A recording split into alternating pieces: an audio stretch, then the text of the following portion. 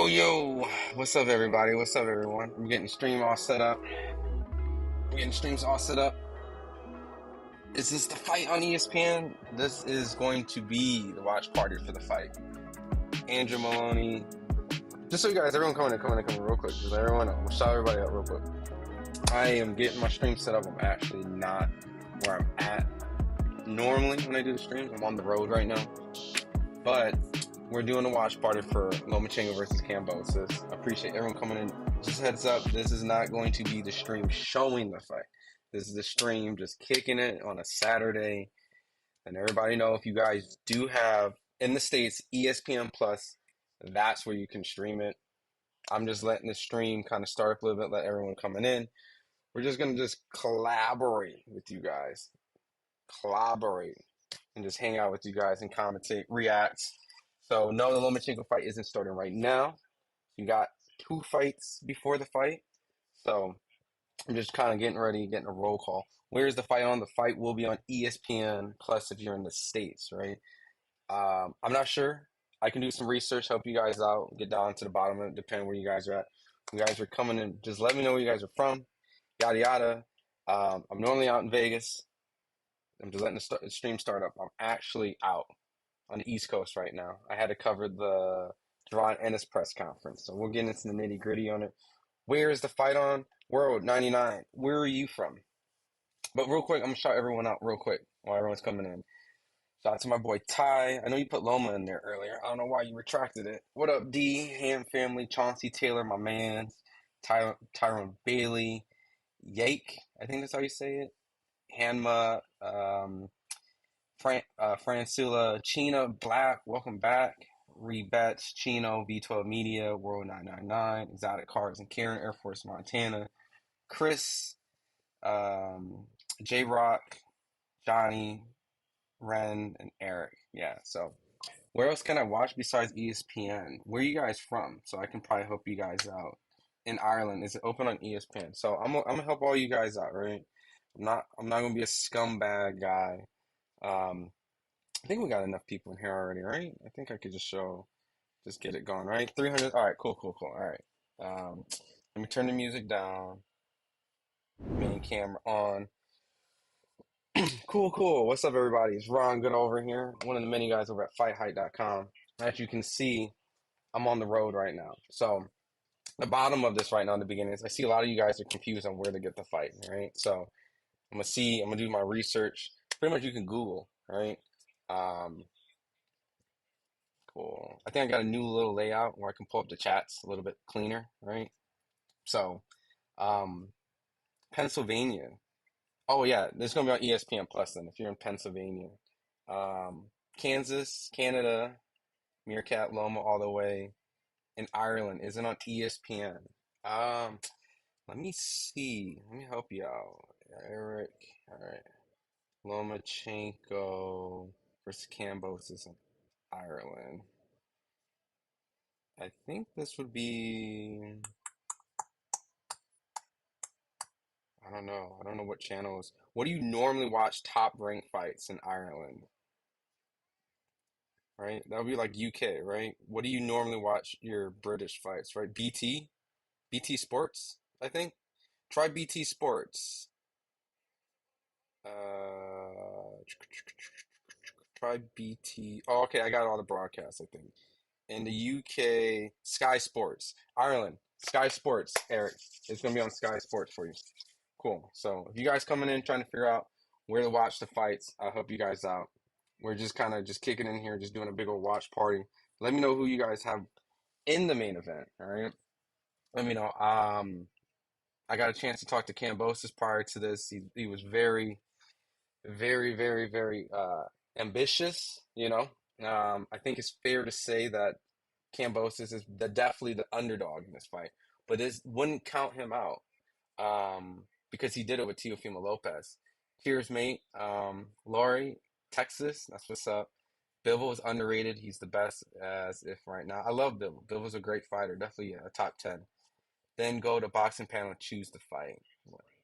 That's where I watch all my fights. Vegas, Fight City. What up, Sam?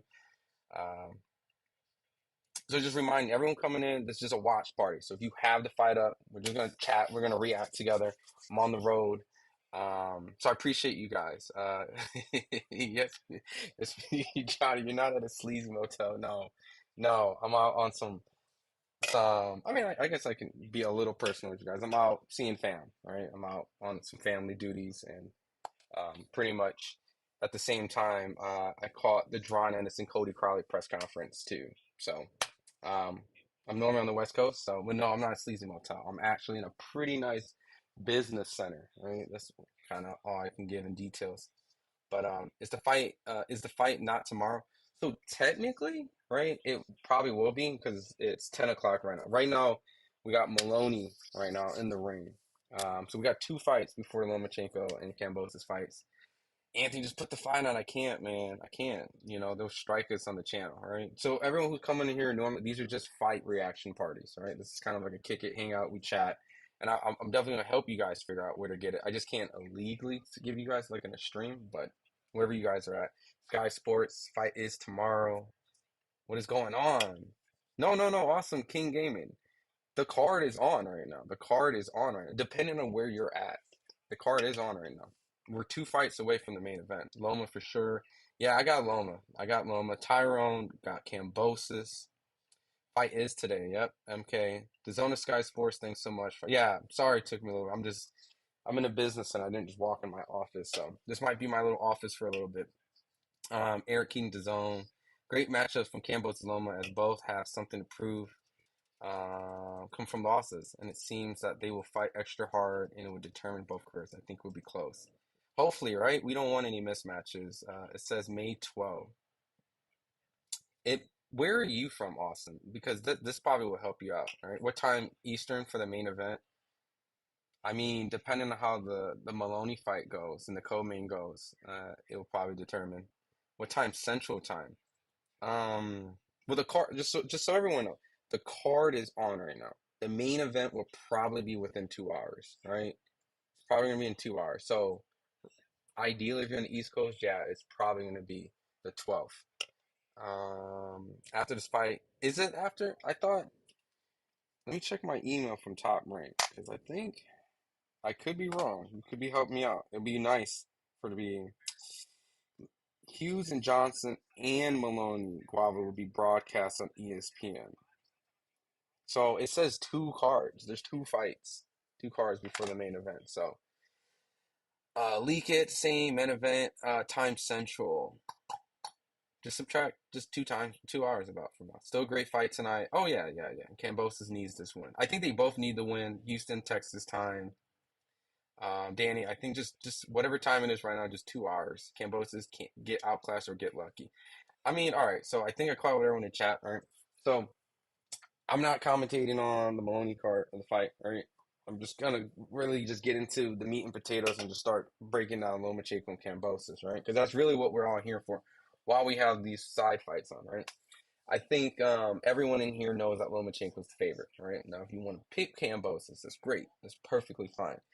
We've seen a lot of upsets this year, from Ryan Garcia to a lot of exchanges. But I just think that Lomachenko, for the most part, has won the heart of people's opinions in the Devin Haney fight. I think that um, I do feel that the Devin Haney fight did raise a lot of questions. Did Lomachenko take a lot of punishment in that particular fight? Um, is he the same guy? Did he get older? Um, But really, at the end of the day, I think Lomachenko has all the assets to beat Kambosos, because Kambosos is coming off of a very questionable win against Maxie Hughes, right? I think for the majority of people thought that Lomachenko beat Devin Haney, and the majority of people thought Kambosos lost to Maxie Hughes, and Maxie Hughes got destroyed recently by Zepeda. Listen, don't roast me, chat, right? Please do not roast me, chat, right? Here, I think my chat's not updating. Let me update it. All right, cool. There's a lot more. Don't roast me, chat. All right, I've been roasted a lot of times throughout this, but I personally saw Lomachenko, Devin Haney could have went either or. I was at the fight. I covered the fight. Maybe I might be a little biased, which it could be a perspective. But I liked the body shots from Devin, and I thought Devin squeaked the Lomachenko fight out. But I'm not mad at anyone who thought Lomachenko won the fight. I personally thought that was fight of the year that year.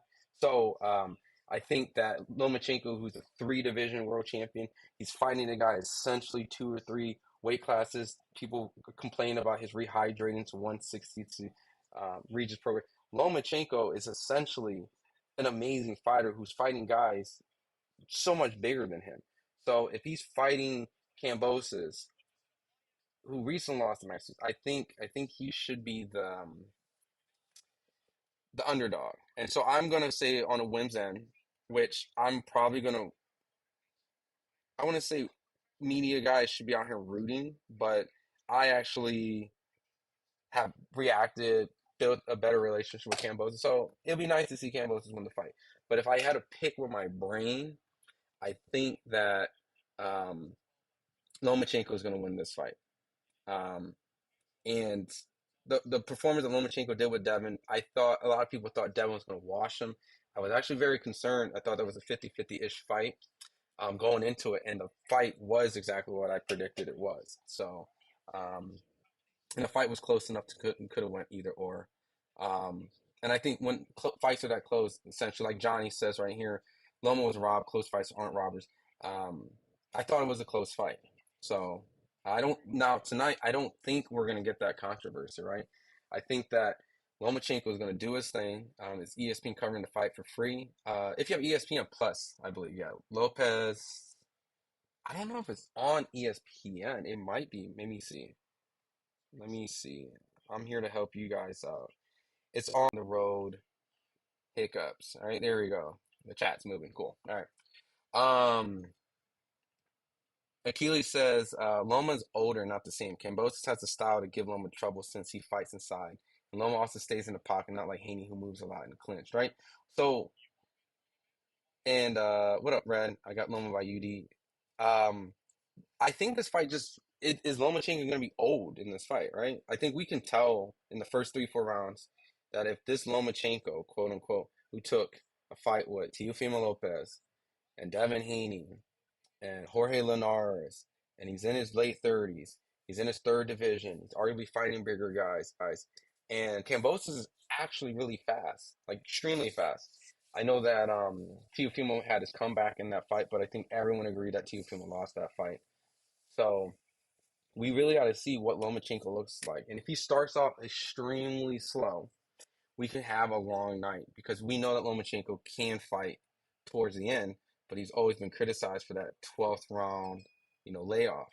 So it's the fight tonight. It is. Club Filler says so. He felt that the fight wasn't close, right? So if you felt like the fight wasn't close, then fair, right? I thought the fight was close enough that it could have went either or. Loma's going to the KO. I would love a rematch and see Loma knock on him. Loma dominated the fight, point blank. You know, William, I'm the one of the few minority, right? And I'm open to admit and say that I did see that fight there as a slight edge for Devin. And with like the 90% of media guys there, I think Mike Coventry, me, I think like two other guys saw it that way. So it didn't really quite give me the greatest feeling to be in a minority. But I agree with you. I totally wish this fight had a rematch. It had a rematch written over, right?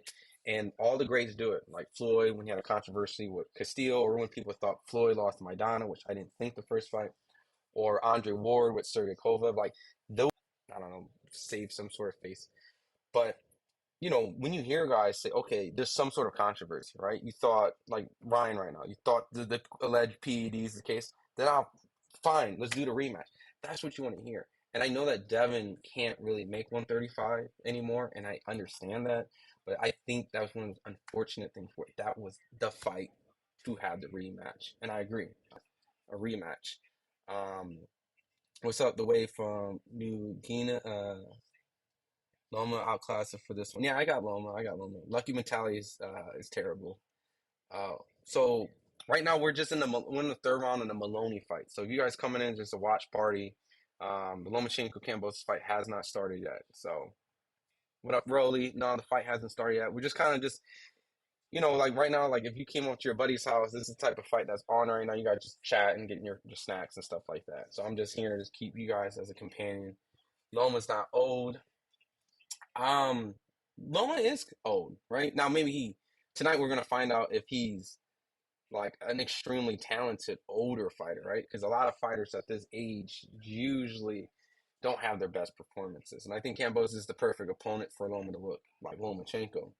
But if Lomachenko is going to fight anyone in this, like now another year after that, if he shows those type of same type of glimpse or even wins against like a Shakur Stevenson, then yeah, like we're talking about Bernard Hopkins, we're talking about Floyd Mayweather-esque like performances at these end of the year, George Foreman, like guys like that. Lomachenko has that opportunity to be in those type of conversations, but like that. But yes, I agree. Like Tenma says, he is old for lightweight. I think he's just old for fights. Older, right? Isn't a fight tomorrow, Trey? No, the card is like actively the card enough credit, Floyd, right? And I think he's in that sweet mix. Like he's maybe good enough to be a great fighter, personally. But is he the greatest thing since sliced bread? No. But is he overrated? Absolutely not. Absolutely not. Um, roll. Oh yeah, the double arm pull. That's what he's really good at, right? Lightweight boxers are in their prime early in their life, not like heavyweights, right? Because of the power, right? I guess what you're saying. Tio's not that guy, pal. Yeah, I mean, you know what's interesting? While we're waiting for the Lomachenko Kambosos fight, I kind of have this. I'm gonna have a really crazy hot take, right? So you guys want to clip this, put it on Twitter, do whatever, criticize me. That's fair, right? That's what I'm here for. To maybe you guys can help persuade me, right? But I've been covering. I was at the Matias fight when, unfortunately, Dadashev was killed in that fight. I've covered tons of Teofimo Lopez fights when he won his first world title and before that. Even his recent fight with Jermaine Ortiz. I've covered Devin Haney for quite some time as well. Ayu Lomachenko when he won his world title. So um, I think certain problems, I think Matias would be in favor for Tio. I think Tio would actually do better against Matias than Devin would. And then I think can be that guy with the right style. If a guy who's coming forward, right? Think about it. When he tried to fight a guy like Sandor Martin or Jermaine Ortiz who tries to move, right? He can't really cut off the like Josh Taylor or even when Lomachenko tried to. Matias is going to come forward and give Tio the opportunity to counterpunch. But when he needs to chase someone down like Sandor Martin, Jermaine Ortiz, i.e. Devin Haney, then that might be a problem. I think that's a really good triangle there, and I think Tio can be that guy in pockets, but possibly not. Right? Kambosos lost to Haney. Loma should have got a win over Haney. That's a fair opinion. I definitely agree. Oh, my internet is terrible and so laggy. Hold on, guys. Sorry. Let me switch this up. Give me a second.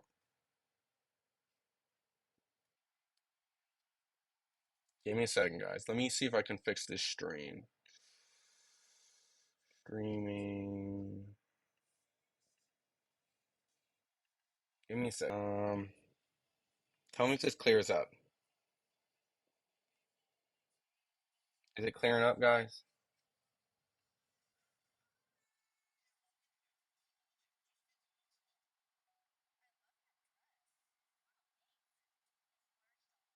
All right. Let me know if it's better. I turned my bit rate down. Is it better, guys? Okay. Okay, just ignore.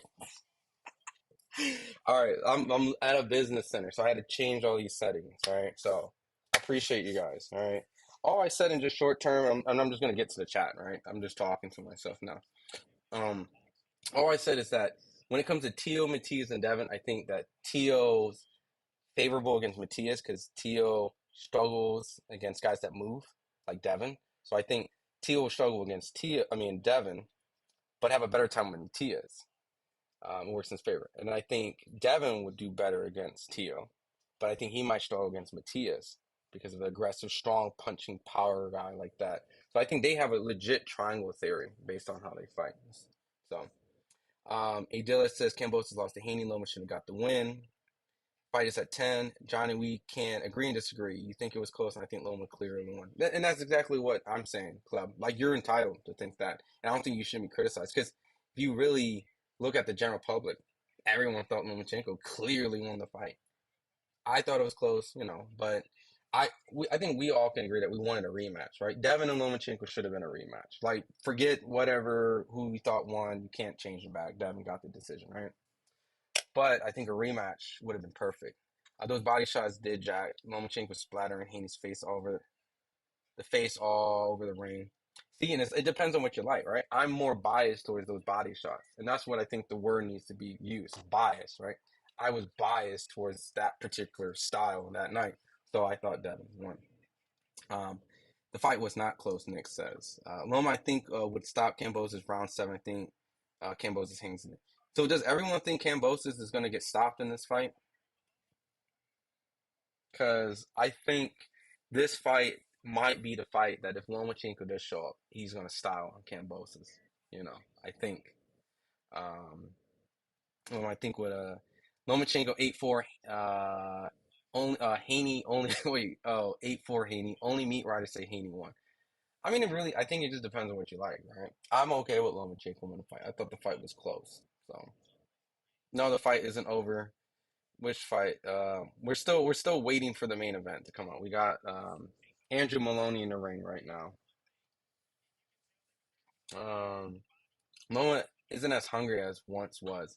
Who takes the last round off as a Haney fight? Show me skill, no more killer instinct. I mean, he technically took the 12th round off in the Teofimo of this fight, right?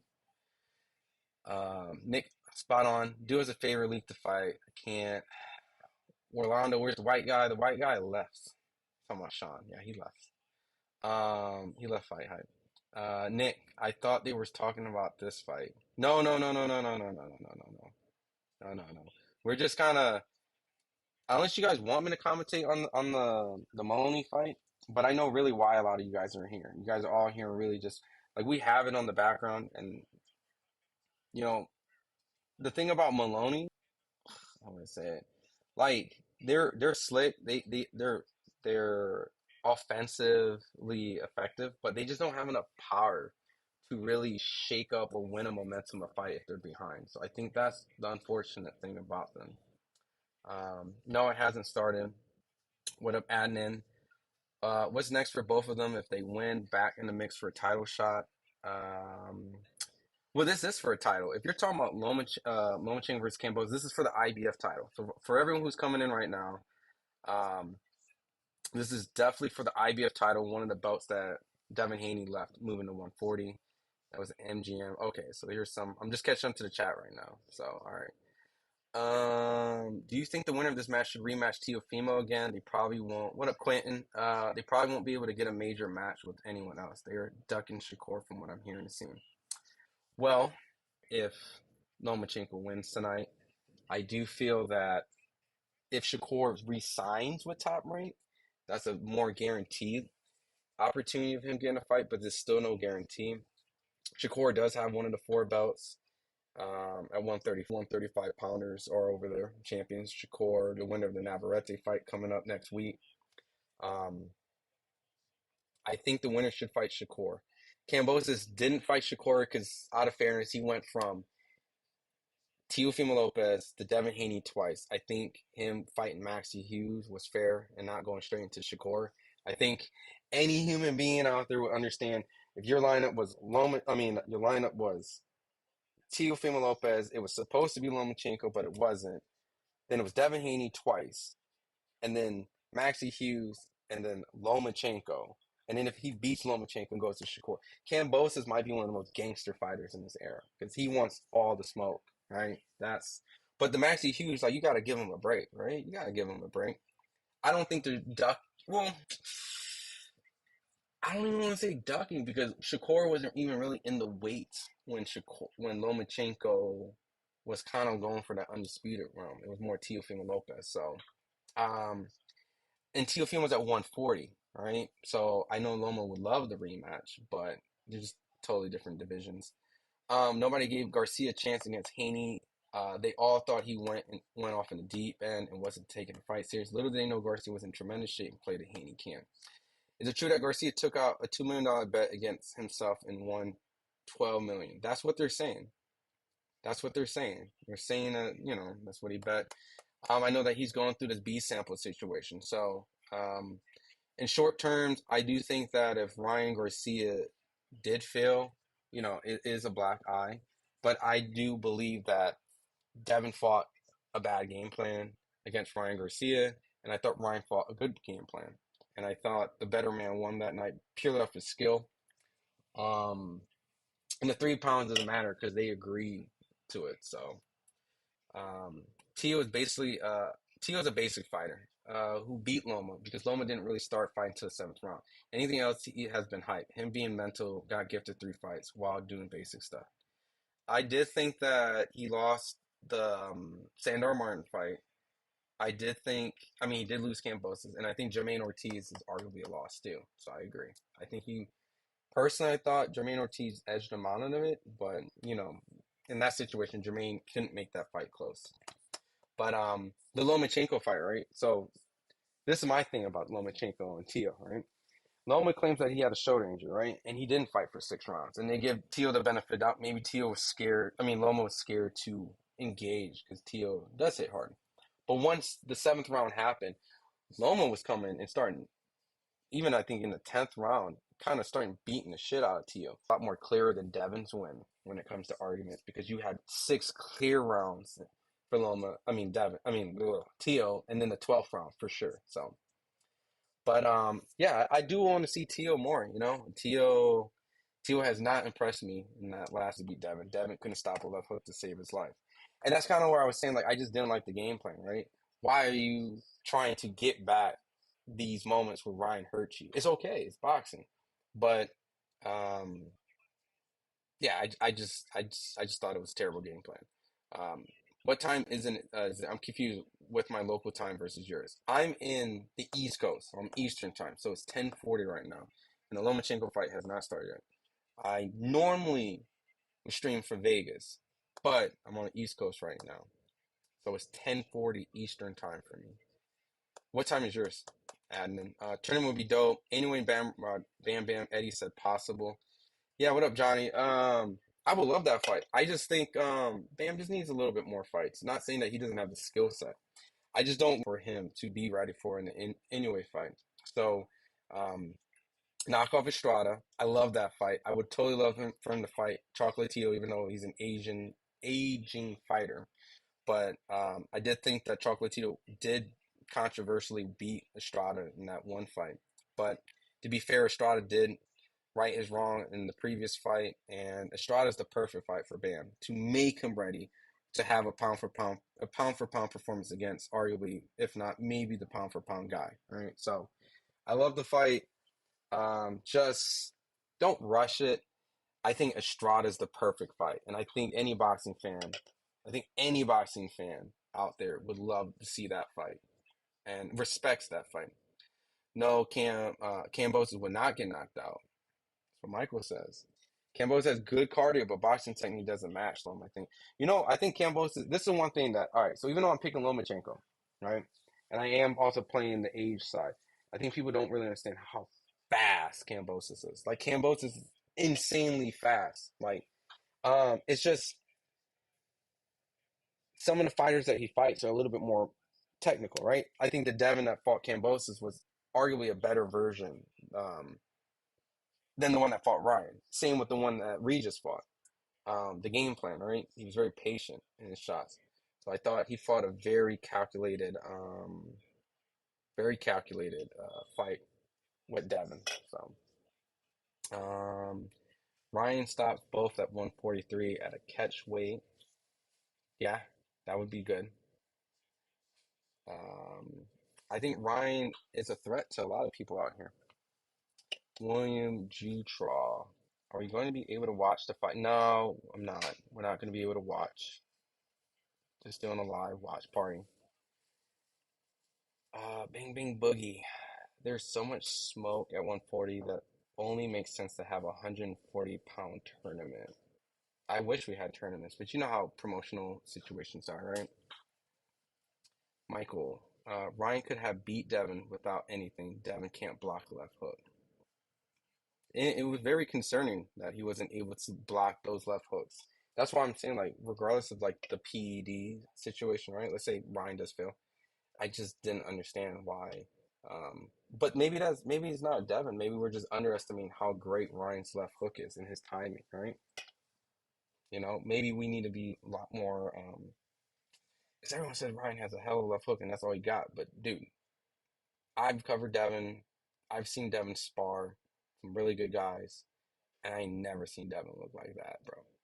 So that was insane. Um, was it not many people in the chat room? Everyone's in showbiz. Hey, you know, different flavors, David. I'm just starting these lives up, so he's been doing it for a while, and I respect the show. So we're just in here, just kicking it. Michael Teal would knock Devin out easy. I don't know. Let's see it. Teal would destroy Haney. I don't know. I really think that stylistically, if Devin fought Teal the way he fought Regis and not the way that he fought Ryan, or actually, no, not even, maybe more Kambosos, he would have a better chance. But that's the fight that I wanted to still see. Like, the Ryan fight definitely makes it now truly, in my mind, a 50-50 fight. I've always thought it was like a 55-45 fight, but it's for sure 50-50 now. Like, how excited to see Ryan Venezuela versus Pitbull. Yeah, I think that's a great fight. Hey, Dylan, 100%. I think I think Ryo has the power and he has the offensive tenacity.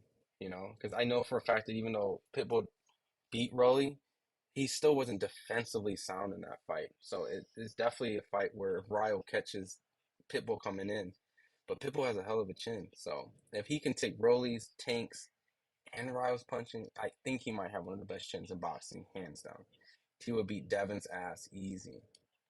I would love to see the fight. I think timing is important too. I think if Devin and Teal, like, think about it, if it would probably ease.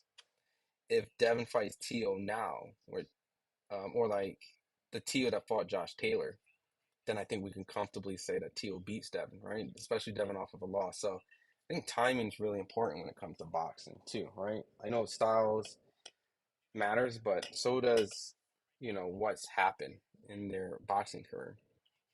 I believe this loss for Haney has psychologically messed him up in the head. I don't know if he will be the same fighter as he once was. Stay tuned. Might not, right? It might be for the better, it might be for the worse because he took a lot of punishment in that fight. I agree. Teal can cut the ring, he lost Ortiz. Right? Bang, bang. So I think stylistically, Teal has shown over time he struggled with that. In your opinion, Teal is real. Haney will never be the same after beating. He might not. Which is why we need tournament. Matias rises to the top. If you know boxing, Tio is real. Yeah, I think Tio is a good fighter. I just think depending on what's going on in his personal life, and I think depending on the style matchup, and I think maybe his preparation for the fight, right? I'm not trying to give him excuses, but let's say hypothetically he just didn't prepare for or overlook Jermaine Ortiz, right? It didn't get him ready, but Josh Taylor and Lomachenko kind of did, right? So he might be a fighter that rises to the occasion when he gets a fighter that actually motivates him, right? So, um, now Devin will be okay. He's going to run and box more, but he can't block a left hook. I mean, he couldn't block any left hooks in that fight. Devin's just going to run and box more. What up? Damn, what's up, dude? What's going on, man? Just we're just all waiting for this Lomachenko Kambosos fight so we can just chill and react together. Clevo, he didn't got no chins or legs. Uh, I can't say he doesn't have chin, right? I mean, I get your definition of chin, right? Is it a chin like you made the distance? I thought honestly, I think the seventh round, I thought I swear to God, I thought Devin was not like done. I don't know how he got up. Like everyone in the chat has to give Devin props for getting up from that seventh round. That shit was brutal. I know, the ref was having a terrible night. I definitely could say the ref was on one that night. The ref was definitely one of the worst I've seen this year. But Devin definitely has heart. Tio's basic fight, what Tio? I don't think Tio is basic. I know you're responding to someone in the chat, and I agree with you. I just think there's certain styles that he just hasn't, on a professional level, mastered, right? So I think offensive coming forward fighters is better for Tio. There should be a tournament, so all top guys. I mean, Turkey Al Sheikh's coming, right? Like he's kind of getting it. Maybe we can get a tournament with him. Maloney, bologna, macaroni's fight is boring. Yeah, I mean, look, I'm gonna be honest again. I'm only throwing this live on for the Lomachenko Kambosos fight. Um, I do feel like the Maloney brothers has a lot of holes. I like them as people, right? But I feel like these certain styles that they've constantly struggled against has been consistent, and they just don't have the power to change the momentum of a round. So they have to win the full round, and that's how usually Maloney fights are. They don't dominate, then they're kind of in a lot of heart, but a tough slugfest fight. Loma put that work. Tio, Shakur, Davin, Javante, Ryan. Tio's basic. You're crazy. Michael, which guy in the chat are you responding to? Just so did you say Ryan cheated? West Coast Gotti. So this is my thing on Ryan. Ryan has failed his sample, his A sample before and after, right? So I like to give people the benefit of doubt. What I mean benefit of doubt is that if they request and say they want the B sample, which that's all you want, right? If you fail a drug test and you feel innocent, then have and you feel like it was a mistake, get your B sample. So I asked Ryan last week, like in person, on camera, like, are you gonna get your B sample? And he said, yeah. So his words matched his actions. He's actually getting his B sample tested. Now, if I had to guess, and this is just guessing, right? I'm not pinning, I'm not judging Ryan's character, right? I'm just going off of facts. If I would to guess, I would think his B sample will fail as well because there's a rare chance. I'm going on just probability. There's a rare chance that you fail your A sample and you pass your B sample. Not saying it's never not happened, but it's very rare. And Ryan has two tests to prove the before and after. So he has to prove himself in 2 different days, which the probability is even smaller, right? So if he knowingly did it or not, like I can't speak on that. And I want to be fair when it comes to that. But I do think Ryan, if he did intentionally did it throughout all the circus acts that's going on, then I'm really disappointed. And I do feel like there should be repercussions, right? I'm not saying that it would have truly affected the performance in Devin's fight because I thought Devin still fought a poor strategy fight after he got hurt. But I have to be fair and I have to wait till the B sample comes out. So I do feel that Ryan right now, yeah, I think it's gonna be a bad day for Ryan Garcia fans if you ask me. And I think it's going to be the thing that gives Devin probably some closure and some clarity to maybe why he lost the fight. But he can't go his career just saying, "All right, I lost that fight, and that's the only reason why." No, you lost the fight in addition to maybe bad business decision by accepting the 3 pounds. That's your fault. And in addition to that, um, just fighting a poor game plan after getting hurt. So I can't speak on his character. So going back, West Coast guy, I'm just catching up to the question. I'm not ducking the question. I'm just addressing it to be politically fair, right? I think he's going to fail. So if that answers your question, I think he's going to fail his B sample. I think it's going to show positive. And I think that if this man is beat Devin and passes his drug test, this is probably the most incredible boxing story because not only the fact that I thought you were going to lose the fight, I thought you were going to fail the drug test twice. I mean, your B sample. So no, I think everyone who's speaking for Ryan, saying it's a conspiracy, is just not really understanding how drug testing works. I think they're hoping, maybe a little deluded, or just misinformed. So, Tio did a Fortnite dance and knocked out a bunch of nobodies. You think Tank ever fights one of these top fighters? Absolutely. I just think he's just gonna wait till the time's right, right? I mean, by all means, he technically fought Ryan, which beat Devin, so right. So no, West Coast. I wasn't avoiding. I'm just getting to your questions now. Bang bang. Oh, Michael. Sad that was such a world moment for Ryan. I hope they are messing with other, but he had mad mood swings. Yeah, it's hard to tell if Ryan definitely did it or not. Tournaments are whack. Only if we get the fights we want in a tournament, right? Yeah, I'm in a conference room. I'm out on the East Coast right now, so I'm not in my normal office out in Vegas. So. But I figured, hey, why not we just kick it, do a quick live, just chill with you guys, right? You guys always come and support me. So, and eventually, if I do these all the time, these lives are going to get a lot bigger, a lot more. Are you drinking a Modelo? No, I'm drinking a Red Bull. I'm a little tired. So this it would be bad. Um, Pitbull's real. Pitbull got good defense. Yeah, I think Pitbull power. It was slipping the shit out of Javante. I think Pitbull was underrated as well. Josh Taylor was on his way out. No hunger in the Teal fight. You know, my honest opinion, right? So on paper and everything, I have to give publicly. Teal beat the man that beat the man. Like you got to give him all the credit in the world. Like I'm not stripping anything away. You have to give Teal the credit. Now, how Taylor looked in the Catterall fight, his injury, um, do I think that played a factor in Teal winning? Absolutely.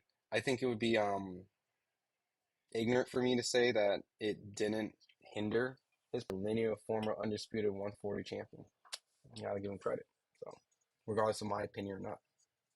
But I don't think his hunger was gone. I just think physically he was not the same fighter. Pitbull defense is good. I love to see Teo versus Haney. The press conference would be epic. And Tia's fight's the winner. I've always wanted Teo versus Haney. The fight should have always been Shakur and Tank, Teo Haney.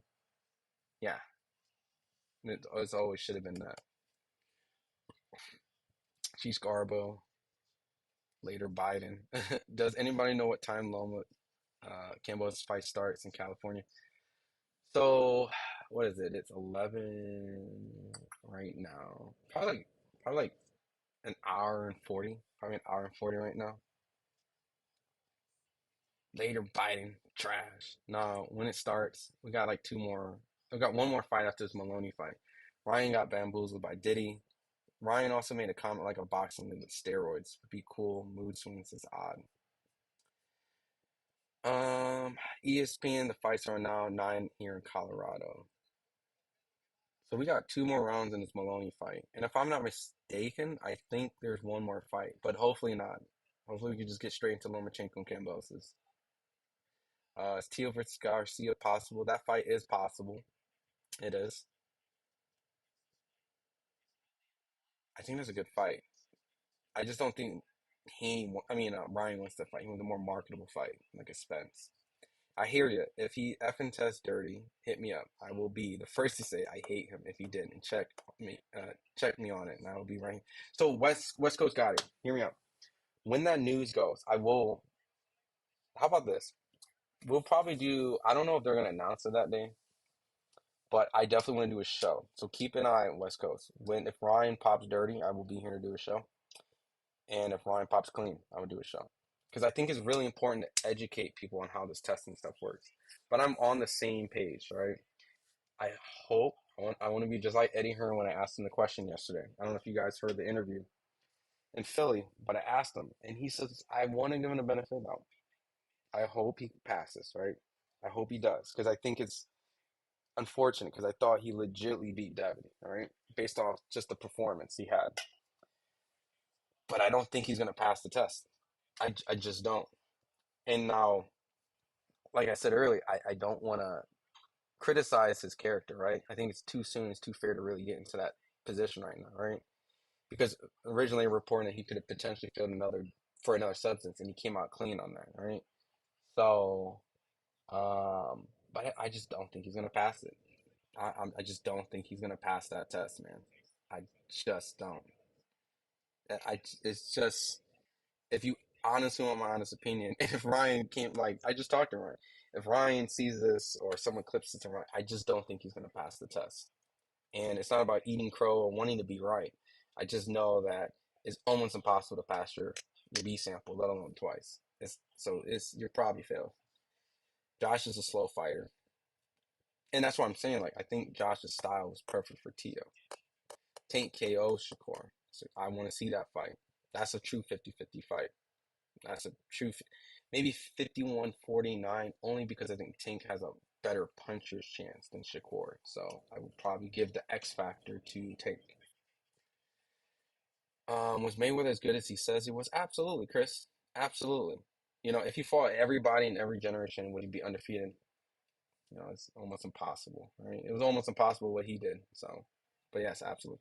Steven Fulton fighting on the undercard and this fight? No, Johnny, he's fighting on the undercard Tank. It hasn't been like public put out, but he'll be on the. He's a PBC fighter. He's not gonna fight on a matchroom card. He was just there to support him. Maloney's not so I can go. Yeah, right. Like, but that's why I was criticizing Maloney. Maloney doesn't have game changing power that Michael. Would he have won no matter what? He exposed Haney. I mean, that's what I'm saying. Like, I don't think the PEDs would have mattered, right? Think about it, guys. There's a lot of fighters. Like, I just interviewed Tevin Farmer the other day, and Tevin Farmer fought someone who was on steroids and he beat him. I know Tevin's significantly better than that fighter. Or like when Oscar De La Hoya fought Fernando Vargas failed a drug test. Um, PEDs don't win fights, right? I want to clearly like make sure like you guys understand. Like PEDs don't at all means will be the reason why a fighter beats a fighter. But if the fight is truly 50-50, right? And this is hindsight.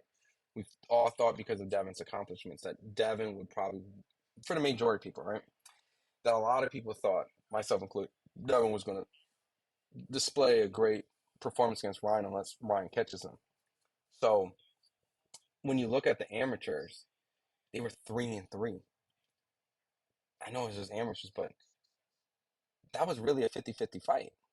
So when you get a guy who's 50-50, right, or the fight that's 50-50, now, now the PEDs may start to be a factor in that situation because if they're evenly matched, now you're giving that person who's equally matched a little bit more edge, right? But I personally believe, even though that might be the case in this fight, that Devin, who got hurt, didn't fight smart after that. So I think that if that was the same result without the PED and the failed drug test, struggled with Ryan's left hook. And I interviewed Ryan's dad years ago. He told me he gave Devin his first 8 count in the amateurs, and he busted his eardrums. So if he was able to do that in the amateurs, then you have to sit and think, why can't he do it now in the professionals? And now when we see it, it's hindsight that what he did in the amateurs was clearly true. So, um, but yeah, he would have won no matter what. He needs both. So I'm in agreement with that. Um, Tank versus Loma 22-4. I don't think that fight's ever gonna happen, Stiff. That fight I don't think is ever gonna happen, man. Um, did David Canelo? Who you got personally? I got Canelo because he's a hard hitting counter punch. Um,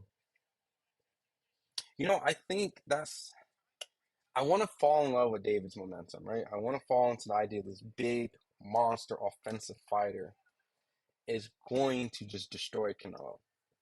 But being at Canelo and Munguia's fight Saturday and watching Canelo, right? I started falling into that hype of like, okay, Dave is going to, like, is Canelo starting slow? Does he look sluggish? Third round comes, he drops Munguia, and then I'm still in the same. No, the fight hasn't started, Juan. We're just in here just waiting for the Lomachenko Kambosos fight. So we're just chatting in here about topics. Um, so I'm falling in love with this idea that David is going to destroy Canelo because Canelo didn't fill my expectation. But after talking to Terrence Crawford and a few other guys, they kind of were like, Canelo carried him. This was his countryman. He didn't really want to hurt him. And I'm starting to kind of go, is this true? Am I am I am I biased for David Benavidez? And this is me just openly talking with you guys, right? Like, am I biased for David Benavidez? Do I just want to see Canelo lose, right? And a lot of media guys out here will never talk to you guys like this. They're never going to be transparent with you guys about their honest opinions. I'm like, yo, and everyone's telling me, like, nah, man, Canelo's carrying him and whooping his ass and blah, blah, blah. And I'm feeling like, I don't know. Canelo seems sluggish, and he just didn't really give me this Canelo that I think he's going to be David Benavidez because I need him to run over Munguia for me to feel that way. But maybe that's not the case for him to beat David Benavidez. Maybe his style is more in favor of beating David. Maybe he's slick, he's defensive. Maybe he can hit good body shots. Maybe So um, I think the fight. I want to favor David, but every day that goes by, I'm slowly inching back to Canelo for some reason. And I think it's me trying to now remove my self David hype bias. And yeah. So I got David, but don't be surprised if I switch to Canelo or punch. I think I'm gonna end up favoring Canelo by the end of it, even though right now I got David. I think by the time of fight, I think I'm gonna pick Canelo. So I think that changes. Can Ryan beat Earl? I think anyone could beat anyone. Ryan's a big guy. I think once again, if Ryan can catch Earl early on, I mean, I didn't really like how Earl looked in the Crawford fight, but that could have been all because Crawford, right? So if Earl displays some sort of change against Ryan, I think Earl should win the fight. But if Ryan catches some dude, like it's over too for him, you know? I really don't think this dude in a position he would not do this. All good. How Haney has never been beat the F up and now all of a sudden he's dirty. Right? I don't know. Like I gotta give Ryan the benefit of the doubt. Will Plant beat Charlo? I got Plant beating Charlo Cash. I don't like Charlo's mindset. Like and personally and I know he's been in a 2 year inactive layoff and it's not no discrediting Jose Benavidez. I think Jose was one of the standout amateurs and he gave Crawford a great fight in Omaha. But I just didn't like seeing him fight a 140 pounder and like legitly getting touched up by that much. Yeah, he was getting his momentum. Yeah, he was rocking Jose Benavidez. And I actually needed Charlo to knock out Benavidez for me to believe that he was able to compete again at the top level. He didn't do that. So I know he's just dealing with a lot of personal. So I just think I think just Plant will beat Charlo at this state. Um, there's how Ryan probably developed that left hook. That's how Ryan probably developed that. West Coast Gotti, PED, you're right. Don't win at all. Through in the middle. You've seen it. Yeah. Why would Shakur resign a top state? They never make any pay-per-view fights, right, Johnny? So, and, that's another reason why, even though so maybe this might be the fight, but Shakur has never got the fights that he wanted. So, truly. Um, so, yeah, maybe not. We'll see. Maybe Shakur does a fight by fight thing. I'm just watching the announcement for this Maloney fight.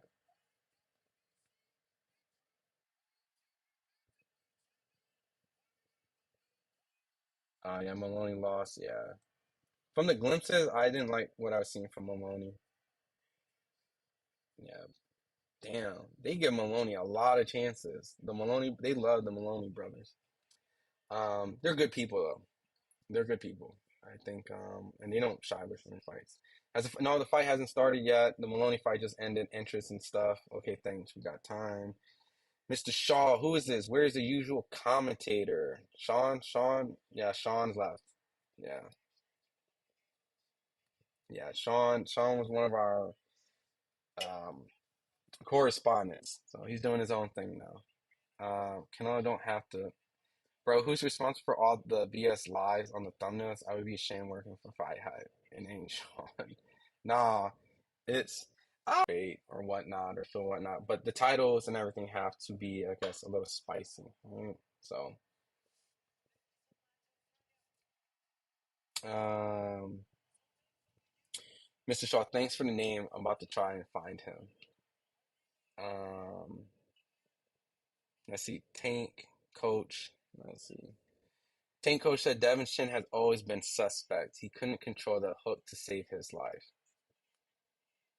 I mean, I know everyone's been like saying Devin Chin is suspect, right? And I think Devin, I think anyone gets hit with a good shot, right? Like, let's be fair. Ryan landed that left hook on, like, clean a flush. I think it had more to do with his not ability to control that hook more than his chin in that situation. Because if he got hit by that all night, he would eventually got down. Gary said I got Canelo because David got dropped by Ronald Graville, and David comes forward. Defense is not good or footwork because he's tailor made. And the only way I see David being Canelo is if he's at 175. Made great points. That's what I'm saying. Like I think by the end of when that fight happens, I think I'm in just David hype land. Like I think right now I'm just in love with the idea of the size, the aggression.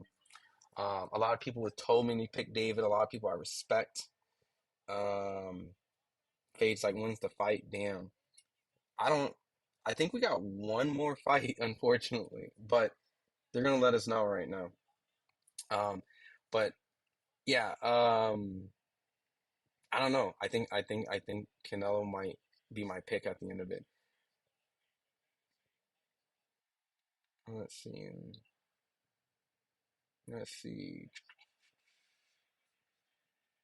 E Negron. Put some respect on Sean's name. Call fights like a professional. Who going against someone in the chat or someone? Because there ain't no hate over here. Excited to see Shakur fight somebody real. That was a fight that I've always wished. Always wished. But yeah, it was cool. Um, who you are you talking to someone in the chat? I don't no one's disrespecting him. Nobody's disrespecting him. We're just saying that he's not here no more. He left. He's doing his own thing. He wants to do his own channel. Found left week. So yeah, so there's no hate. Nobody's hating. Trust me, there's a lot of people that this fight has been around for like 16, 17 years, and Ben Thompson's had um, a lot of people come in and out and had a lot of successful careers. This is a good stomping ground. You know, for people to excel. I've been here for years, and I think this is probably where I'm going to end my boxing career. For. But some people they come and go. So, but no, there's no hate over here. I just want to just clear that out, right? And everyone has their own different styles, right? I don't. My guy, Sean wanted to be like a blow by blow commentator, which I think he can be a great at that, personally. And so, to me, I think my when I do these lives are just more for you guys to talk and interact, right? Because I am just like Sean and tons of other people. We do interviews everywhere, so I want to make this more of like a place where you guys can just talk to me direct and just kind of hang out. I don't want to be a commentator personally. I don't think I would be as invested into commentating blow by blow, but I think my guy can do it. So everyone has their own style over here. So I just want to just clarify with you, E, and everyone. There ain't no hate. Nobody in the chat hating. Yeah, everyone got a lot of love, right? So, um, yeah, the fight. I don't know when the fight's coming on, man. I think, I think just one more fight in between. Devin's Chinny Chin Chin, September Triple G. What do you mean? Like he's coming back? He's retired. And he fought the fight on his knees, Mr. B Jangles. I think David beats the shit out of Canelo. That's what I'm saying. Like I'm right now in that David hype, right? But I just think I got Canelo at the end of it. I just know how I am, you know. That might be my nervous pick, you know. I've been really good at picking fights. Devin's the first one that recently made me look really crazy. I picked Fury against Wilder. I picked Crawford against Spence. I picked anyway over Fulton. I picked like all these mega fights, and you get some wrong. But I think when that fight happens, if it happens, I think I'm gonna maybe nervous pick Canelo out of it. And David's going to lose because he's going to be drained, come back down to 168. I asked his dad that. I've had many interviews with his dad, and his dad just says it'll be fine. Is it possible that Canelo is waiting for David to beat someone at 175, or after he fights Bud and he fights? Oh, I think him going 175 and going 168 is a mistake. I think going up and going down is a mistake. Unless David wants to stay 175 and make his own legacy without Canelo and get undisputed against Bivol and Better Be, which is now postponed because of the fact that Arthur is injured now. If he does that and marks his own lane, then respect, right? Like he's doing his own thing. But once going to 175 and back down 160, I don't like that. I don't like that at all. Cash, if he fights at 175, David probably is going to win that. If Canelo fights David at 175, David's probably, yeah, I mean, that's Canelo struggled to look. Canelo even losing until he caught Kovalev, right? Unless you guys disagree, I just felt Canelo needed that dramatic end to really solidify that fight. Um, Took a minute to get used to you at least at last. No, I appreciate it. Look. I know I am new on here.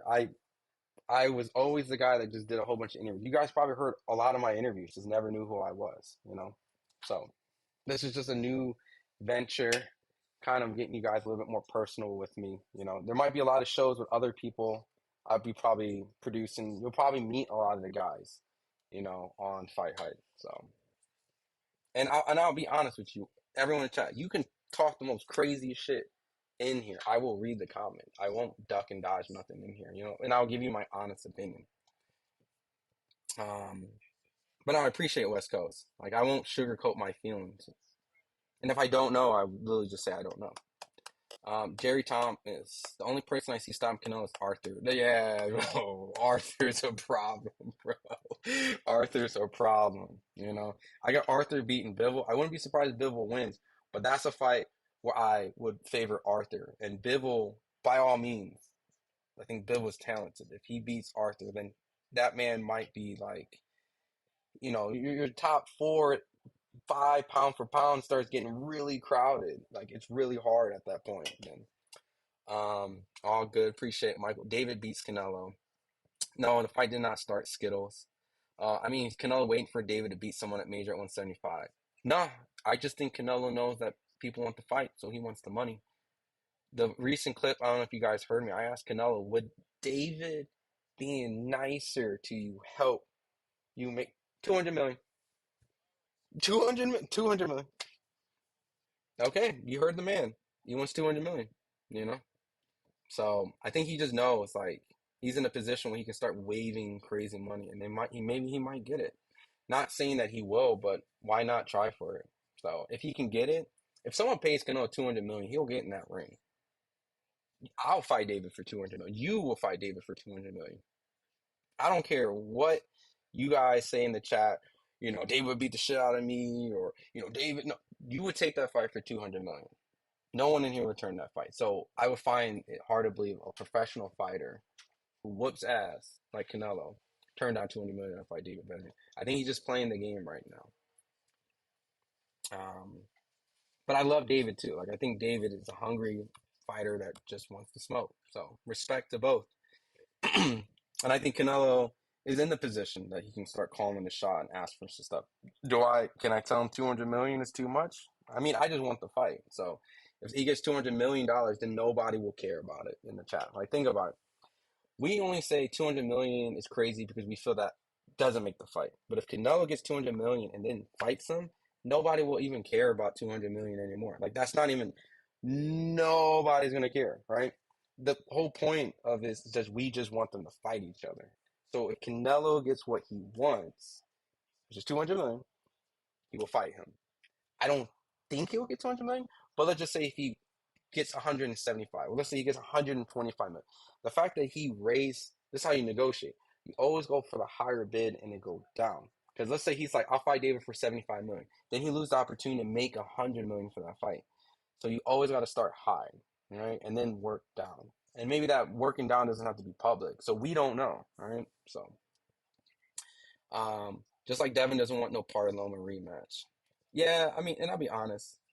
I just think Devin just didn't want to go back to 135 to fight a very close fight, and he might have felt that Loma, who made him wait, probably was undeserving of a rematch. So it could be a little personal there. But as a fan, I would have loved for Devin to right his wrong. Not saying that because I thought Devin edged the fight out, which I'm in the minority. I wish that he was able to fight him to shut up the naysayers, which I mean, the naysayers is the public. The public thought you lost. 99% of media members thought you lost. The whole world thought you lost. And yes, people put my take and the Haney fan club, right? And I could be biased, right? I'm okay with saying that. But I would have wanted a rematch because that's the perfect fight to have to right your wrong, to shut everybody up. Floyd did it with Castillo. Dre did it with Kovalev. Like, you know, Floyd did it with Maidana, even though I didn't think he had to. Like, when you're in a fight where many people thought that you lost, you run that back and you prove that that wasn't the case, right? So, regardless if I thought Devin edged the fight, and I'm cool with like to solidify yourself, right? But maybe you just couldn't make the weight. I do want to see Devin fight a guy like Richardson Hitchens next at 140. I would like to see Richardson Hitchens fight um, another aggressive fighter because I didn't think the Gustavo Lemos fight was I had it as a draw. A lot of people had Gustavus almost won the fight. I'm cool with that too. I didn't I didn't like Richardson Hitchens' performance in that fight. And if he wants to fight Matias, he cannot fight like that because I think he would lose. Um, Jared is going to beat Wilder, by the way. I hope Wilder gets past Zane quickly so we can get that fight. And I'm not picking Wilder because I'm trying to be biased. I just really want to see Jared Anderson versus Wilder in person. So I'll be going to that fight. So Canelo was scared as fuck. Old school Chicano. What's up, man? Enough punches. Munguia did land on him.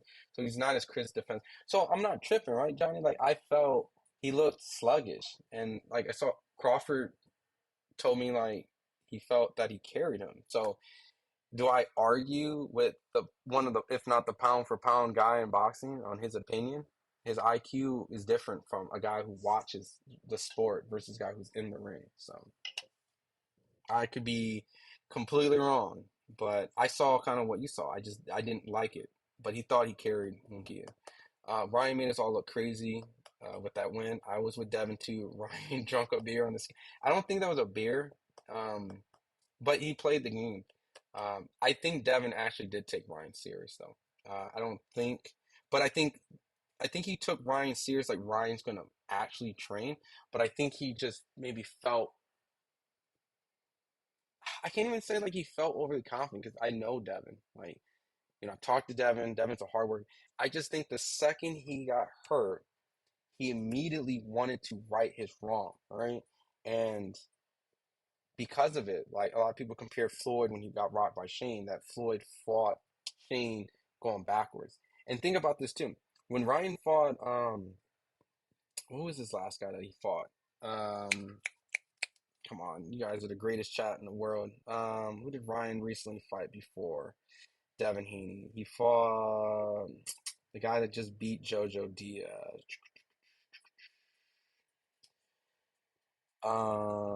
Oscar Duarte, right? Maybe he saw something where Oscar Duarte was pushing Ryan and Ryan didn't look comfortable going backwards. Yeah, Duarte, you guys appreciate it. So maybe Devin saw that in that case, Ryan didn't like going backwards. Maybe that's where he was uncomfortable. So he probably tried to do. And remember, Devin like he's like feeling like the COVID to Michael, right? Like I know Devin and Floyd had that little beef recently, especially with Bill, but at some point there is some sort of similarities of the shoulder roll, money made, like he embellished that. So he watched all his fights. So maybe part of the strategy was like I can push Ryan on his back foot. And you even seen that he had some success when Ryan was taking breaks. But really at the end of the day, when you push a power punch like that, like Devin could have won this fight. Like, let's keep it real. Devin could have won this fight. Oh yeah, so we got one more fight. We got the co-main. It's a women's fight. Um, Devin could have won this fight. So um that's why it's hard to defend the PED stuff, right? It's hard to defend that Ryan, even if he was on it, would have like that's the reason why he beat Devin. I just don't like Devin's game plan when he got hurt. So I really just believe that once he got touched, his game plan was just not the right game plan. He should have just naturally fought the way he normally does. Triple G is the only one that never got hurt with the chin. I'm a boxing fan. I'm a boxing fan. They want Canelo got the best chin. No, Canelo's been hurt. Triple G got the best chin. He might have one of the best chins, but he just might not have one of the best bodies, right? Sergey Derevyanchenko tore that body up. So everyone's coming in. We got one more fight, like I said. There's a women title fight. So we got to go through one more fight. One more fight. Then we can get into this Lomachenko Kambosos. So appreciate everyone just coming in rocking. Um, Triple G does have a hell of a chin, though. Triple G has a great chin, but Canelo has a great chin too. I think Canelo has a great chin. A lot of these fighters, it's almost like you have to have a great chin to be a great boxer. That's Ali's best asset, right? His chin. And but that's what Joe Frazier said was also his curse because his chin was so good and he didn't go down. That's why he got what he got afterwards. Um, Only TW Surf one is the truth teller and originator. What up? What up, Surf? Adam, Maloney just said he's retiring after that loss and just walked out. Really? Did he really say he's retiring? I didn't listen to it, but wow. I mean, can be frustrating, man. And he has had some frustrating fights. Johnny, I met you at the Benavides plant fight with Sean. I don't know if you remember. It was with my wife. I met you at Plant Benavides. I'm so sorry. I wish you had like a picture in your icon, which you don't have to put one. If you come to another fight, please let me know. Johnny, just met so many people. Um, what did we talk about? I'm sorry that, trust me, I wish I could remember. I'm sorry. Um, but I appreciate you coming here and rocking, you know. Um, the next fight I'll be at will be Javante Frank. So if you're there, hit me up and then we can link up. I can say what up. Fight Hype is LDBC. No, Fight Hype is not LDBC. We're just Fight Hype. That's what we are. But just curious though, TW said, why do you say that? Why do you, what's the what are you trying to bridge in that? Jerry Thomas, if Arthur wins, he should go up and fight Jai. If Arthur wins, yeah, he has to go to cruiserweight.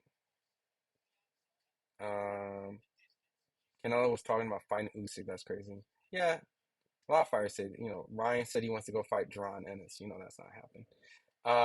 Like before Bivol fought, he said that. Yeah. West Coast Gotti, been there, done that, and got my ass. What is it? I got my ass handed to me as a fighter. I don't it don't be feeling fucking good anyway. Good talk. Thank you. Thought you were gonna run. No, man. I'll read everyone. I'm just reading through everyone's chat. So if you're putting something in here, I'm just getting through the chat. I'm just giving each one of you guys some time on each comment. So Rob G. Canelo was testing himself with Mugi, and I think Belanga's next. And after Canelo beats both who face Benavides, that's a 50-50. I'll be honest, man, and I've covered Edgar from the start. I think Edgar is a cool kid. That's a tough fight for him, and I don't think Edgar's gonna beat Canelo. I just don't. The fights that he had, just this is a huge step. Like he hasn't even faced a former champion. I'm happy get the bag, right? Get the money. I want him to get the money. It's just if you want me to be fair and you want me to be honest, I just don't think Edgar has a chance against Canelo. I mean, he has a puncher's chance, right? Everyone has a chance, but just if I want to bet, I wouldn't bet on Edgar just because there's literally nothing that he has that shows me that he can beat Canelo. Unless someone in chat can convince me and has a great point, I don't see a single reason why Edgar beats Canelo, and I don't see a single thing Edgar does better than Canelo. The only two things he has is youth and maybe size, but so did not like half of the opponents Canelo's been fighting recently. So I'm not ashamed to admit the things that I'll likely do with David. Yo, no Diddy, pause, bro, pause, bro. We leave that at that. Um, Michael, yeah, well, if Canelo doesn't fight, feeling, uh, test himself with people like Benavides. These could be fights that can get him ready for Benavides. For 200 million, he better go for the knockout. Amen. For $200 million, he just needs to sign the contract, right? That's all Canelo. Yo, if Turkey can bring the bag, that's the one we want, right? If Turkey can put all the money into one particular fight, I think everyone in the chat will say, put it to Canelo David. We don't care about everything else. Um, all of a sudden, there's no rant on Ryan's so-called steroid use. What do you mean there's no rant on Ryan's so-called steroid use? You talking about me specifically? Okay. I always address everyone in each comment. I'm just repeating myself on certain stuff. I think Ryan's gonna fail his drug test. I think Ryan's gonna fail his drug test. Please ask for the B sample. I asked him in person, would you do the B sample? He told me yes. Okay, it's just words. Now they're saying that he actually did submit for the B test, and now we have to wait for the B test. I can't be mad at anyone who is doing the thing that I asked them to do. I asked him in person. I talked to him, and he's doing the same thing I criticized him, not criticized, but asked for in a live. So I can't talk shit about this guy. Like I can't. Now, Do I think he's going to fail? Yes. Why? Because I think it is absolutely rare for guys to fail their A sample and pass their B sample, let alone he has two tests to do. I mean, he has two containers that he has to prove that he did not. So it's already showing consistently that it's not just A sample, B sample. This test and this test. He's already had some sort of consistent failure. See, the A and B sample is to show consistency of failure. If you look at it, he's already had a consistent failure the day before and the day after. So all this is going to do is now, did he consistently fail in another sample the day before? And that's just really hard. So until that day comes, which I think it will come for sure, right? And I'll do a live on it. I will give you my honest opinion, and I will probably go off on it because I think it is bullshit for a fighter to uh, have those type of things in their body. Now, how we got it in, like whatever, like is in your body. So, but I have to be fair, and I have to give him the time that any person who's failed a B sample or A sample is, like it's only fair, right? I think is the fairest thing that you can do. All right, not criticize someone for wanting to go through the trials that I asked for. So, and I think Ryan won the fight. I thought you can't use the weight. Devin agreed to it, and I thought Ryan fought. He was the better fighter. So, by all means, Ryan won the fight. And the only thing that is unfortunate is that if he has this in the system, it will taint his victory. Um, But yeah, there was a rant. I don't know if you know he's not cleared. TW sir, he's not cleared. Like the whole other drug test that he allegedly has been confirmed not having. I'm nobody like it was never confirmed that he failed that drug test. They're allegedly saying that he may have another substance. Oh, my bad. It was negatives across the board. He never failed for the Nandrolone 19. Never. But he failed for Ostarine. So we have to wait for the B sample before I'm really going on Ryan's ass about this shit because not only the fact that he failed, but he failed twice on fight night, right? The truth ain't come out about Ryan. We all sort of hope he's wrong. And here's the last thing too. If you ask my honest wish, I don't want him to fail because I don't want to take away his victory from Devin. Like I thought Devin was gonna win, and Devin lost, and I had a great time being wrong. I had a blast because that's what we watch boxing. So the last thing I want to do is have this kid who's on his meteoric rise get stripped of something that I don't think PEDs was the reason why he won the fight. And that's what's going to happen. So that's unfortunate. Like, I don't wish that. I don't want that. If you want anything, I'm rooting for him to not fail, right? I don't want him to fail. I'm crossing my fingers saying, don't fail, please. Don't fail this test. Even though I picked Devin to win, don't fail the test. Like, it's not about being right and wrong. It's just, that's not cool. I'd rather him win honorably, like in the public eye. Like he's going to get dragged through the mud if he fails his B sample, which I think he's going to fail his B sample. All right. With all the Ryan Garcia stuff like that, that's Dorte, size wise. Okay. All right. SW Boxing, who's on? My name's Ron Goodall, one of the many guys over at FightHype. Michael, no similarities. Yeah. But Chin. No Devin. Let me see. No, Devin couldn't have one no matter. Ryan's the better fighter. That's what makes it sad. That's what I'm saying. I thought Ryan just was just a better guy that night. To be honest, the fight proved that Ryan's better than what y'all think, and Devin ain't as good as what you think. I don't want to do that, Cash, because check this out.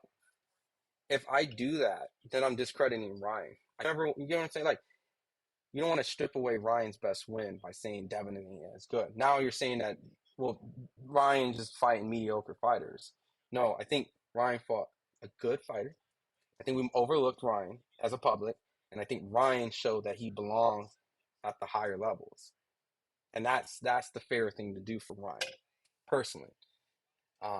Everyone saw it. That left was unstoppable. And that there's no steroids. And that's not steroids, damn right. And that's what I'm saying. I think we can't just all of a sudden say, okay, now Devin ain't that good. Like it's just I'm giving Ryan the benefit of the doubt. I'm giving Ryan the best wishes that he passes, and I'm giving Ryan the credit that he fought a good fighter. So the Haney's were overly confident in knocking out Ryan, causing the death. Ryan only tells that Devin was on steroids compliments of Uncle Victor. I mean, there is that theory out there, but once again, he hasn't failed a drug test, so I can't pin that on Devin either. Right? So I don't want to do too much speculations. I hate when they put on all these snoozers. Yeah, this it's not my favorite undercard, man. And let's be honest, like once again, we're all here to watch Lomachenko Kambosos. All right. Not saying to discredit Maloney, and discredit this women's championship fight. Um, I think one of the females is an Australian fighter, so it makes sense, right? But as a global co-main, I mean, we're just not invested into this one. So Devin got flaws, bro. He got the weak Philly shell, his jab. Foreign leaves his chin wide, like the bow and arrow jab, right? Everyone's criticizing, right? Where he throws his jab out and he keeps his hand down. Floyd was ducking Triple G. I don't care. I don't care. Fuck it. Anyways, ducking Usyk. Floyd's never fought at 160. So, but everyone's allowed to have their own opinion. Who's your favorite boxer of all time or top five? I don't like doing those because I feel like there's too many fighters that I appreciate. I can probably give you like fighters I enjoy watching growing up, right? I mean, it's a cliche list. Floyd, Pernell Whitaker, Roy Jones, Sugar Ray Leonard, and probably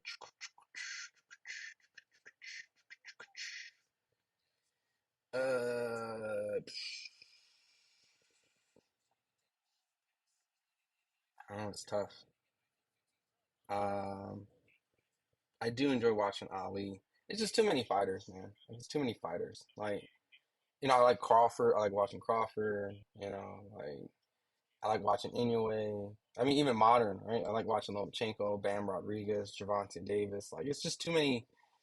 But I like a little bit of everything. Salvador Sanchez, Wilfredo Gomez, Benitez, Tommy Hearns, Hagler, Duran, like um, Pacquiao, Morales, like Marquez. It's just so many fighters, dude. It's just too many fighters out there. Bernard, um, Calzaghe. Chavez is fun to watch. Um, I enjoy watching Costa Zoo. Um, David Benavidez, Canelo, um, Arthur Betterby, um, Nonito Donaire. There's just tons and tons of fighters like James Toney. I'm getting through the chat, but I just see a little bit some guys' names. I like James. Yeah, James Toney, Andre Ward. I mean, it's just too many fighters, dude. And I think so many fighters I end up forgetting. I like watching De La Hoya, in his prime. Um, Even if he lost some fights, Trinidad, Winky Wright. Like, dude, there's so many fighters. Women fights, 100, definitely a snoozer. I think it's just because a lot of people just expect women fights to go the distance. There's not a lot of drama that goes on to it, right? So, like, Ann Wolf was probably really great to watch. You know, Amanda Serrano and Katie Taylor gets a lot of people interested because it's like it feels big. They invest a lot into it, and there's drama. Katie gets hurt a lot. Mayweather chin was 1,000. That it really made you believe he never got hit. Floyd's chin was great. I always felt yeah. Mike Tyson. Someone said Mike Tyson. Adrian Broner. I like watching Adrian Broner. Yeah, those are good. Yeah, I always felt that to be a great all-time fighter, you had to have a great all-time fighter chin.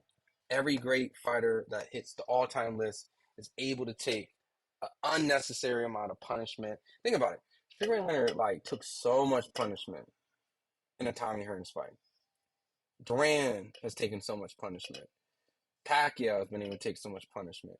Floyd's able to take strong, crazy shots. Canelo, Ali.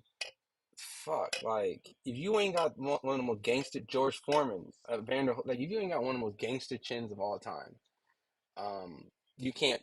I can't say you can't be an all-time great, but it's like it's almost synonymous, at least to me, to be an all-time great, one of the best fighters of all time. You have to have one of the best chins of all time, because you're gonna have to fight some motherfuckers that are gonna really show the world that, boy, I'm glad it was you and not me in this fight.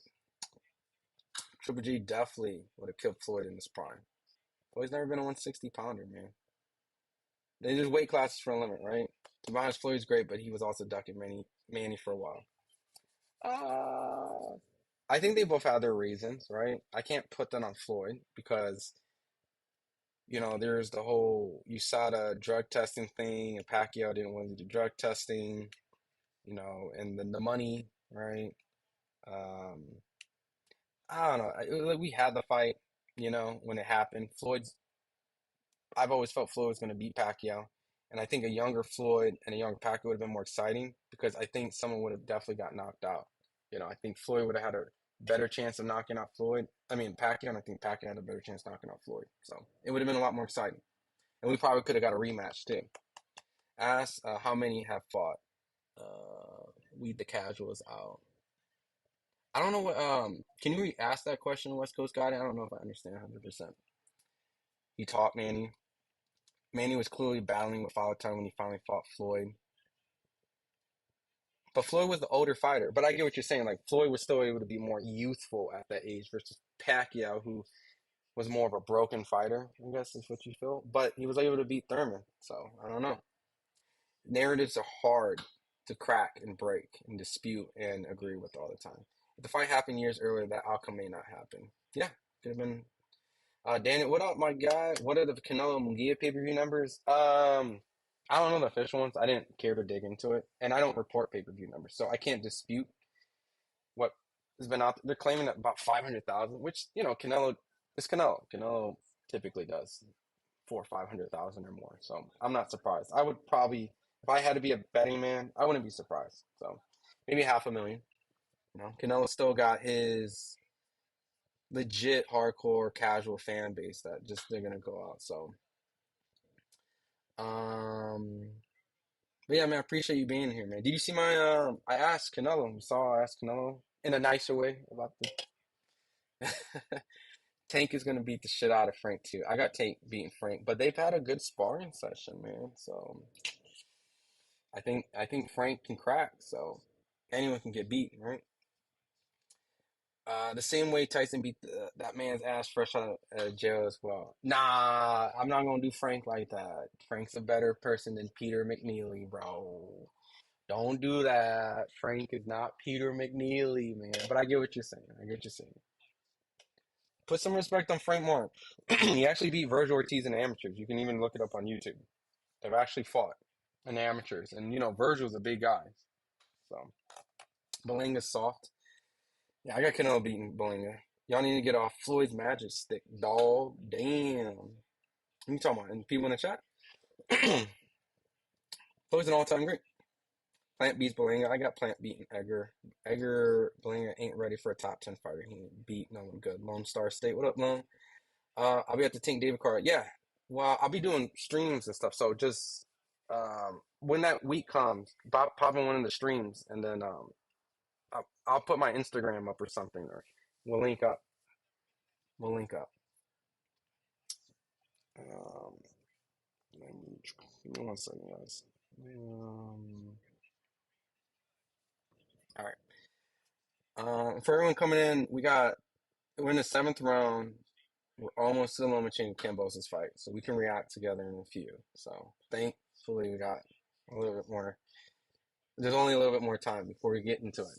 I kind of feel, I don't know, like, not saying I lost a little hype getting on the live right now, but it's just like, it's just nice to get on the live and the fight's on, but, we got to go to the undercard. But yeah, Johnny, hit me up. We'll definitely link up. Um, Edgar doesn't even beat Munguia.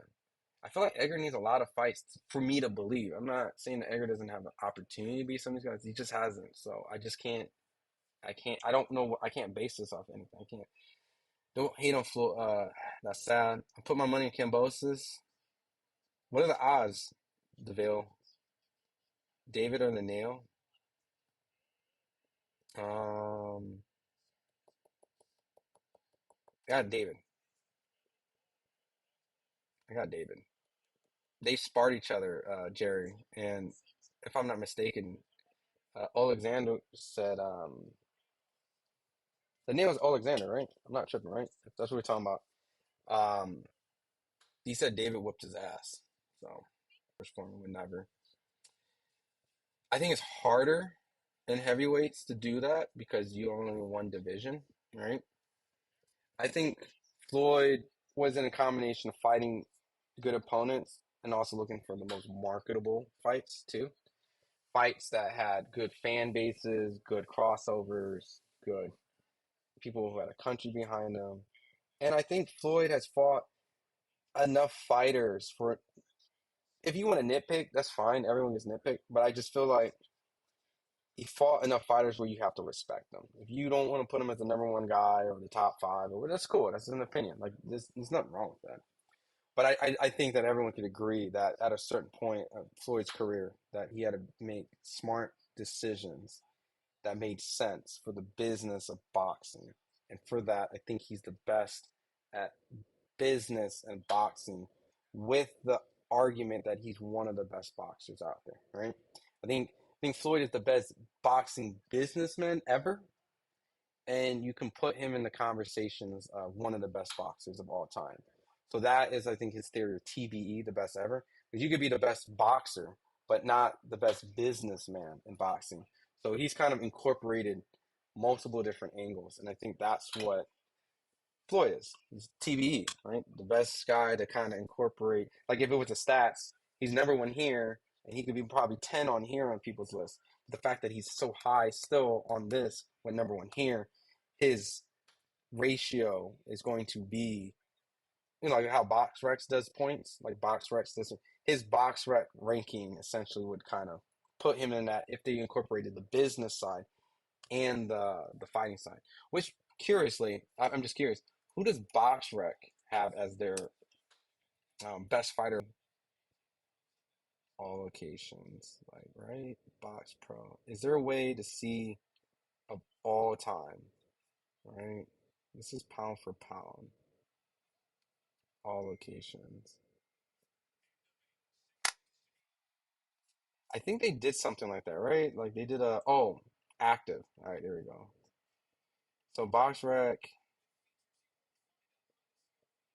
so they have Ray Robinson is number one, Benny Leonard number two, Jimmy McCarnan.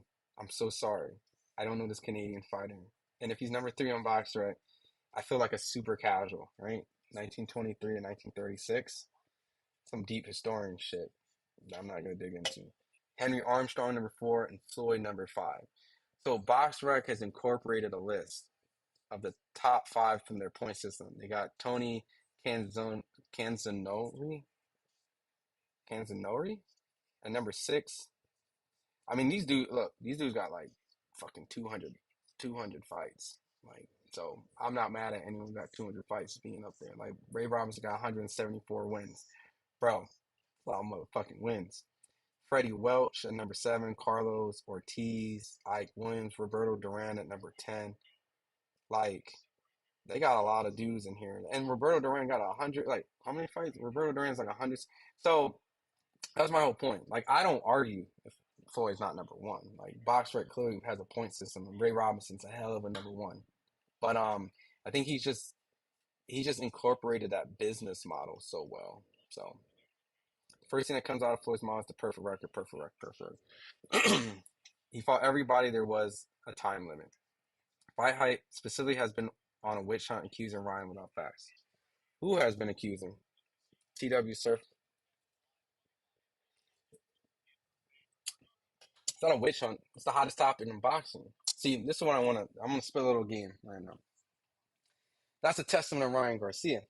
Ryan Garcia is the motherfucking man, right? When you're the man, you become the hottest topic of everything. And what Ryan did is showed everyone I could beat this dude, Devin Haney, drinking and smoking and blah blah blah, and I could shock you. I could put $200 million on me and make X amount. I'm the motherfucking man. He's the man. So when the man has headlines like, "Oh, the man allegedly failed a drug test," the man is going to be talked about everywhere because that's what people want to hear and talk about. The motherfucking man. So if Ryan Garcia passes the drug test, guess what? There's going to be 20, 30 videos of what do you think about the motherfucking man? I'm sorry, the man beating the allegations and beating Devin Haney. Like, yeah, it's going to, that's what happens. If you're not the man, nobody cares. And no disrespect to the guy, like, not saying that we won't indulge into it, but if you're a guy that nobody cares about in the public casual world, and you ain't the man. And there's a lot of fighters that, unfortunately, and this me being sincere, that fight fighters that fail drug testing is a serious thing, and they beat guys on PDs like they don't kind of have that same type of attention that Ryan does. But Ryan has completely crossed over from boxing to mainstream media in this whole story. So you have to cover it. So that is the topic that you have to bring up. So it is not a witch hunt. It's just a result of doing great things in boxing and having crazy headlines and stories around you. We can't help the fact that this dude failed a drug test. Right after he beat Devin, there was 56 said, "Hey, I thought the 3 pounds was the reason why Devin lost." Now, I do feel like it could have played a factor, but who cares? Devin agreed to the fight. So if you agreed and you didn't have a problem with it, why should I have a problem with it? Right? So if if Devin knew that he failed a drug test prior and Devin decided to still take the fight, then we would really be talking about it. You get what I'm saying? But it's there is no witch hunt. It's just Ryan's a product of being that guy right now. So it's just that's just what happens, right? And I think it's a fair response, right? I think you guys can understand like those type of things have. I might have to. Uh, fair is to keep your mouth closed until you have fat. All right. So all right. So I'm gonna talk to TW Surf a lot. We're gonna be friends on here. Then I'm just reading through the chat. You know ducking, but I think it's just a product of being that guy, right? Ryan's that guy right now. I don't think anyone can argue that he's probably not, if not one of the hottest boxers out. Period. Anything he touches is like electrifying. The dude dropped Haney Pack, like that shit went hard. The I'm blessed. I'm highly favored. That shit hit over. Think about it. When have you seen a rapper kind of do something like that? Around like that's some Roy Jones shit. Like dropping a song, did over 1 million people. He's performing like the dude is the man. Like just let's keep it a buck, right? So, he also ducked big names. I think still on Floyd. Floyd made boxers think they weren't hitting him. That's crazy. He was boxing, and Boots beats Bud Crawford by a landslide. Damn. 1-5 Porcupine. What's up, brother? We're just waiting. We got one more round before the main event starts. So stop glazing Mayweather chat. He stayed at 126 pounds. You're crazy. Fair is to keep your mouth closed until you have facts. Well, the facts is he failed his A sample, TW sir, the day and before after. And the facts is he asked to get his B sample tested. And the facts is we don't know if he failed it or not. So the facts is we give him the benefit of the doubt. And if we quote unquote give an opinion, which I'm giving an opinion, is that I think my opinion is be really hard to pass that. So I think off of statistics, I think he's gonna fail. Am I rooting for him to fail? Absolutely not. And I hope he doesn't, because he's the motherfucking man. And if he beats the quote unquote B sample, what do you think is going to do to his career? Like, this dude is a miracle worker, right? The man is the man. Like, you couldn't stop me with the Devin Haney shit. You can stop me with you saying I failed. Like, that's the man. So I think it's good for boxing if he passes the B sample. Pacquiao has a way better record than Mayweather. I think I've heard Max Kellerman give a good breakdown. If you guys haven't seen it or heard it. I mean, dude, Pacquiao won 8 weight classes. I'm never mad at anyone's top or who they feel. It shouldn't be that deep. Bud knows it too. I feel because champion versus a guy who maintains his status of just being a three division world champion, right? I mean, think about it. How many four division world champions in their world, right? And it's a tough fight too. Well, he knows it, but I don't think he's ducking it. Boxing, good, but you have to be a boxing puncher. Know a lot, won't understand. Floyd was TBE. He made eight fighters look bad. He fought them all. Pacquiao has a better resume than Mayweather. He also made rehydration clauses a problem. Floyd? Floyd made rehydration clauses a problem? I don't. I could be wrong, Cash, but what fights did Floyd do rehydration clauses? I know he did catch weights. I'm so removed from that era. Like I'm so like gone from that point because it just doesn't even matter at this point anymore. He didn't smoke. He didn't drink. He was always running. He's always showed up on fight night. He always won.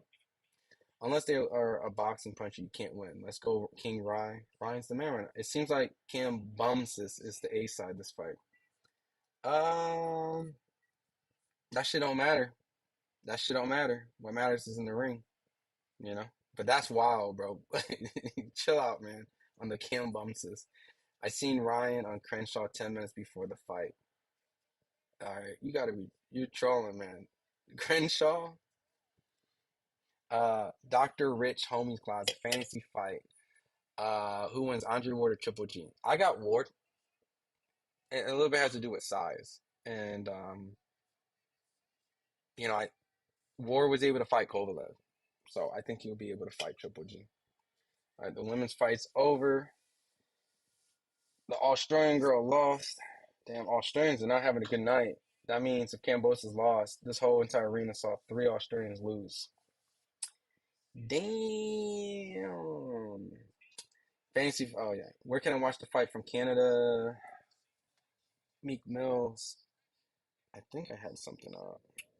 Canada TSN Plus. You can watch on TNS Plus. Gary Thompson Duran was my number one. Duran's a hell of a fighter. Where's the talk on Bill's black cheating ref and judge? Black cheating ref? Let's not think about race.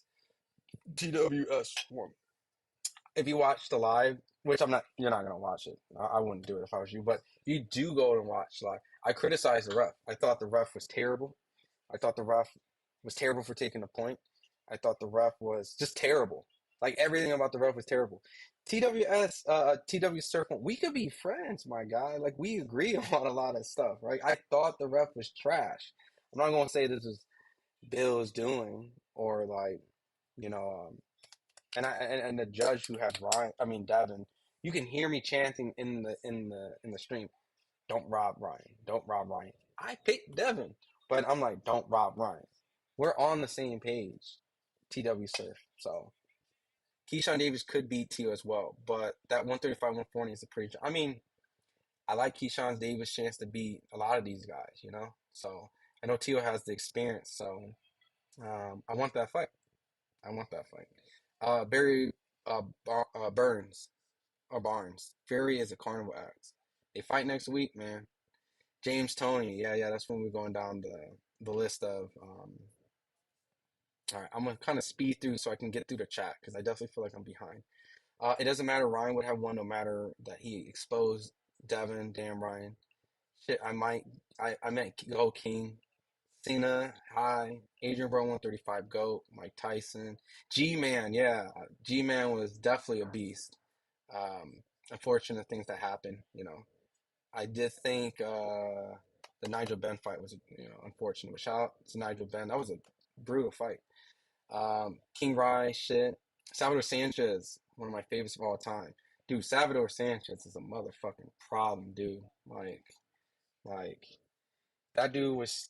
It's so unfortunate he has a couple fights too, right? And I can't say I watched him in his prime. I went back and watched all his old fights, but dude, like the way that he was moving, the way that he was disarming the power punchers. I mean, that dude was way ahead of his time.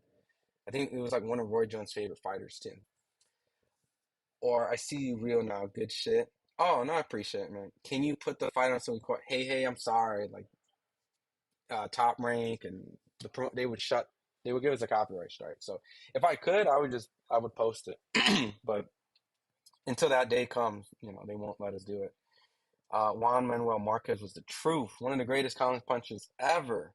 A little fun fact: Crawford's trainer, um, Sal, Red, no, there's Red, Esau, right? The shorter Hispanic guy. You see the technically four trainers. There's Bomac, there's Red, there's Esau. He studied Crawford's counterpunching has been an evolution from Marquez's counterpunching. He studied Marquez and implemented it into Crawford. That's one of the fighters. How to be a forward punching counterpuncher. Because a lot of times when you're counterpunching, you want to bait them in.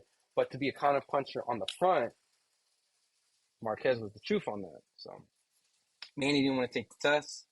I was always confused. Like he had the tattoo. Like I never understood why he didn't want to take the drug testing at that particular time. Um, it didn't really make sense. But how do you feel about the rumors of Saudis trying to make Bam anyway? Um, okay. So I'm letting everybody know, heads up. If the stream goes down for temporary, I have to hotspot my um, phone to the computer, meaning because there's lightning and there's lightning and thunder and apparently right now. So just letting you guys know there might be a hiccup, but I'll be on instantly in a few. Just have to do. And I don't care about all that shit. Like now, I can tell you the truth. How I like. What do I think certain things will happen if certain things are aligned during business promotion? That's what I would talk about. But if Turkey can do it, I just feel like Bam should have maybe one or two more fights with a top level guy before going to like fighting him in Japan or anything or just whatever. Just because that's a tough fight. I'm not saying Bam doesn't have the skill. I just don't. He just doesn't have the experience, right? So Estrada's a great fight.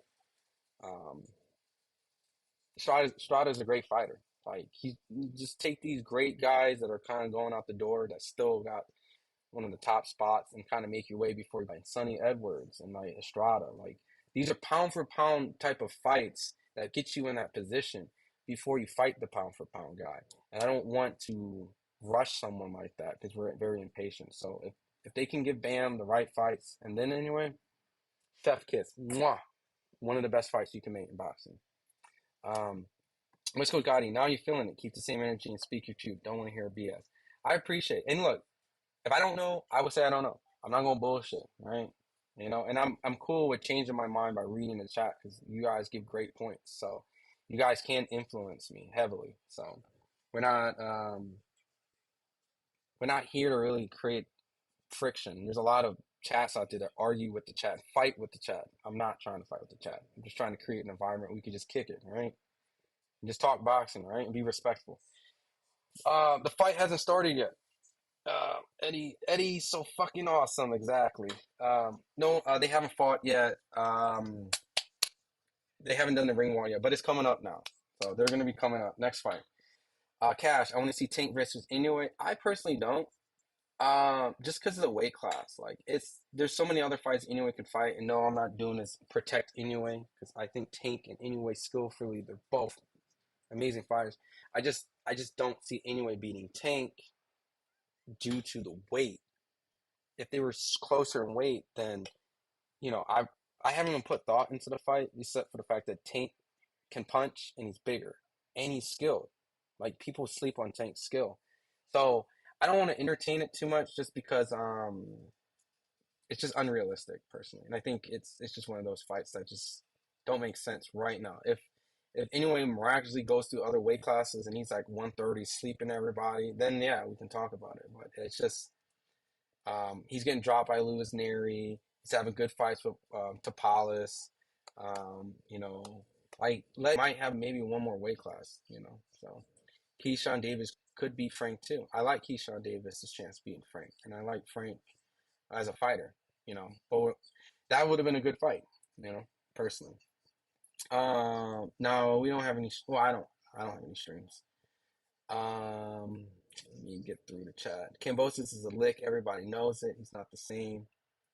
Yeah, I got Loma in this fight. What's the next fight you going to? I'm going to Navarrete fight here in San Diego on the 18th. Yo, I interviewed everyone on that card. I'm interviewing Santillan Monday, but it's a great card.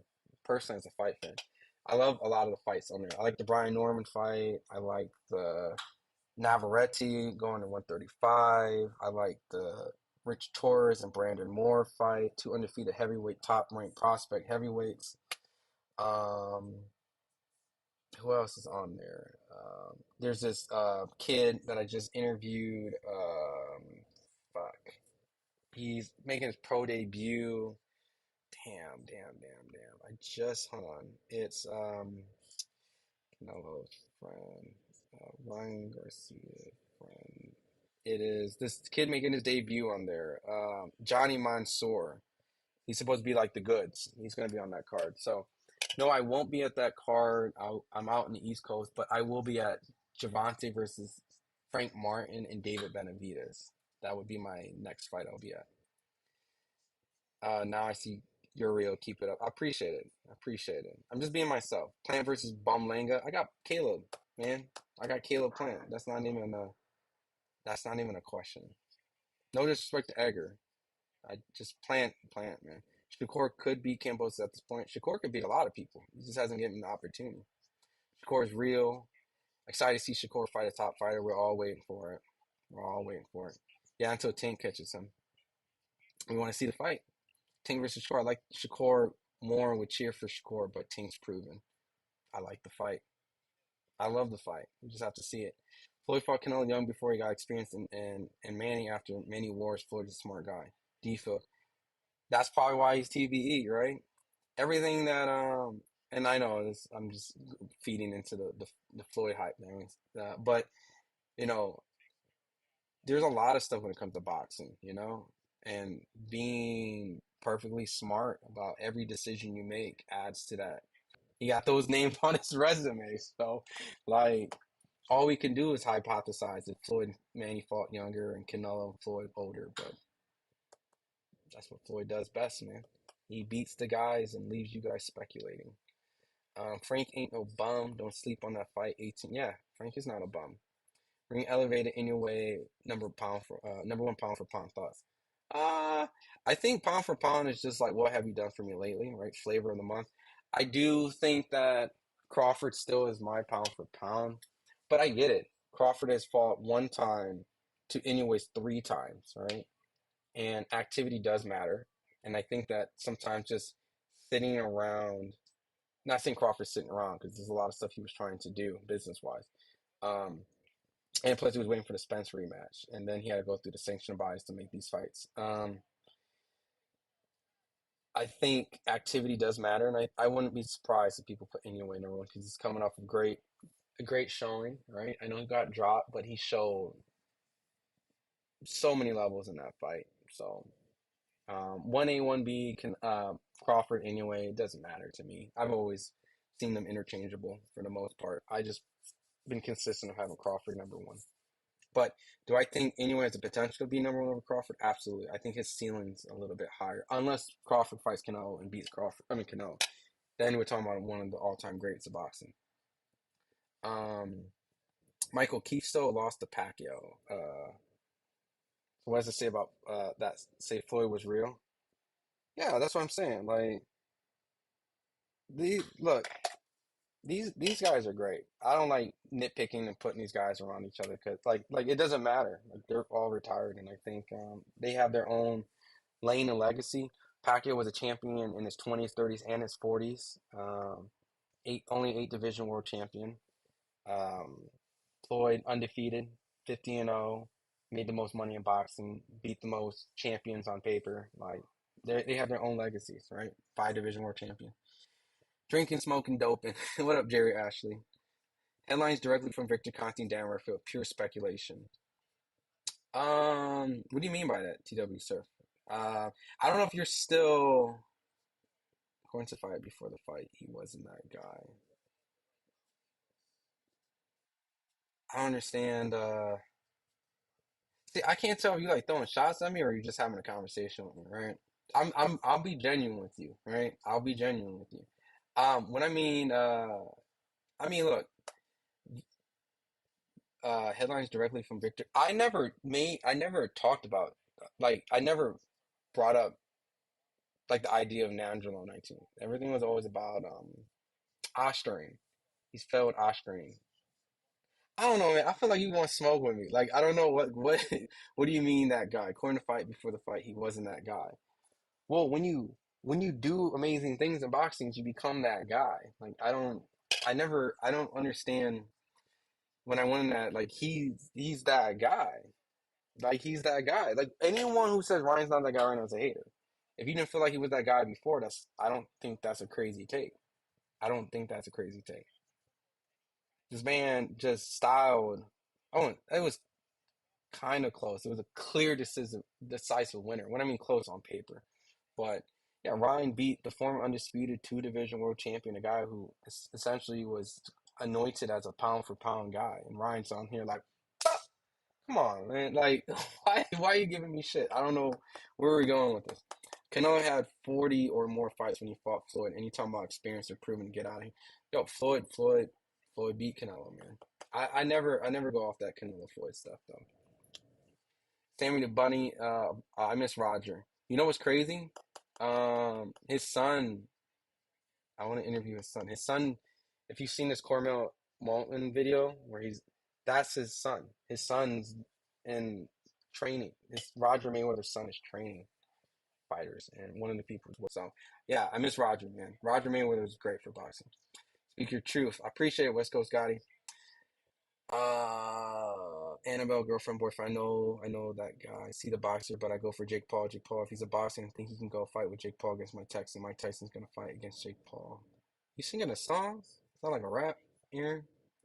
Canelo beat Shane Mosley. Austin Tron had 40 fights by then. Don't give me that Canelo was too young, mess. Floyd was 36. Was Floyd not too old? Floyd beat Canelo fair and square. You know?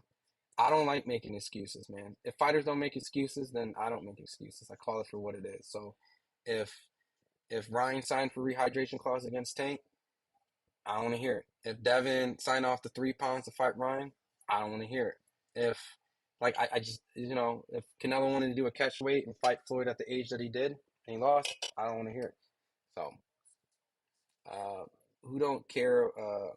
Who don't care about Pac and May? Who cares, Pac-Man? This has been a long time ago. Yeah, I'm just over it.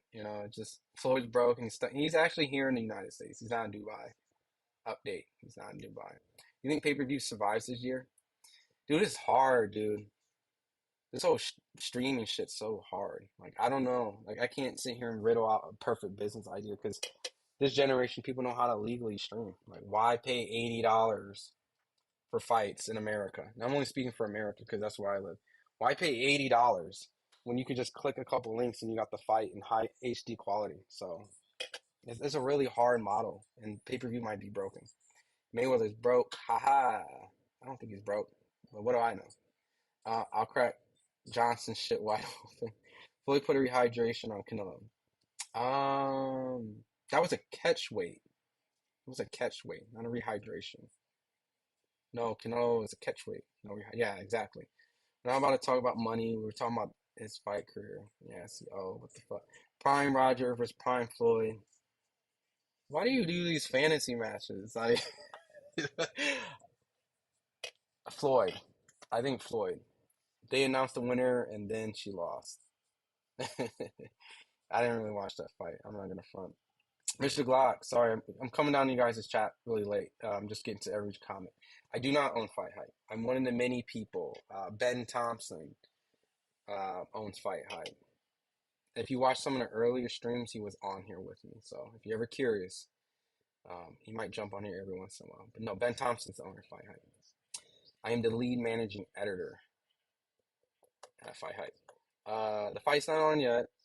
They're getting ready to do the ring walks. They got the graphics up, guys. They got the graphics coming up. So, Conor Ben versus Danny Garcia. I like the fight. I might edge Danny in that fight. Was Bill doing? I heard them say he's sleeping. A bet is a bet. I'm not joking. I'm telling you the truth. I don't know if I know what that means. I want to see Subaru versus Devin. I want to see Devin Matias versus everybody. They're getting ready to ring walk now, Steven. Uh, what up, Adam? They need to do a new dude to read out the scorecards tonight. He scuffed it twice. He just announced Hughes. Oh, I see. I'm sorry. Like I haven't been investing in the fights. I've just been reading the chat with you guys. Really? Wow. Wow. That's terrible. Who do you think will win? I got Lomachenko. I'm gonna get my bias take. I take like my rooting. I have a rooting interest for Kambosos because I actually genuinely have a relationship with Kambosos. He's a cool guy. I've interviewed. I covered Lomachenko. Just we, So my mind is telling me Lomachenko, but I'm rooting for the underdog. Right? I'm rooting for the underdog, but I think Lomachenko's gonna win the fight. But if George wins by points, I'll be happy. I mean, I know people say, "Oh, media can't really like." Fuck that shit. I'll tell you guys my honest opinion, and I'll eat crow if I need to. But my mind is Lomachenko and Kambosos. Shout out from the Philippines, bro. Been watching stuff for the Philippines. I've been to Bohol, Chocolate Mountain. The food is so good over there. I love lumpia. I even tried the blood meat. Like Philippines is a dope place. I got a lot of love for the Philippines. People think I'm Filipino too. I'm actually black and Korean. So, but when I was living in the Bay, everyone thought I was Filipino. So, yeah, got hella love from the Philippines. Got a lot of love, man. Appreciate you, man. I appreciate you been rocking with me, man. It means a lot that you're over here. You could be doing anything else, and that's for everyone in the chat too. You guys could be anywhere but here. So you guys chose to watch the fight with your boy. I'm just trying to grow these lives. I'm trying to get it popping, trying to get, a lot of people. So I really like you guys by doing this. I know I'm getting all sentimental while George Campbell is getting ready for fighting. But I'm gonna speed through the chat. But I really generally in the bottom of my heart, I really appreciate all you guys just creating a cool community, chatting amongst each other, being in here, sending me chats so I could read. I'm not here by myself. So I really, every single one of you guys, even if you're giving me shit, that's my boy TW Surf. Even when you're giving me shit, I appreciate y'all. I really do. Y'all all cool. Um, Sandy Ann, Andrew about to punch on his wife tonight. Damn, chill, bro, chill. 10 pounds Cambosos went on points, 100 return. Oh yeah, put some money on. I'm not saying Cambo's gonna win, but I wouldn't be. Uh, I guess I'll be a little surprised. I got a lot of love for Kambosos. I'm just gonna be genuine, 100% with him on this. If he beats Lomachenko, like that's the most. Yo, I got your comment up here for proof. I think we should have a Fight Hub versus Fight Hub celebrity interview about. Nah, man. There's Coke, there's Pepsi, there's Monster, there's Red Bull. Like we can coexist, right? Right. So, but hey, man. If we talking about Canelo numbers, 200 million, man, I'll fight any of you motherfuckers, win or lose, because I just want that money. So you set that up. Exactly. Tell him to shut the F up. I don't know. I don't get how Kambosos is number 15 on box rate. It is insulting. I think the Maxie Hughes fight had a lot to do with it, right? I think I thought he did lose to Maxie Hughes. So Kambosos is in the ring now. They're getting ready to call Lomachenko. So I think someone said they're giving Kambosos the A treatment. No, Lomachenko is the A treatment. He got the A name. He's the guy coming out second. It's just in Australia because I think it makes more money, and he can't have a fight in Ukraine. So, ooh, all right, man. See, now I'm all pumped, man. We got a fucking fight tonight. We got it for the vacant IBF. That IBO belt is clean. What do you guys think is the coolest looking belt out there? Right, I am torn between maybe the WBC and maybe the IBF. The IBF looks cool. Why do pros have the IBO belt and do they pay sanctioning fees for them? Good question. I used to know this answer. So from my understanding is the IBO uses the box rec as their um Yeah, what's it? I gotta find if they do sanction fees. I'll look this up for you. Um, General sanction fees. All fees are exclusive to promote. So yes, you do pay sanctioning fees for the IBO. Um, Promoters. Yeah, so you do, you do pay for the IBO sanction bill, and I think they use BoxRec as their ranking. So, and you mentioned why do pros have them IBO belts? Um, I don't know because it's never recognized as a world belt. Like it's a good belt maybe to kind of get you.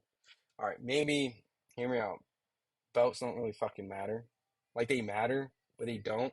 So if you're some sort of belt holder, you can maybe sell yourself as that. I don't know, dude. I wouldn't be fucking paying for an IBO belt. You raise good questions, Jimmy. These nuts, and I hate that I had to read your name out like that. Slim Z. Oh, I'm not sure, Dragon. Slim Z. How competitive do you think this fight will be? It's going to be distance. Kambosos is tough, man. Like, I'll be honest. If we got the sharpest, like, we got a sharp Lomachenko, I think he's gonna style on Kambosos. If we get an older Lomachenko, we can kind of see like it's really like a Lomachenko fight, in my opinion, because I think you're going to get the same Kambosos regardless. Kambosos told me that, hey, the Maxie Hughes fight was kind of like a blip, and everyone gets a blip, right? Of course, Stevenson had one with De Los Santos and Richardson Hitchens with Stavros Lemos. Like, you get these, but Lomachenko is a hell of a fighter, and I think depending on what Lomachenko is going to dictate, because if Lomachenko shows up, Kambosos is in a fucking hell of a fucking fight. Um, I just don't see Kambosos being Kambosos is fast. Hear me out. He is fast. But if he catches Lomachenko, kind of like how he caught Tio, kind of being overly aggressive, kind of how Lars caught Lomachenko coming in, he can potentially drop can Lomachenko coming in, right? But Lomachenko does turn, he does a lot of angles, he might confuse Kambosos. I just and plus remember, Lomachenko's coming off of arguably the best win of his career. Like arguably could have been. My bad. Like he lost to Devin, but people thought um, he beat Devin. So people feel arguably he's coming off of his best win, and Kambosos is coming off his worst win. You know what I'm saying? So this is just hard for me to pick Kambosos. I just don't know if Loma's teeing off on him. He's probably going to stop him. If if it's kind of a slow starting fight and he kind of picks it up late, I think Kambosos has enough heart because he took so much punishment from Tio that he didn't get knocked out. So I can't put it past that. But Loma could be old, guys. Like when was the Devin Haney fight? He fought Devin Haney. Let's see. He fought Lomachenko. For everyone that's coming in, they're just doing national anthems, and he fought Devin Haney about a year ago. So he hasn't been in the ring for about a year. So inactive. Philip, I'm from the Philippines. That's what's up, man. And the Jollibees in the Philippines is so much better than the States, man. And I don't know why they got rid of those spam sandwiches, man. That shit smacked. Loma win, Kambosos loses 25 push-ups. I close my. You gonna do 25? Bet. Kambosos KOs Loma first round. Yo, one fine porky mine. If Kambosos sleeps Loma, this is going to be the complete opposite of last year. I got every pick last year right, like big fights. There was not a single one I got wrong. Already this year is scaring me, right? So Kambosos beats Loma. I don't know what the fuck I'm talking about. I just saw his that he looks diesel, bro. Boy, Fury looks ready. Uh, Danny Bonaducci would kick Dud Crawford's ass. Hey, I love your humor, TWS, sir. Stay in here. Never leave this chat, man. You're the truth. Jane Smith, let's go fight. Let's go fighting Lomo. West Coast, you sound exhausted. All right, hear me out. I'm in like a conference center at this apartment kind of area. I'm in a conference center, so I don't know how loud I'm in a public setting, right? Um, I did like a little family trip, and family sleeping, so I don't want to be out loud. This is probably where you guys are gonna see me pretty often, but I'm testing the waters out. I don't be. I might end up screaming if Lomachenko gets slapped by Kambosos. I'm not gonna. I am gonna yell. But no, it's just I think it's 12:27. A lot of traveling. I went to the all the Deron Ennis and Cody Crowley content was between me and Kevin. I went to Philly yesterday, so all that stuff I got for you guys and my boy Kevin. So I'm a little exhausted. I see IBO as IBF regular type championship. Yeah, it's like a feeder belt. IBOs don't matter. Yep, fight's about to start. I just want to make sure I'm in real time. It says live on my thing. So Kambosos needs this. Loma go go. 25 push-ups online. Loma wins. Uh, let's see. Going for Kambosos. Does the win today for Lomachenko redeems himself from the Haney fight? No, I don't think it redeems himself. I think the public just feels that he beat Haney. So, um, I think everyone expects him to win against Kambosos. So, I think it just puts him in a position again just to fight in top fights again. That's the whole point of this. Fighting guys like Kambosos for the IBF just puts him back into the dream of being undisputed. So, Jimmy D's nuts. Tell your boss that you're a goof person to have on these live streams, bro. Not gonna lie. What does that even mean? Tell your boss that you're. Oh, you mean good, right? I think you mean good, right? I'm gonna give you a benefit of doubt because Jimmy, we cool, right? You ain't. But if you meant good, I appreciate you, man. If goof, then I'm sorry. I'll try to get better. Michael, George wins by. All right, first round. So get real quick. Yeah, I'm gonna commentate. Yeah, and or I'm gonna do both. All right. I'm gonna read through. Thanks for the stream. Bet on points. Jeff Mayweather voted most handsome man alive by Forbes. Who's going to win? I got Loma. You're in London. I'm on the East Coast right now. Explain the signs. Fight about to start. What do you think about Ryan Garcia after the win? What's next for him? I'll tell you that after this fight or in a break. I hear you're not happy in Loma. Okay, here we go. Let's go, bro. Are you gonna? Yeah, I'm gonna commentate a little bit, right? I'm not gonna be this magic commentator. I'm gonna just give you my honest reaction. So, when the first round, Kambosos is already trying to take the center ring. Lomachenko is a little bit on his back foot, right? Or you can tell Kambosos wants to try to be a little bit aggressive. Lomachenko tends to be a little bit of a slow starter, and I like fighters that are slow starters because they take the time to learn, break down, download, as they would say, and learn little habits before they implement them. And then Lomachenko is one of those fighters that's not going to rush for a first round knockout. He's going to take his time. So Lomachenko's trying different stuff. Lomachenko's always known to turn his opponent. So you're going to see right now, he's doing different angles. He's a southpaw, and he's going to paw the jab. He does level changes too. So what you'll see is Loma's going to dip, turn to the side, switch, and he's going to see what Kambosos bites on a little bit. And now he's turning to be the aggressor, right? He went from the kind of guy going to back foot to now being the aggressor. He's trying all different things. He's trying different good body shots from Kambosos.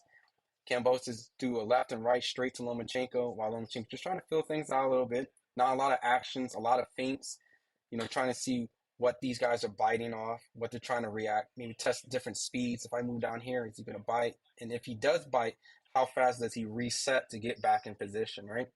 That's really what goes on in the first round. So if you guys are ever curious why it looks like they're just dancing and standing, they're just trying to feel each other's out, their rhythm, their speed, their habits, their tendencies, their footwork, deterrent. Two body shots again from Kambosos. Kambosos, you can see he's trying to invest to the body, taking a little bit of that good old Devin Haney page, right? Early on, good body shots. Not a lot of still goes. I think Loma right now should probably pump the jab a little bit more.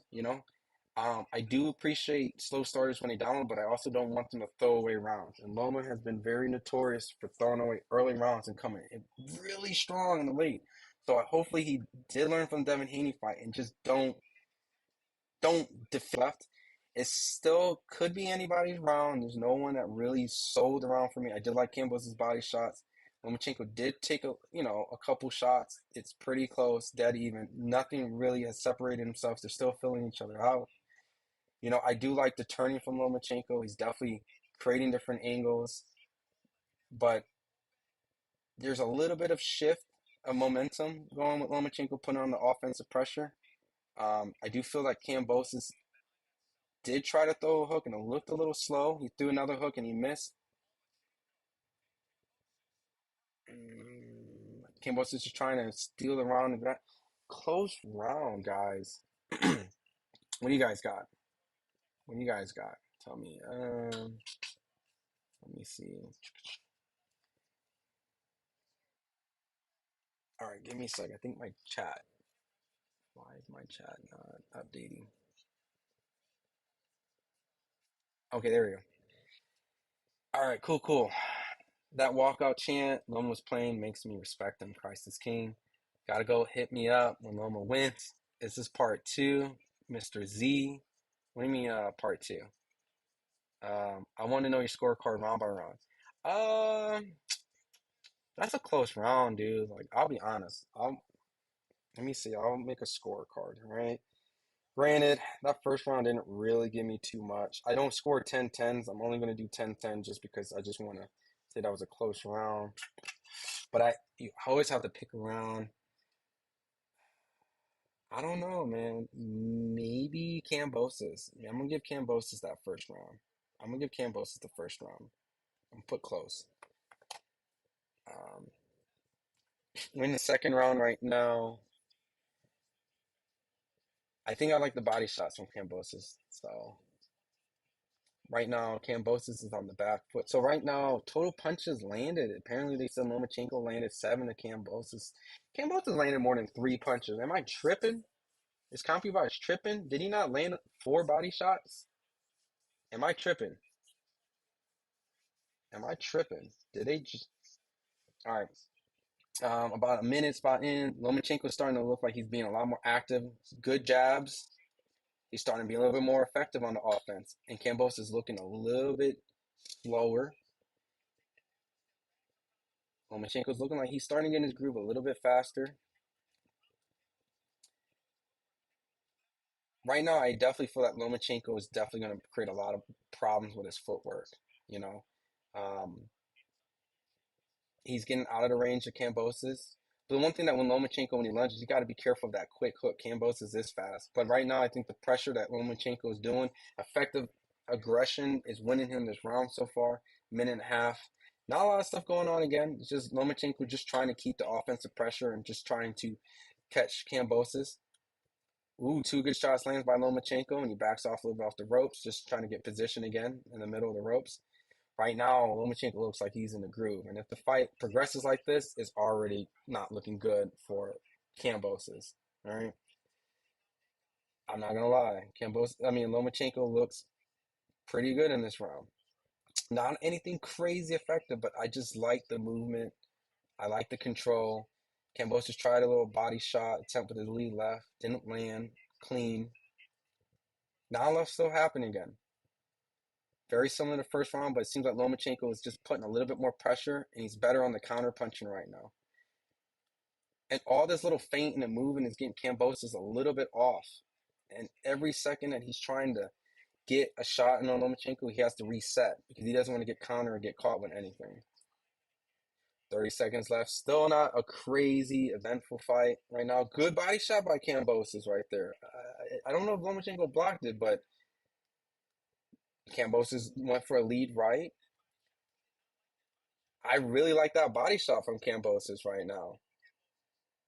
And you know what? If Kambosos goes to the body often, he can set up a good opportunity like he tried with that right hook over top. Oh, good left hook by Lomachenko that pretty much probably even the round. Well, not even the round, even that punch. And I think he edged it. So I'm going to give Lomachenko that round. All right. I did like that body shot that Kambosos did. Right. And that left, let's see, I'll do, hold on. All right, cool. Let me read the chat. Let me go 9-10, and then I go 10-9. So I got the fight even right now. All right, Cool, cool, cool. I was thinking about what's Ryan. I saw his music video, TW Surf. Kambosos is aiming for the body. It's a great year for the sport of boxing. Cesar Chavez used to start slow too. It was watching so one chop down a tree, figure them out, dig to the body, slow them down, and relentless pressure. The chastity belt. Campbell landed more significant shots. That's the first one. That round was not close. The first one, it was close because there was not really much going on. So, but I gave the first one to Kambosos. The second one I gave to Lomachenko. Davis or Frank. I got Davis. Any good streams? Kambosos landed a couple. Loma still got diehard liars out here. What up, angry casual fan? He landed 6 or 8 body shots, another body shot. Loma will get dropped. I think Loma got second. All right, cool. I mean, I could see Loma getting caught with a flash knockdown, right? I definitely can see it. But I definitely got Lomachenko with the momentum for sure. I thought Loma won that second round. I thought Kambosos won the first one.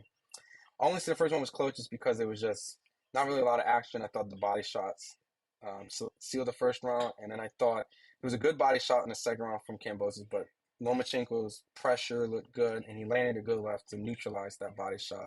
So in the third round, a minute left, Lomachenko's still trying to put on that pressure. One thing Lomachenko just needs to be aware of, similar to Lenar's fights, that if he does have offensive success, he can't just bing right in, because Kambosos is fast. Another good left.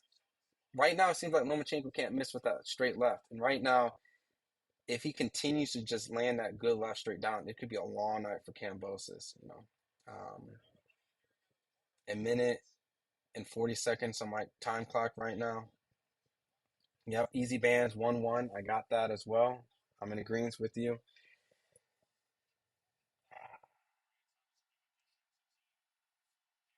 Lomachenko's starting to pick it up a little bit. Nothing crazy, but you can feel that pressure that Lomachenko is trying to create. Fainting and fainting and fainting and going low. But Lomachenko has to be careful when he goes in because it seems like Kambosos is just waiting to counter, right? I think Kambosos understands right now at this moment that Lomachenko is definitely going to try to take chances. And with those chances creates opportunities for Kambosos to catch him. He knows he can catch him. Ooh, beltline warning? I don't know. That didn't seem low. Did that seem low, guys? That didn't seem low, but I thought it was a good body shot. But you can see Kambosos is trying to catch the body and then try to. This is actually a pretty good fight. It's a good fight. I mean, Kambosos is definitely showing some fight in this fight, and at any moment you can feel like one of you guys can catch each other. I don't feel like there's a master outclass performance going on right now.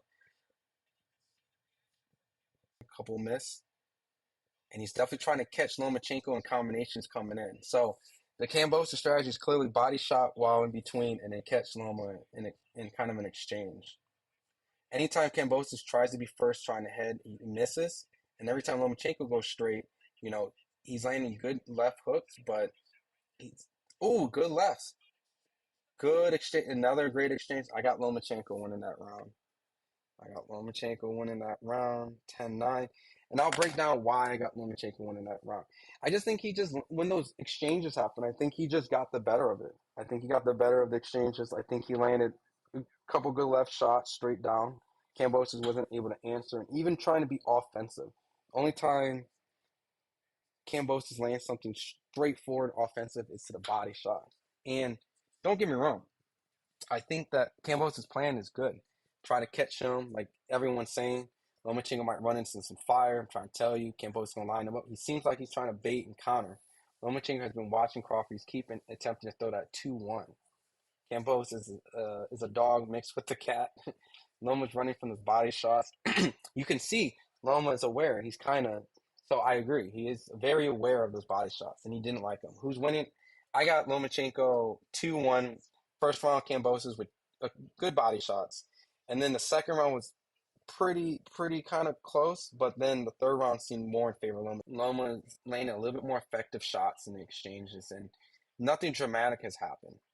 The only thing I can tell that Loma don't like body shots, and Kambosos seems to be a little bit slow off the countering.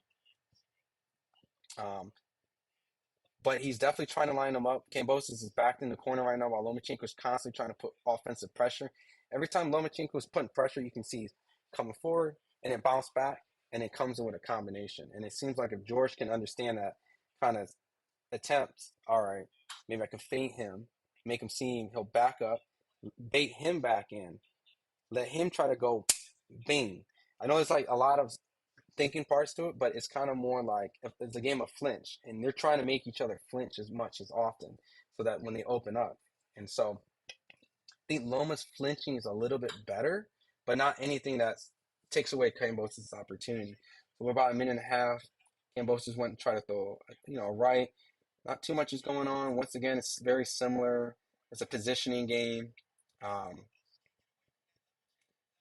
But as in right now, Loma is definitely going up, down, trying to bait him in. Loma hasn't really thrown any body shots to kind of truly make Kambosos worry. It's just the fact that Loma is just dipping. That makes Kambosos feel the pressure. Loma went for a body shot right there. Um, it's just the feints. The feints are just kind of giving Kambosos a lot of problems, especially this round. Kambosos hasn't really done anything except for wait to counter. This is where now waiting and countering might not be in Kambosos' favor. A left two. Oh, an uppercut. Lomachenko's starting to get busy. 1 minute round, 1 minute left, and Lomachenko's starting to tee off a little bit on Kambosos. You're starting to get this little worry for Kambosos. Like, he started great in the first couple rounds. He was action. His face is starting to turn red, but Lomachenko is in control. What's my card so far? I got 2-1 Lomachenko, which is probably going to be 3-1 soon. Kambosos is starting to try to be offensive in this now. And then in that point, he walks into a shot from Lomachenko. Lomachenko is now on the back foot a little bit. He's in the boxing position, but he goes up and does a 1-2, turns Kambosos and bops him with a left. This is what I said earlier. He's going to turn Kambosos a lot, and he's going to create a lot of feints and level changes. He's great with this, and you saw this in the Devin Haney fight. He turned Devin a lot, and he's doing the same stuff that he did with Devin with Kambosos, but quicker. And I think Kambosos has the arsenal, the reach, and the height that Devin did to have early success. So I'm going to give that round to Lomachenko again. Once again, give the first round to Kambosos, but right now you're starting to feel Kambosos is starting to get drowned out a little bit. But what do you guys have? Who's winning? 2-1 Loma. George is hitting the body, so Loma can't come around the storm at the end trying to take his win. I like the strategy.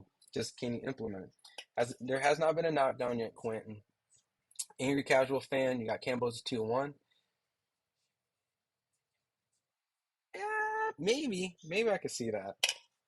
I got right now I got 3-1 Lomachenko. Kambosos is waiting for the left hook counter. He needs to go on the offense. See, you feel the same thing, right? Easy Bands, he's starting to wait a little bit, which was good. But now Loma's aware of that game plan, so this is where making adjustments important, right? It's like if you ever played a fighting game before. Let's say you got a guy who always is coming up and doing combos, and then you start kind of shooting the power beams and stuff at him. Now he has to make the adjustment. He can't just keep walking forward into the shit. So he needs to make the adjustment in a sense. um, Kambosos say he would retire Loma. I don't know. I didn't really watch too many interviews. I didn't watch the Loma's going to get Kambosos out of win. I feel that. 4-0 Loma, Chicago Bulls fan. I guess I'm not mad at that. Lomachenko was a minus 2,500 going into this round. Kambosos might get KO'd. 2-2. You got 2-2. Okay. What's up, Too Honest? What's going on? We're just watching Loma Kambosos. I got Loma up 3-1. Loma's footwork's crazy to me. Loma's footwork is great right now. I mean, we're in the fifth round, a minute left. Haven't really seen too much from George in adjustment, except for he might be a little bit more offensive, right? The turning is the problem. Anyone that's fought Lomachenko, even including Devin Haney, has problems with the angle turns. That straight left is just constantly hitting George. He split the guard with that straight left. And it's just concerning. Like, what is the game plan now at Kambosos, right? Are you just going to wait for a counter and to catch him coming in like Linares? Are you going to try to invest in a body to slow him down? Lomachenko is aware of this game plan, so he made the adjustments. One of them actually looked like he hurt a good leading left body shot from Kambosos, landed on Lomachenko. And to be honest, To be honest, I really, really like those body shots. It's just really hard when Kambosos lands those, because Loma's very aware of it. Loma's starting to put the pressure on again. A minute and a half. Loma is a wizard whipping George's ass. I'm going to too. George just said he's going to retire Loma. Not Tio. Loma's picking up on Kambosos. Styles truly make fights out here looking like Office Honcho. Yo, shout out to my boy Office Honcho. Real quick, that's my guy. He's black and Asian like I am too. So we met at Canelo and Danny Jacobs. So shout out to my guy Office Honcho. He's a cool guy. We only met once. You know what I mean? We only met once. He does a lot. He did some Golden Boy stuff. But I told you Loma wins. TW Surf knows all. Yeah, what did you say? Did you say by decision or did you say ooh, good left by Lomachenko. Did you say by stoppage? Yeah.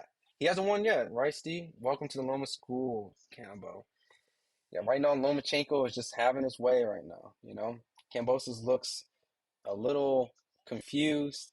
He doesn't know if he wants to be offensive. He doesn't know if he wants to counter, and he doesn't know if Loma's coming to him or not.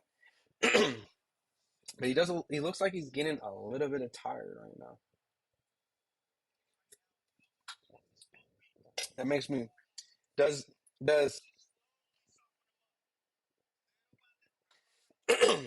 yeah. This is definitely a Lomachenko run. I don't see Kambosos winning this at this point. I don't see Kambosos winning this. 10. All right, so I got 4-1 Lomachenko. Loma's like Floyd. If you can't touch him with a jab, you can't touch him with anything. I was wondering what you were mixed with. Yeah, yeah, I'm black and Korean. um, ooh, good left. What up, Coca? Navarrete and Howard Cosell's voice. Have me on live looking crazy. Uh, I would have to hear Howard Cosell one more time just to kind of get it, man. I can't disrespect the late great Howard Cosell, man. That man's a legend, man. 4-1 Loma, I agree. That round goes to Loma. TJ Strickland. Now he's getting his ass whizzled. What a The only way he wins, he go all out. What is Kambosos' greatest win? Greatest hits record? It's Teofimo Lopez, man. Beat, beat. Loma for the win. He softened that body up, though. He did. Brian Jackson. I had faith in George. I was rooting for George, like in my heart, but my mind clearly. Dude, this is the thing about Lomachenko, right? I said this all the time. He's one of those fighters who is grossly overly hyped. Not saying in this, I mean, like, he's not the greatest thing since sliced bread. He's not Ali. He's not like Ray Robinson, right? And I don't, but he's also not this overrated hype job that everyone kind of puts him into. He's that great mix of a good, maybe great fighter. Not the greatest of all time conversation. And he's not this has been, good body shot right there, 6 round Kambosos is trying. But just Lomachenko is one of those fighters that is a Hall of Fame fighter, and that's what he is. He just fits in that category of Hall of Fame fighter. He's a really incredibly talented fighter, and it's showing. He's in his third division, and he's fighting arguably, a top 10 lightweight. His best one's against Tio, which some people thought was a fluke, but dude, Loma's a great fighter. So he did beat Tio. Oh, you know it? No, he's talented for sure. You dudes that randomly bring up Diddy or Kambosos barely beat Tio. I mean, he beat him though, right? He definitively beat him, and he weathered the storm. We're in the 6th round now. Lomachenko, not of anything crazy happened. You see, Kambosos has a little bit more life. He's trying, trying to go to the body shot. He's starting to actually try to walk Loma down. He's trying to like high guard and walk Lomachenko and going to the body. I like this round from Kambosos. Hold on, y'all. Hold on, y'all. I like this Kambosos right now. He's taking a chance. He's trying to use his kind of, I guess, his size, right? Kambosos is bigger than Lomachenko. He's trying to use his size, try to present some sort of different look, landing some good body shots. He's going to the left hook to the body. I like this. I like this round from Kambosos. I like this. As long as Lomachenko can catch the body shots, I think he could be good. But I like this. Hold on. We might got a fight going on. They starting to exchange. Hold on. Hold on. I think we in a fight right now, guys. I mean, Lomachenko looks fresher. I think Lomachenko's having the better exchanges, but I like this. I like this Kambosos right now. It's funny. I do. I do. I'm not even trying to be dramatic. Like that last minute of Kambosos is really putting that effort, right? He's after Frank. Let me get the hold on. Oh shit, guys. Javante says he says Lomachenko is after. Hold on. Javante Davis. He's after Frank. Let me get Frank first. You know I gotta screenshot this, man. You know we got to screenshot Javante Davis. But I like this Kambosos, right? Do you guys give Kambosos that round? Right? I might just give it to him just fuck it. I'm just gonna give it just to make things a little spicy. Let's see. High tech suits Loma. See that left hook. If Loma had more power, it'd be deadly. Now I cooked him. Teal looked bad after the fight. He should have been doing that. I like this Kambosos right now. It's funny. Only other boxer that can move like Loma's Tank. Kambosos won that round. Kambosos. Oh, okay. You guys agree. Word. 3-3. Tambo. Teofimo barely beat Lomachenko, and Loma had shoulder surgery. A couple of days after the fight, he did have surgery injury after that. I agree. He did. That's lit. Yeah, because he tried something new. Yeah, I gave it to Kambosos. Okay. Cool, cool. I'm gonna give that the Kambosos too. Okay, cool. So what we got? 4-2? I'm cool with that. I'm cool with that. I like that 4-2. I like that 4-2. No Lomachenko time. All right, seventh round. I gotta pay attention. 30 minutes in, Campos is starting to try to be the offensive guy right now. I think he probably knew there was some success in there. Don't get me wrong. There's risk what Cambosos is trying to do, but he's getting a lot more success in that round. A lot more success in that round than he ever did outside of the first round. So he's gonna have to take some risks to really actually get our attention, and it got our attention. Kind of oppose your will a little bit, good body shots, and you guys can see. And remember, I told you, Kambosos is fast. Lomachenko is clearly way more technical, right, with the foot movement and his countering is better. But Kambosos is clearly fast in landing shots because Lomachenko has been considered somewhat of a slick defensive fighter. Kambosos just slips, so just let everyone know Kambosos hit the canvas, but he slipped after missing. Um, but Kambosos is fast. Kambosos is fast. Now I like this version of Campos right now. He landed a good body shot right there.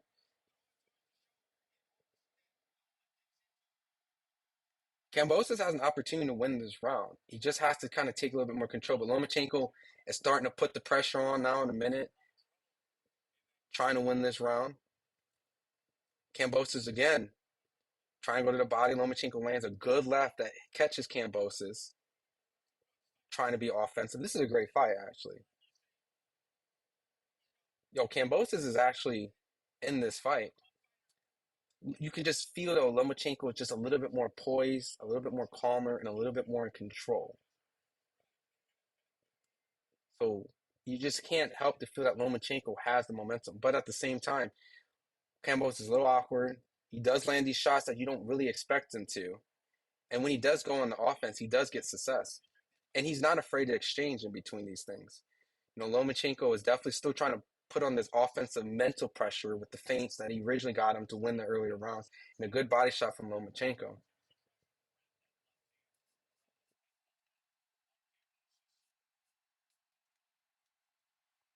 Ooh, okay. I like these exchanges. I like these exchanges. I think, damn, I don't I don't know how to score that round. I feel like I might be biased after that last Cambosos round. So, what do you guys got? 4-2 sounds right. Jane, yeah, needs to kill. Tio controlled and bully Loma, out jabbed him and all. Tio did win that fight. No, no, Tio won that fight. But I just know that there's the double narrative. If Loma says his injury shoulder hurt, and then Tio said he wasn't himself in Cambosos, you can't look at them stats. 52%.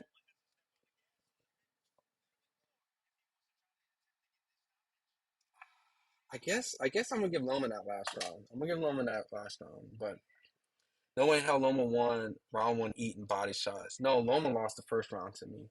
Kambosos is downloading right now. He'll kick it up later. Teal whooped Loma's ass. Did you see that Teal face after the fight? Yeah, Teal was fucked up. Tank would have moved up to fight either one of them. George is on that. Tank needs to move up. He ain't come to lose. He got to overhead his ass like he did Teal. Shakur watching this right now with his arms crossed and pouty face. He might get the fight next. Look at them stats. This is a good fight now. Like I like when Kambosos takes these chances. Personally, you know, 4-3 Kambosos. I gave Loma that seventh round. I think you can make that last round kind of close. I gave it to Loma, but I'm not mad for it to be Kambosos. I think maybe mine's one round from you, Angry Casual. I think you have a fair scorecard to be honest. Um, Lomachenko looks like he's having a little more success in the first round and the eighth round. He's starting to land some shots. I like Kambosos standing his ground. I do. But he has to do something when he's sitting there waiting to counter. I don't think he gets the better counter. I think he gets his better work when he goes offensive. I don't know. I get this weird feeling though. Like if Loma continues to walk down like this, I feel like he might get caught with something though. Like it's just,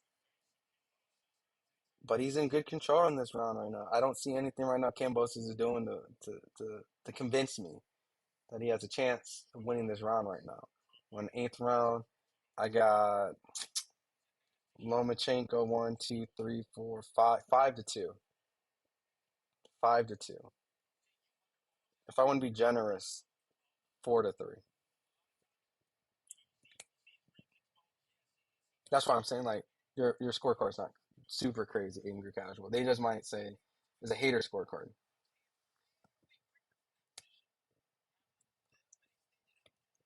Is that a body shot again that kind of hurt Loma?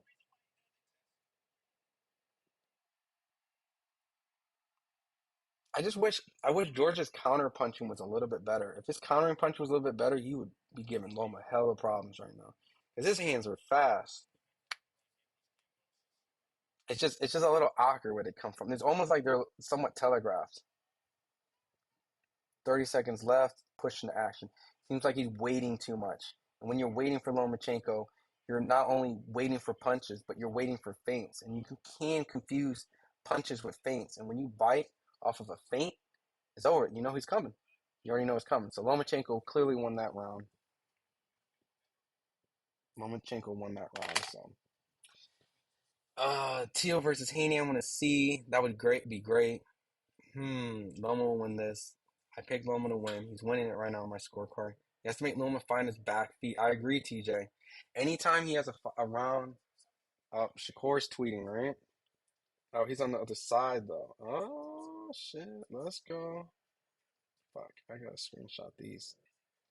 So Shakur responding to Tank saying that Loma's, after Frank. Shakur's like, but he's on the other side of the street though.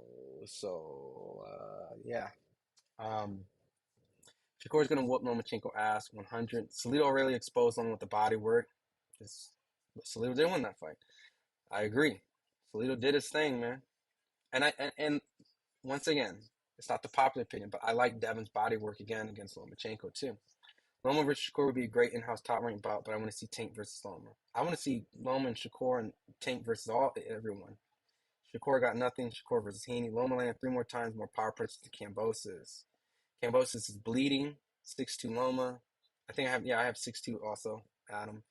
Kambosos needs stitch in the corner. Shakur will not touch Loma. Kambosos cut. Loma's a cash cow right now. Would you say he's the cash cow, Slimzy? I mean, he hasn't really. I mean, he did have a lot of people in that Devin Haney fight. So we're in the ninth round. Man, I really need Kambosos to be on the offense. Like, I really needed him to be more. Just go forward, man. You had a lot more success putting Lomachenko on the back foot, man. Go to the body, go to the, and then don't be afraid to exchange. You had your best rounds fighting like that. Fighting on the back foot, winning the counter. Exchange, Kambosos is in there. Like, he's in there. Loma tends to get a little bit better. That was a good exchange from Kambosos and Loma. But it just feels that if they exchange 4 times, Loma's going to get three out of the 4 better exchanges. If you kind of get what I'm saying, like, not saying Kambosos doesn't exchange, it's just Loma seems to get the better shot in the exchange. But I like when Kambosos is in exchanging and he's going forward. And the only way you can get in these exchanges is if you go forward. Your counter punching is not there with Loma. Oh, good body shot. That was a good body shot from Kambosos. Kambosos is bleeding a little bit. Lomachenko's trying to get that body shot back again by going forward. These are good body shots from Kambosos, but it just still, once again, Loma seems to kind of present this offensive pressure. Even Tio threw a simple 1-2 to the body for 8 rounds and exposed Loma. It's the body shots. Yeah, you're right. The body shots. Smart fight for Loma right now. He puts them in the seats. He's on his way out. And your casuals fight. Tio hurt him. 100%. Loma's starting to turn Kambosos a little bit. This is kind of a messy round right now, but I am enjoying these exchanges. But I just like everyone in the chat says, Kambosos just needs to just kind of pose his will.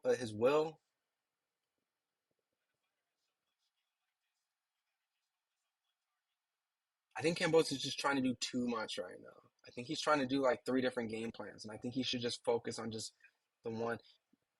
These exchanges are very risky for Lomachenko. Even though he's doing better in exchanges, Loma needs to be careful of these exchanges. Loma's really the one that needs to be aware of these exchanges. He's the one that has the control on the outside, has the control of putting the pressure. Oh, level. Is that a punch? Is that a all day? That's Loma. But when Loma gets in these exchanges, you can't help to kind of, I don't know, clinch a little bit and just think to yourself like, damn, Kambosos might be able to catch him. I got Loma that round. Good action packed round. The cut might sway the judges. It's definitely swaying me too, right? It's hard to look at the fighter in these exchanges who's bleeding and think he's winning the exchanges. Lomachenko debuted on the pound for pound list number 7 with 6 wins, 1 professional. Inu was 10-0. What is your opinion on this clear corruption? I forget what you're saying. What's your opinion on this clear corruption? All of a sudden, the criteria is activity. I never thought Lomachenko was pound for pound. I've always thought Crawford from way back then when they had those Crawford Lomachenko. Um, I mean, pound for pound, people don't like what they like, and they're very fickle, and people flip flop, and they're hypocritical on it, myself included. So I just 1 week, 1 month. This is what it is, and I don't know. Should I cash on Kambosos now and bet on Loma? Look, I don't like saying things on people's money because I do think Lomachenko is going to win this fight. I do. Like, there's 3 rounds left. Kambosos hasn't shown anything yet to show me that he can knock out Lomachenko. He can probably hurt him to the body, but right now I just got Loma way too ahead of the card. Even if Kambosos gets a flash knockdown, he's just too behind on my scorecard. Dig in, fight him, stop trying to box. I agree. He's losing his down under mine. The cut is nasty. Loma's tearing on with that left hand. The uppercut's wide open for Kambosos. That's a risky punch to throw, but he should try. And he should go forward. I agree. Tank Shakur is ducking Loma, 36 years of age. No Lomachenko. Hey, Kambosos ain't got no quit in him, though. Kambosos ain't about to quit. So ain't no Lomachenko going on right now. He ain't gonna quit. Kambosos got some dog in him. I just wish he would fight going forward. Are you going to do the chicken dance live when Loma wins like we agreed? I didn't agree to that. I got Loma winning. Oh, what? 1 minute left. I already feel like now Kambosos is way too behind. He needs to probably look for some knockdowns and a knockout. And if he doesn't actually press the action, I just don't see it coming. Unless Lomachenko comes in sloppy and gets caught, um, Kambosos got a lot of heart, and I think he can potentially do some damage in the next rounds. But his corner has to tell him he has to stop waiting for Lomachenko and stop trying to box Lomachenko. He's not going to outbox him. Clearly, he's getting caught with 3 shots, 4 shots. Lomachenko is just comfortable in the mid range and even on the outside. This is Lomachenko's game. Kambosos has fell for it. And the only successful shot that he can actually get is a lead body shot. This Tim Bradley ain't shit and bitch. Y'all see this. And don't get me wrong, I'm not, hear me out. It's another thing. I'm not impressed with Lomachenko. Not like, oh my God, this is an amazing performance. This is not a performance is amazing, right? I expected him to beat Kambosos, and I wasn't confident that if he was able to knock him out. If he was able to knock out Kambosos, then that's a good performance, right? And he's slowly breaking him down, but this might be a little bit of that age. I yeah, they're putting up Tank's tweets up right now. So I got Loma winning that round. Let me catch up with the chat. Yeah, Loma has this. Unfortunately, would have been cool to see the upset. Who does Loma fight next? I mean, Tank says he want him next, right? I mean, I don't know how true that is, but fuck, this would be the perfect time to fight Lomachenko, right?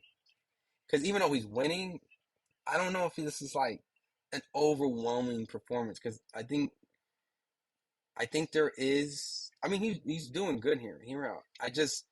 You start to see a lot more vulnerabilities, and this might be because of all the fights he had. You can see, am I the one that always tosses Floyd salads in the interview? If that's no, that one, he doesn't toss Floyd, but that's Ben. That's the owner of FightHype. No, I don't talk to Floyd.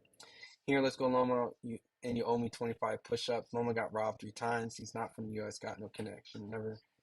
Floyd mind waiting today. Uh, he didn't lose. He didn't get robbed against Tio. He lost to Tio. Tank versus Lomachenko will be very interesting. See how it plays out. There's Tank knocking Loma. Loma just got. It's just a small Derevyanchenko at this point. Kambosos is done bleeding. Tank is a counterpuncher, very patient, but Loma's fast. Angles. Tank is a great counterpuncher. He's a great. Yeah. Hopefully not. I'm doing a live stream with my viewers. Yep.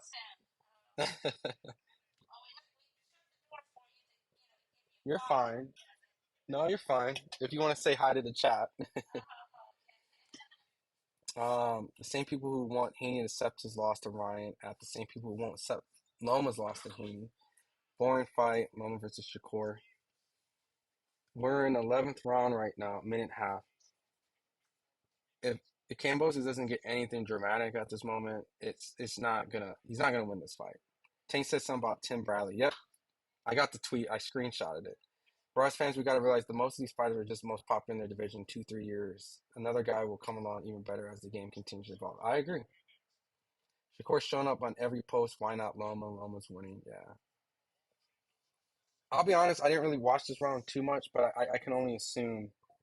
I'm not okay. Shakur and Javante are going at it. So, um, hey, Dickie. At this point, it's more interesting now seeing what Tank and Shakur are saying against each other. Let me start. Because right now, Lomachenko has this in the bag. 50 seconds left. I don't even need to score anymore, to be honest.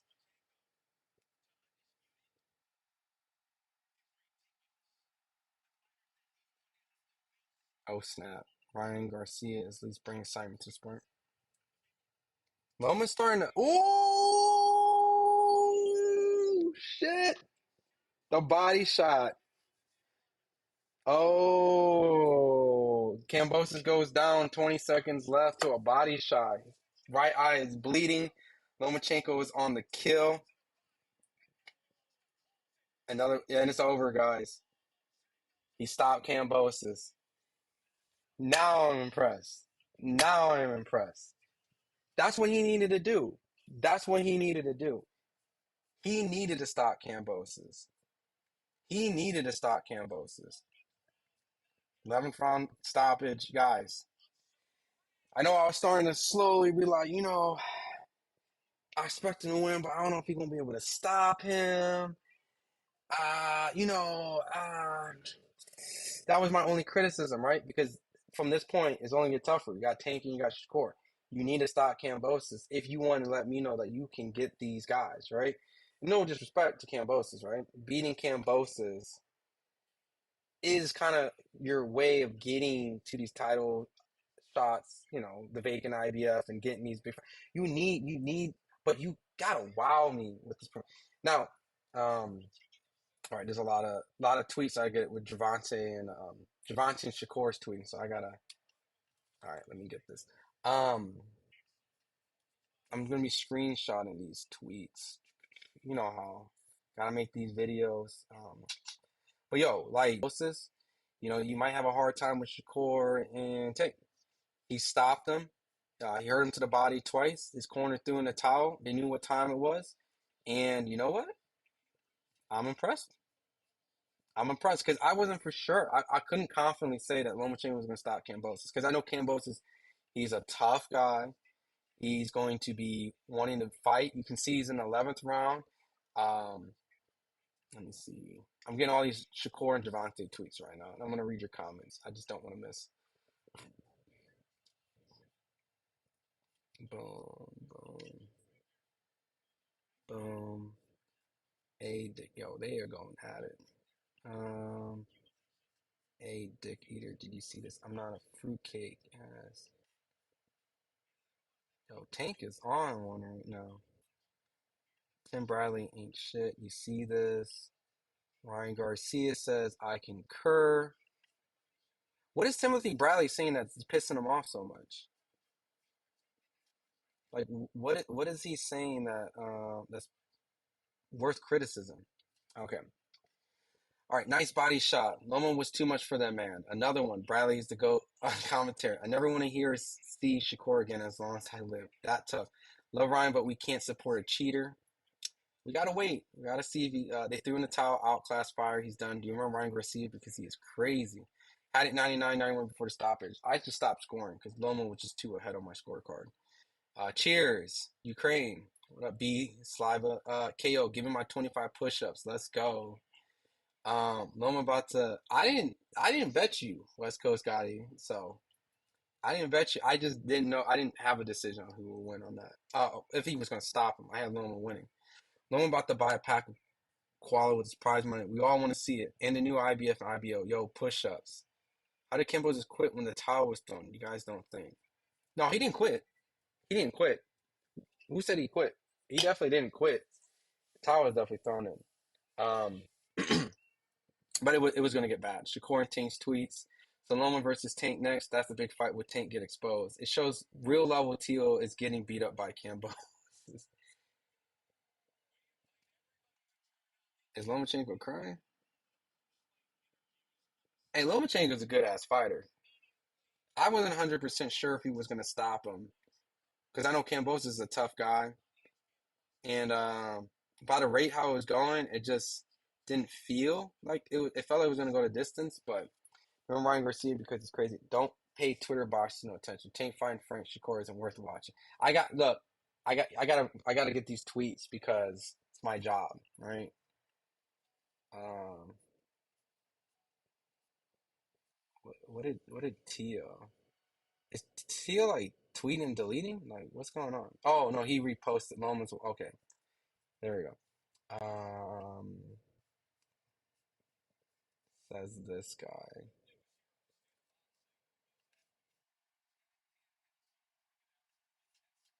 Yeah, no, I gotta screenshot these because that's what we do over here at Fight Hype. Okay. When I heard Orthodox chant Loma was playing for his walk, I knew it would be a KO. Nice. No mas Loma. Haha, hell yeah. He didn't quit. He didn't quit. But I get the he threw in a towel. I guess it's the equivalent of it, right? Give me my push-ups. Don't be scared. I never agreed to push-ups. I never understood. Like I never why am I getting punished? Why am I getting punished? I never said anything about push-ups. West Coast Gotti. I think you might have thought you were setting me up. I never agreed to it. I never agreed that I just didn't know if Loma was going to get the KO. All right, how about this? If you can find the timestamp in this stream, hear me out. You can find the timestamp in this stream. The next live I go to, I'll double and do 50. If I said I agree to do it, because it's all in this live. I think there might have been some miscommunication on that. I think you might have said that you were going to do 25, and I might have been like, oh, okay. So, but if you catch me on a soundbite saying it, then I'll just double it on the next live. I'll just double on the next one because that was an accident. But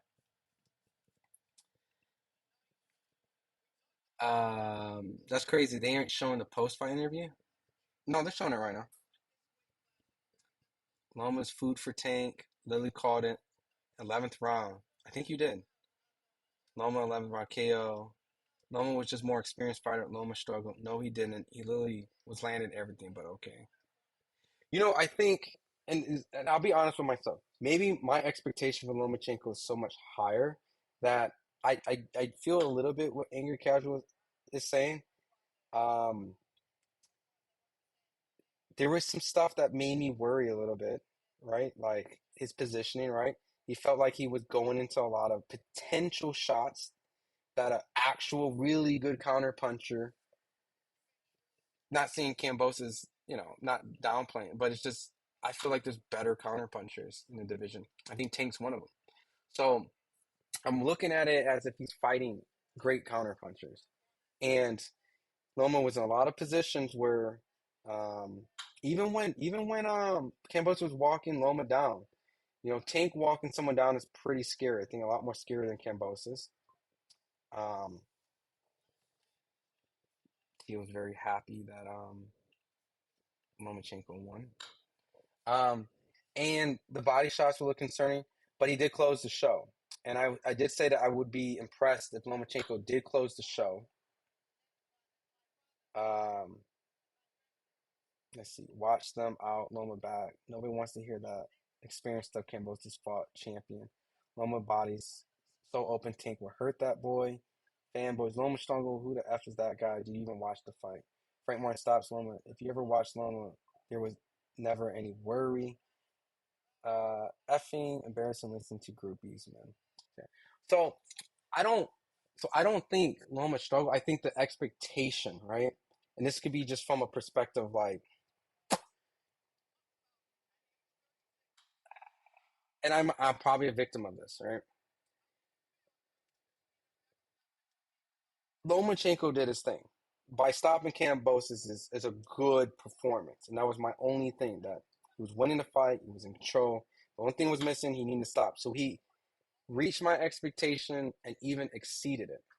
Now, I'm already looking past Kambosos and putting him in a position with Tank, right?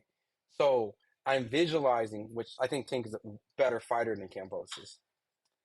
I'm putting myself in a way where are these things that I see in the Kambosos fight that Kambosos has little success in, can Tank exploit that, right? So I'm gonna get to the chat. I'm gonna go home straight. Throat Pie 69. What a name. Who is this motherfucking talking? Um a guy that covers the sport. Listen. I know that we're in the moment of Lomachenko winning the fight. And I'm telling everyone, he reached my expectation and he exceeded it. Not because I think anything bad. I actually think more of Kambosos because Kambosos is that's a tough guy. So for him getting dropped, right, twice, and his corner threw in a towel is a great performance. But at this age, right, do you honestly, and everyone who's here who's big on Lomachenko, right, they about to put Lomachenko pound for one, number one. Do you remember Ryan Garcia because he's crazy? Tank's going to try to bring Loma to 140 in 3 years. Maxie Hughes beat Campos. There's no need to glaze. See, so this is what I'm trying to say. It's more of if Lomachenko is this guy. Like, I think that Lomachenko that fought Devin was more impressive, right? I feel like if that Lomachenko that fought Kambosos tonight, I think Lomachenko would have stopped him, like maybe head stopped Kambosos, right? You know what I'm saying? So I think the Kambosos that fought the Lomachenko that fought Kambosos tonight would have for sure lost to Devin. You kind of get what I'm saying? Like, It's that my expectation from the Devin Haney fight versus an opponent who Devin washed fights. He did exceed my expectation for stopping Kambosos. But do you feel that that performance that he did with Kambosos, do you feel that he's going to be able to beat Gervonta Tank Davis if they fought next? And be honest. Just be honest with me, right? Because I'm just going to be honest. Like, I've seen a couple things in that fight that let me feel that Tank could take advantage of. That's just my personal opinion, all right? Loma regressed over time or competition caught up, right? Loma did not struggle. Kambosos didn't even land half the punches Loma did. It's not about the fact who won the fight, right? We're already moving beyond, like now we're moving past Kambosos, right? I didn't confidently say that Lomachenko was going to stop, pick Lomachenko in the start of this thing. But certain things I needed to see, and this fight showed me that Lomachenko can compete at the highest level. But can he beat Tank and Shakur back to back, right? So Loma's still in my top 5 pound for pound. Loma went in for the stoppage. He didn't fear. Maybe is that style is because he was going for the knockout. And anytime you go for a knockout, you're going to probably get touched up a little bit. If that's what you feel. So you didn't feel like he struggled. Loma struggled. He needed a KO to win decisively. I wouldn't say that. I wouldn't say that. I wouldn't say that. I want to make sure I'm not missing any tweets. I wouldn't say that. I wouldn't say that he needed a knockout. Kambosos needed a knockout. Tank caught on 140 pound anyway before 4 years old. Tank ducked Loma years ago. I do feel that they should have fought years ago. I do feel like Tank would have got more credit fighting Loma then versus Loma now. 3 times Loma dropped him. 3 times? Am I tripping? Get on with the chicken dance. You think Tank is better than Kambosos? Tank is so many levels better. Wait, you think Tank is better than Kambosos? Tank is so many levels better. I love Loma, but Tank not. Yeah, Tank is so much better than Kambosos. Um, yeah, but when Tank wins, you be glazing all month. You talking about the chat? If you ever traveling across countries, remember Taco Bell always tends to have decently clean bathrooms. By corrupt officials, Loma is the greatest of all. I don't know about that. I thought Tio beat Lomachenko decisively. Tank's a bum slayer. TS Surf knows all. What I mean decisively is like he won 7 out of 5. Clear. More clear than Devin. The toilet paper is okay too. No need to turn your head into a mummy for one wipe. Lomachenko beats the shit out of Tank. Are you crazy? Hey, let's make the fight. That's what we're here, right? I was wrong this year, and I thought Ryan Garcia was going to lose to Tank. So I wouldn't be mind being wrong again if the fight happens, right? Okay. Boom. I got some screenshots. Bottom got to say nobody letting him believe he runs. Boom. Nope, y'all got get Tank versus Loma, but it won't be another undisputed 135 without going through me. What's Shakur talking about? He would prepare for Tank, who is a southpaw, not orthodox. So what's happening with this fight? It's over. If you came in late, Lomachenko stopped Kambosos in the 11th round. His corner stopped it. He went down twice. No way he can beat both these guys purely off volume. Loma boxing IQ is higher than Gervonta Davis. Loma fanboys always stretching the truth. He looked average. Kambosos is the luckiest boxing modern day. Tank has been ducking top competition for years. When he finally fight Loma, that he's now in his late 30s. Look, and I'll be honest with everyone in chat. I'll be honest. The Lomachenko now, the Lomachenko now is not the Lomachenko of then. All right? Even the Lomachenko that fought Devin looked better than Lomachenko tonight. By far. By far. I felt Loma, I felt like Loma, unless that was his plan, right? I'm not sitting here trying to create some sort of optical illusion. There was moments where Kambosos came on offensively and won like he won 2 rounds, but those 2 rounds were glaring enough to let me see like there might be some holes in there at this point in Lomachenko's career, right? If Tank fought Lomachenko then, that'd been a way harder fight for Tank. I agree. Kambosos looked drained. Where's all the Kambosos fans who said he was going to win? There was a lot of people that picked Kambosos. Tank KOs Loma. Loma might beat the shit out of Shakur. Oh, damn. Loma was winning 6-4 before the knockdown. He struggled. I didn't have 6-4. Tank hurt Ryan and bars the body. Imagine when Loma gets hit there. It definitely says Lomachenko does not like body shots. It's a consistency right there. Teal beat Lomachenko, who only had one hand. I do. If you want to make excuses for Teal strong with Kambosos, then you can make excuses why Loma made excuses for Teal. That's fair, as long as you're consistent. If you don't make it, like, I'm not giving Teal excuses when he lost to Kambosos, so I'm not going to give Loma excuses when Teal beat him. So Kambosos beat, quote unquote. This is a triangle theory now. This is truly the triangle theory fight series right now. But if we do go off that, then yes, Teo did beat a one-handed Lomachenko. Kambosos is a joke. Loma's the best boxer in the Matrix. Shakur versus Tank. Tank beats Loma. Tank stops Loma. Does Inoue beat Tank? No, it's too small. A few years back, I'll give Loma the edge over Tank because of age. I favor Tank. And that's kind of where I feel, Gooey. Like, for everyone, yeah, it's over, Ronald. Yeah, it's over. Lomachenko stopped Kambosos' left. This is just kind of a father time situation. You can see Lomachenko aging. That's why I'm giving him the props of stopping Kambosos. He exceeded my expectation because if this was a younger, fresher Lomachenko, my expectation would be so much higher than tonight. But my expectation was lower because he's, what, 30 something, coming off tough fights with Devin Haney's 1 year layoff. It would be insane for me to have an unrealistic expectation like he's going to wash Kambosos. And he essentially exceeded my expectation today by having control, showing levels, stopping him at the end. But you can see that there's still some father time stuff going on. You know, he's taking a lot more risks.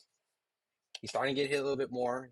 He's a little bit more open with the body shot. Kambosos is fast, but, you know, Kambosos technically landed a lot more shots on Lomachenko than Kambosos landed on Devin, right? You get what I'm saying? So, and people already felt that he's already lost to Maxie Hughes. So I didn't have high expectations for him to win this fight. I don't think really anyone thought Kambosos was going to win this fight unless you're just going off a lucky win. But stopping Kambosos is good. But is this performance? Be honest, guys. And I know you guys are very straightforward and fair. Just be honest with me. Are you satisfied with this performance? Are you satisfied enough where you feel that this version of Lomachenko tonight can beat Gervonta Tank Davis? Like this version of Gervonta Tank Davis. Like, do you feel tonight this version of Lomachenko would walk through and matrix Gervonta Tank Davis? I don't know. I would favor Tank right now, and a lot has to do with the fights he's been through. The age. P Diddy, Sean leaving the building with Campbell. Devin gets no credit for Kambosos win, but see, this is where the thing is. If Devin don't get credit for the Kambosos win, should you give Lomachenko excessive credit? I'm giving them fair credit. I just don't know this version of Lomachenko beats Tank. The facts whenever a fighter goes for a KO, they get touched up. And so that's the other thing. So I don't know. I wish I was there to ask Lomachenko because if I was able to ask Lomachenko the question, right, I would have been like, hey, you seem to get touched a lot more in this fight than you normally would. Was a lot of this because you were trying to force a knockout? Were you looking for a knockout? And is that why you took some chances that, made you a little bit more defensively open to get caught? And if he was like, yeah, the game plan was always to go at, we know that he's fast and we knew that he's going to get some shots in. But at the end of the day, we felt that if we would pressure him and slow take over, we can give you guys a knockout. Right? And in hindsight, he has that information because he got to knock. But if he was able to kind of reveal that, then yeah, it's completely different. Anytime you go for a knockout, for example, when Gervonta fought Leo Santa Cruz, right? A smaller guy, Leo was fucking touching Tank up. Like he was, essentially, it was a firefight, right? But you get the sense that Tank was just looking for the knockout. So when he finally fucking caught not Tio, Leo Santa Cruz, he washed him with that crazy uppercut. So anytime you do go for it, you do run the risk, but you can't do that with Tank. And maybe I'm thinking he's fighting like this. If he fought like Tank like this, it would be bad. But maybe he won't fight Tank like that, right? Styles make fights. One of the knockdowns was accounted by the refs. Yeah, so no, I thought that was a slip. I thought that was a slip, Freddie. And that's just me being I. It doesn't matter. Like Lomachenko did stop him. Devin's the weakest undisputed champ in history. Garcia battered Haney so bad his whole body swung after the fight. Yeah, I mean Garcia did batter him. Loma doesn't last 7 rounds with Cepeda. Damn, damn, bro, you be on that hate on Loma. I'm just joking. Zepeda's a dog too. I agree. Loma was a brilliant against Haney. They robbed that man that night. Yo, Loma showed levels that night. Like that was probably the last peak. That was probably the final peak of Lomachenko. And no disrespect to him tonight, but that might have been his Pacquiao Keith Thurman, right? That was probably he was flawless in so many of those moments. Like Loma showed levels that night. So Tank hurt, drained, Barrios, Garcia. He fought not a single top guy 135, not a single champ 135. Tank fights a featherweight only. Hey, that's a fight that I want to see. So I think this would be a tougher fight for Loma now and an easier fight for Tank now. Remember, Devin beat Kambosos for undisputed. What a joke. If Tank and anyone were to fight, what weight would you want them to fight at? Never. The weight classes are too far apart. I think it would be unfair for Inoue. I think Inoue skillfully is higher than Tank, but I think Tank's power punching and weight it's just too unfair. If he got dropped by Neri, and it's not a disrespect to Neri, I think, it's just imagine if Tank caught him at a weight way higher than that. He would never get up. Who do you think Loma should fight next? Shakur. Shakur or Tank. If the politics work, Shakur or Tank. The paid number one contender for IBF. Yeah, he is. He is. IBF and WA. Tank beats all, no doubt. Yes, Loma's an amazing fighter. All recent opponents have been bigger than him. And see, that's another thing too. It's no disrespect to Loma's skill set. It's just he's entering these territories where these guys are, if not bigger than him, or like they pack like lightweight punching power. So, like when Loma fought Devin essentially is like a welterweight, right? Loma's fighting a welterweight at the age that he was, and many people felt that he won the fight. So Lomachenko is incredible, but these fights do wear on you, right? And that fight did wear on Lomachenko, personally, in my opinion. Loma beat Kambosos in better fashion than he. I agree. I do. But then you can play the game. Loma fought Kambosos, who arguably has 3 losses, right? And he took punishment in the Teo fight, took punishment in the Devin fight, and he lost to Hughes. So this version of Kambosos is not the best version of Kambosos. Loma beat Devin's ass. Question: if Tank anywhere, oh my god, yeah, I mean, Loma was pissing blood and got sent to the hospital. No, that was a tough fight for Loma. That was a very tough fight for Loma. Loma still got a chance against Tank. Tank struggled with Pitbull and was getting hit by old-ass Gamboa. That Gamboa fight was so long ago, right? And if we want to give Loma the benefit of the doubt that he hurt his arm again, I mean, his arm was hurt when he fought, um, what you call it, Tio, then we can give Tank the benefit of the doubt that his arm was hurt against Pitbull. And Pitbull showing that he has a fucking chin out this world, right? Fighting Tank rolling. If he can take Ryo's punches, yeah. Tank is the man. He's another level. Loma got dropped by Linares. Tank mauls him. But we've seen Linares actually hurt Devin. So Linares just crafty, man. He always finds a way, you know. Either Linares gets knocked out or he strangely hurts Devin and Loma, right? But gets knocked out by everybody else. I'm a Loma fan, but Loma isn't the same. No Lomachenko no more. Too old. He's still good side, full control, and got the finish. But I doubt he can become unifying. And that's kind of what I'm saying. Like him stopping Kambosos actually impressed me. Like this was impressive for this version of Lomachenko. Not saying I never thought Lomachenko was going to not win the fight. I just was waiting if he was going to purely dominate him. And on the scorecards, yes, he dominated him. but I'm watching him at a higher critique, right? Which is unfair. It's very unfair because my standard of grading him to other fighters is not the same, and it's because I they're gonna get that harder, unfair expectation. But that's what we do with these pound for pound like guys. So he exceeded my expectations because my expectation was he was going to be an older fighter who hasn't been in a ring for a year, coming from a loss in Devin Haney. Even if people thought he won the fight, he took punishment in that fight, fighting essentially a welterweight on fight night, and he looked what I thought he would look like in a fight. The only difference is he got the stoppage that I wasn't for sure. So because of that, he dominated on the scorecards, got the stoppage, but he's still not what I thought was Lomachenko of the Devin Haney fight. The Devin Haney fight, Lomachenko was on another level, right? That was the second coming. It almost like he put all his eggs in that basket to really win that fight, and he almost did on the scorecards against the judges.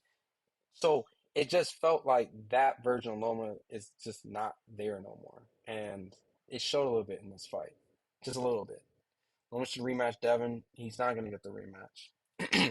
Tank will kill Loma's body. Um, but this is just my opinion. Haney never got hit with anything from Kambosos. It was a shutout. Yep. Dev schools Loma in a rematch at 140. Yeah, well, I don't know. We got to see how Devin looks at 140 after that round. But we outlanded 21-1 in round four. I don't agree with CompuBox on that. And they didn't even 21-1. Oh, 21-1 in round four. I didn't. Did I? I never gave Kambosos that round. If that's what you're talking, I never gave Kambosos that round. This was my scorecard. I gave Kambosos the first round and one, two, three, four, five, and the fifth round. That's it. Um, I think I answered your question about tanking anyway. Yeah, no one beats Tank, brother. Um, maybe Tank beats Loma now. He's 50 years old, but the world does not forget. He dealt Loma for years. Tito was younger than Tank, one in the straight. And you know what? I'm gonna be fair. Like, does Tank get as much credit beating Loma now than then? No, Tank won't get as much credit. Like, nobody's gonna give Tank more credit than Tio and Devin and all the guys that fought him in the yesteryears, right? Because Loma was more in his prime.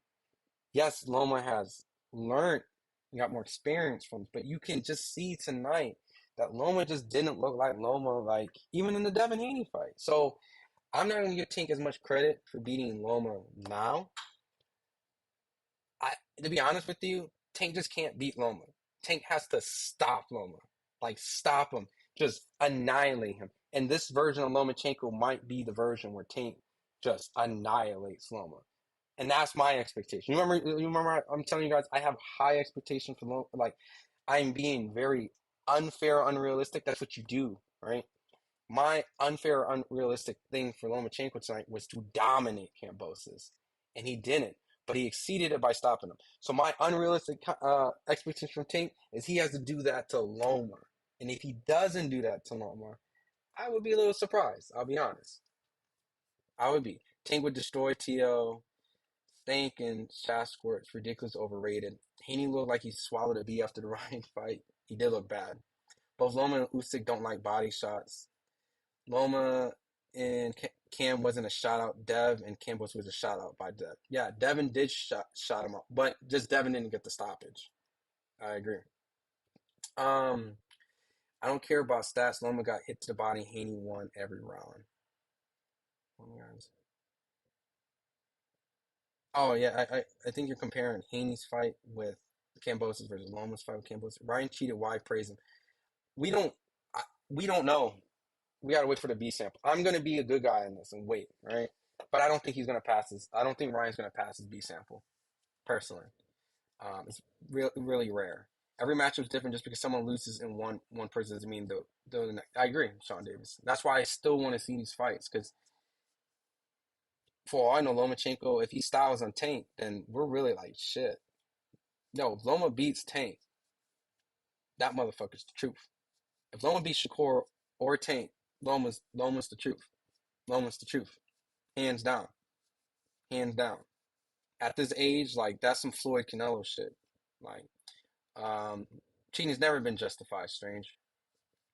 They keep feeding Loma these former paper champs like Kambosos and Coleman. Oh yeah, Coleman did fight for a vacant title. Loma beat Shakur. That was definitely a knockdown.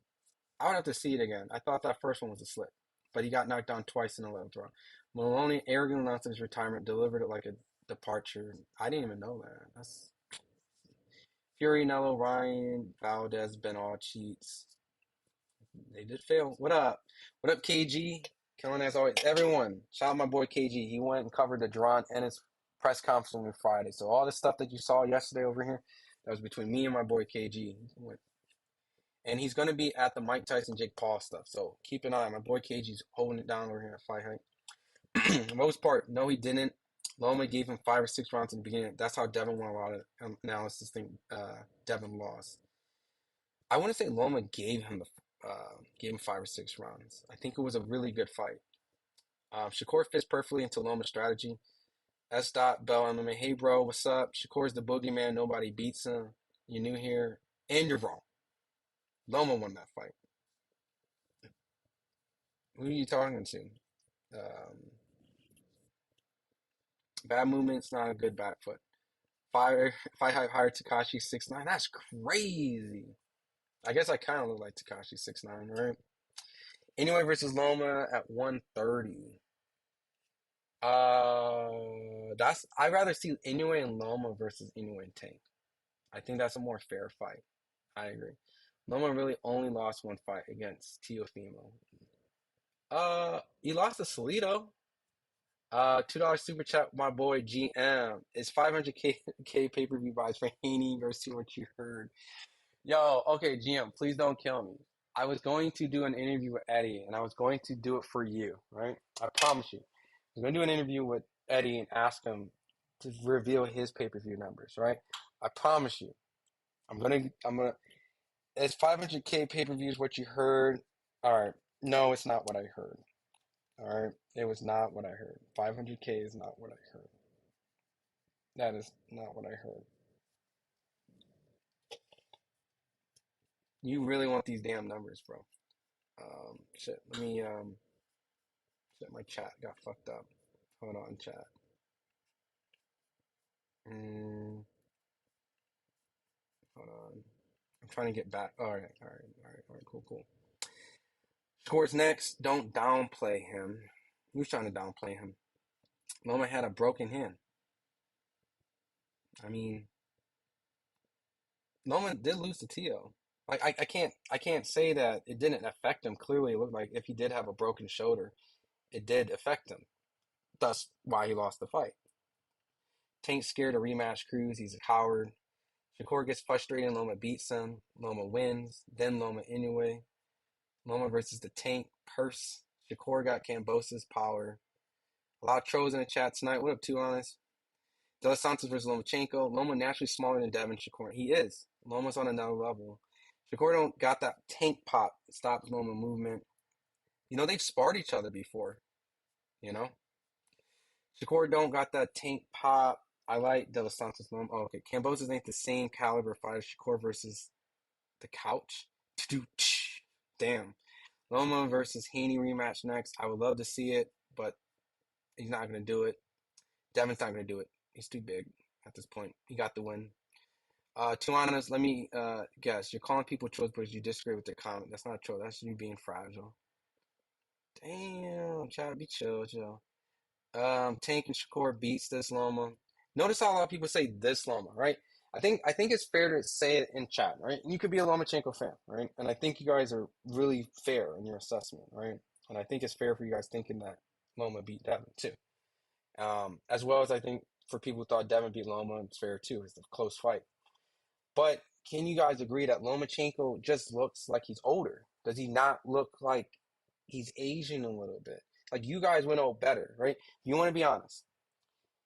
As Loma fans, does this look like the same Lomachenko that you fell in love with? You can still be in love with him and still support him. But do you not feel that Lomachenko of yesteryear and even the Lomachenko that fought Devin looked better tonight, right? So fighting Tank and Shakur may be a tougher fight than Kambosos, is what we're saying. Shakur beating no one. Um, Money fight, Lomachenko Pacquiao. Shakur can't handle the movement, can't be on the back foot with Loma. Don't got the power to stop him. Loma does have these angles now, man. And we know, he's going to give problems to both. But I would put the bigger ownage, just like I did with Devin, on Tank and Shakur. Because at this point, any fight that Lomachenko is in, he looks good and it's already exceeding my expectation.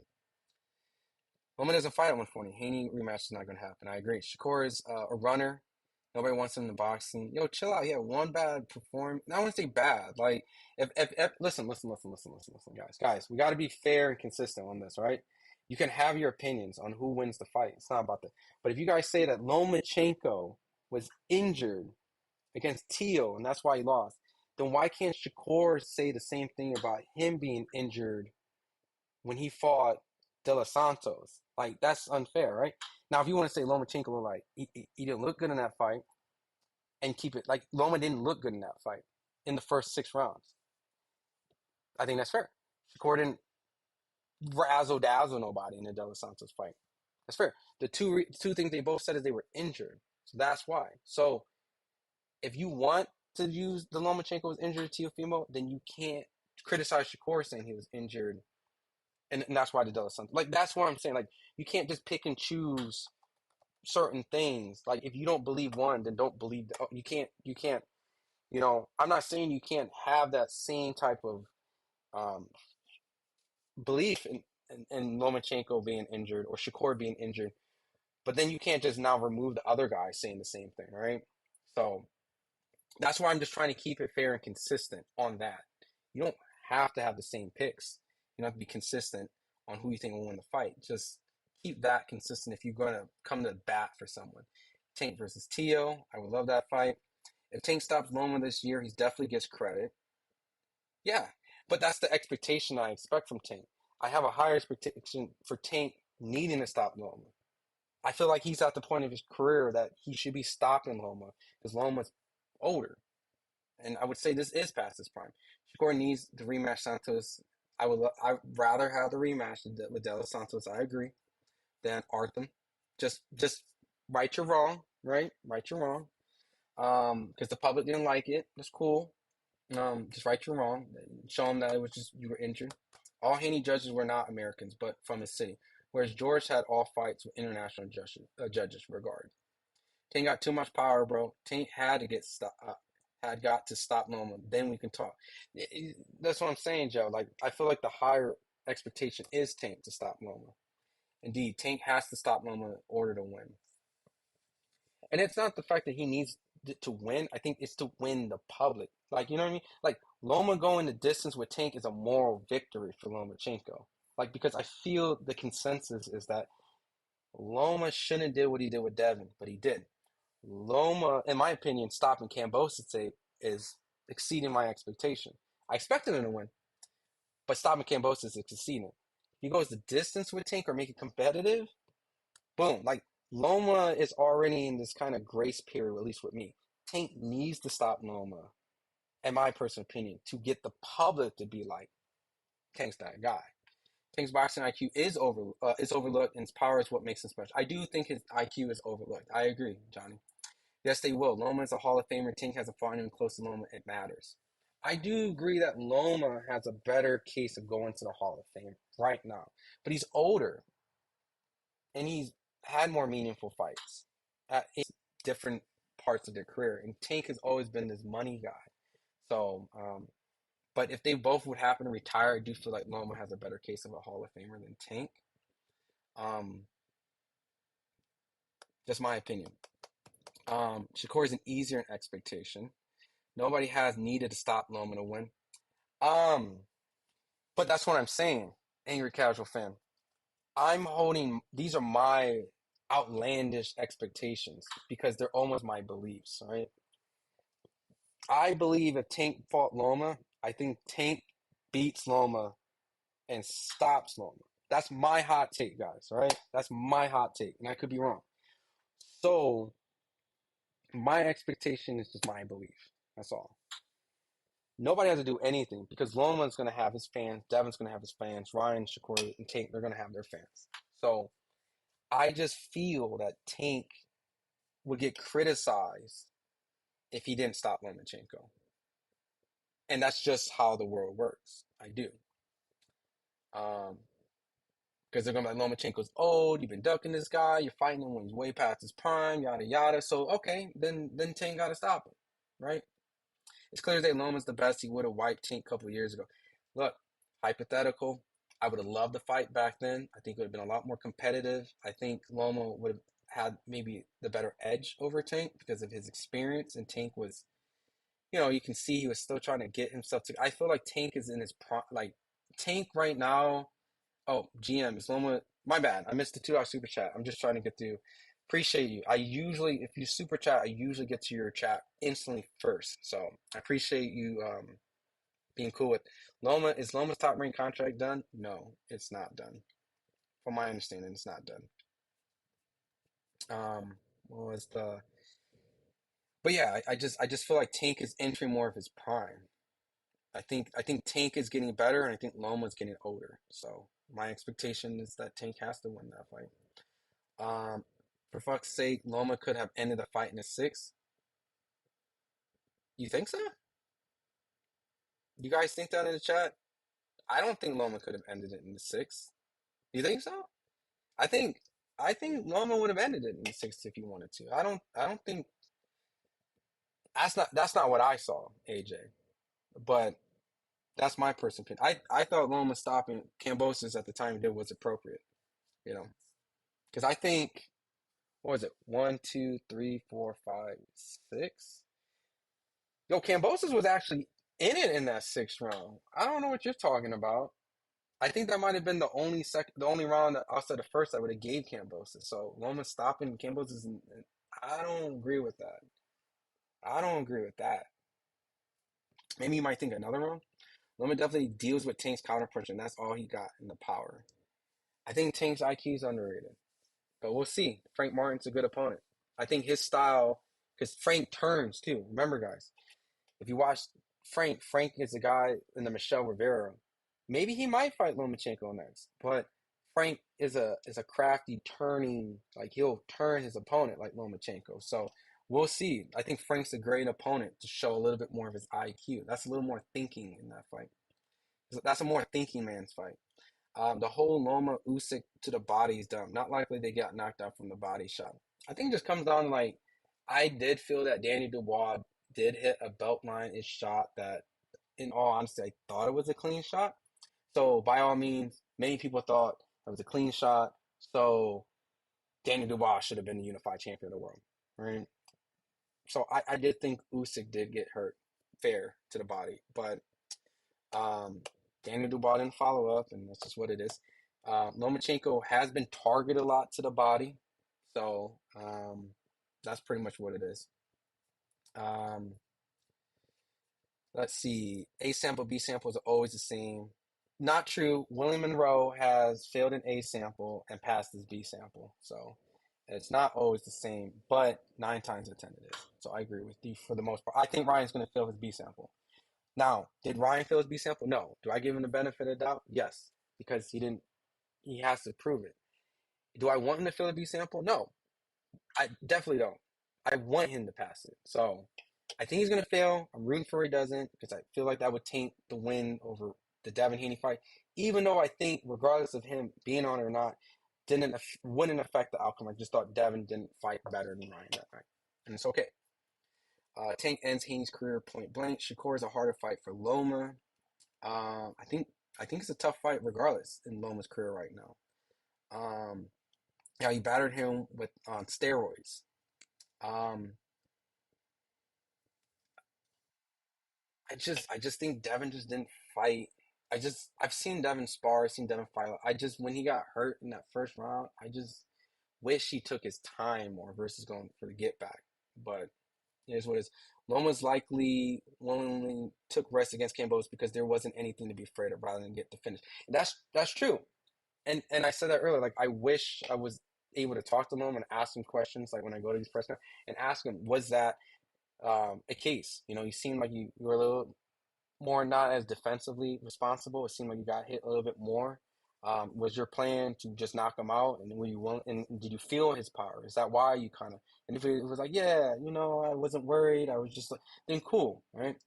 Um, but I don't have that answer right. We will get the press conference because we got some people at the event. So if we do get the press conference, I will play it here so we can dissect what Lomachenko thinks. And hopefully someone asks him that question because I think you raise a great point that when you go for a knockout, just like I brought up Tank and Leo Santa Cruz, Tank got hit a lot in the Leo Santa Cruz fight. A lot. Like, I'm like, yo, what is going on with Tank, bro? He getting hit. Like, but you can tell he was trying to oppose his size and eventually got this hellacious knockout that people kind of don't really remember the fight as much. They remember the knockout, but that's the case. Floyd, when he fought Conor McGregor, Floyd got caught with the uppercut. So you do make a great point when it comes to that. And if that was really Lomachenko's game plan, then I would give him more credit, and I'll take a lot less criticism out of this performance. And you know that's fair because Floyd did that with Conor. He was getting hit a lot against an MMA fight, but he was looking for the knockout. So I don't see Loma. I don't see Loma don't like body shots. He took them well. I think it's just the most effective shots that you see that land on Loma tend to be body shots. So I think it's fair to assume that he doesn't like body shots. I think everyone lands good body shots because the body shots the body don't move as often as head. Like heads, they can slip, but the body shots are a lot more easy to hit. And you literally have to pivot and move. And Lomachenko pivots his body, but even with good movement, it's easier to hit the body than the head. So maybe that's the best that these guys can land is good body shots. Shakur's not good with Loma movement. We'll see. That's a fight I want to see. Crawford pound for pound. It's not even close. I got Crawford pound for pound. Against Tank, Loma would probably fight the same way he did with the last year, more passive to the end. He would have to be very passive with Tank. Tank's a sharp puncher, sharp counter puncher. And if Loma fought anyway like he did with Kambosos today and not respect, like you saying like he may have not respected Kambosos' power, he can't do that with Tank. He's gonna get caught. He's gonna get slapped. It'll be bad. They replayed the slow mo in the first fall and it definitely is after. Oh, okay, I didn't really get to see it, Freddie. I was talking, so I'll have to look at it again. Either or, I mean, you know, Loma dusted Kambosos off at the end. So if it's truly three knockdowns, the case, then I would probably be a little bit more. I would probably praise Lomachenko a little bit more tonight. Then, and that's me being honest. If he got another knockdown, so um, let's see. We're getting some content in. I just want to make sure. All right. Loma was clearly weary body shots for long stretches to fight. He was. I agree. Angry he was. He was definitely aware of those body shots. Campbell still snuck them in. How should you fight Tank on Shakur if he lost to Haney? How should you fight Tank or Shakur if he lost to Haney? Um, if you want me to be honest, I don't expect Loma to beat those guys. I could be wrong, but I didn't expect Ryan to beat Devin. I did expect Loma and Devin to be a tough fight. I'm one of the chat, you can kill me. I'm one of the lunatics out there in the world. I could be biased, right? I'm okay saying that I thought Devin edged the fight out, but I'm not mad that Loma won the fight. So regardless, though, I did expect it to be a tough fight. I did think Devin would win the fight, but this version of Loma is going to have a harder time with fresher Tank in a more prime Tank, and I think Shakur just had a bad night personally. So, but he's reaching FIL, get out of bed, go to bed. Loma versus Tio could have easily been called a draw. It's honestly like that's one of those fights where I thought Tio won by a round. And I thought the 12th round, the first six round went to Tio and the 12th went to Tio. But if you wanted to give Loma an extra round, then yeah, it's a draw. Yeah, that was a close fight. De La Hoya versus Ellerby next. Bill Haney versus Floyd Mayweather in Dubai. You guys are crazy. Loma played with Homeboy. Mm, I mean, he clearly dominated. He won the fight. I didn't think he struggled. He just didn't look his sharpest tonight. I think he had pockets where it looked he was a little rusty. So Les, I want them numbers game. You'll get them one day, man. Ryan versus Boots at 47. I got Boots. I got Boots too. Loma at Kambosos is looking like prime Spence. Damn, shame what happened to Loma. Good analysis. I was looking for Loma speedy combos.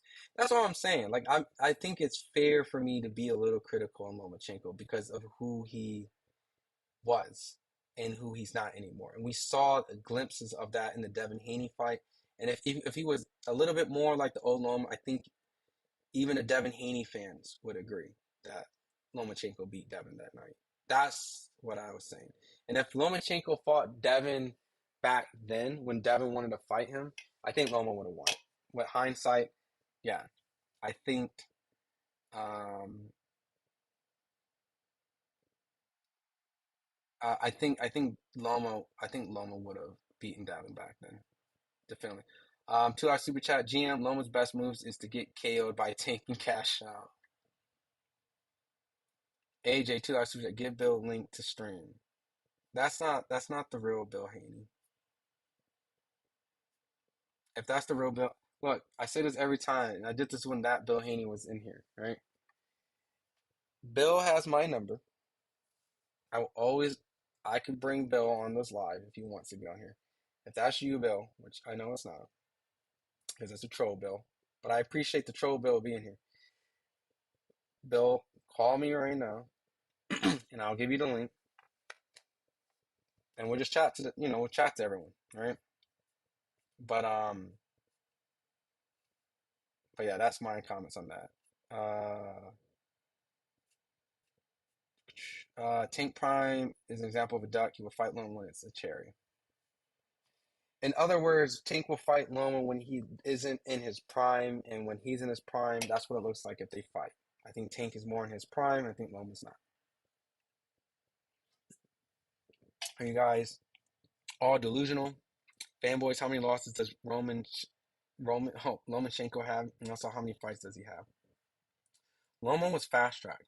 He fought tough top guys on a consistent basis in his weight class. I give Loma his credit. Little boy, I'm not going back for. Oh, okay, you guys are in the chat. Kambosos desires respect for not having Australian judges for all respect in Australia, like a coward cheater he did. Well, you didn't need judges. You gotta stop. Loma looks tan and ripped. What are you talking about? Loma looked the same tonight to me. What up, Lisa? He looked stronger though and bigger. Did he? um, I guess, and this is no shot to Kambosos. Maybe I just expected a lot more old school Loma. Because maybe I rate Loma's skill set so much higher than Kambosos. Maybe Kambosos deserves more credit. Maybe I'm downplaying Kambosos. I'm human, right? Like I'm human, so that could be my honest mindset into this. Devin was huge compared to Loma. He was. That's what I'm saying. Like you gotta even if like you thought Loma lost or won against T or lost or won against Devin. This man is in his third weight class. Listen, he's in his third weight class fighting guys that are arguably welterweights, 140 or 147 pounders, right? This man has made those fights competitive, win or lose. That man has already showed his levels of skills. So,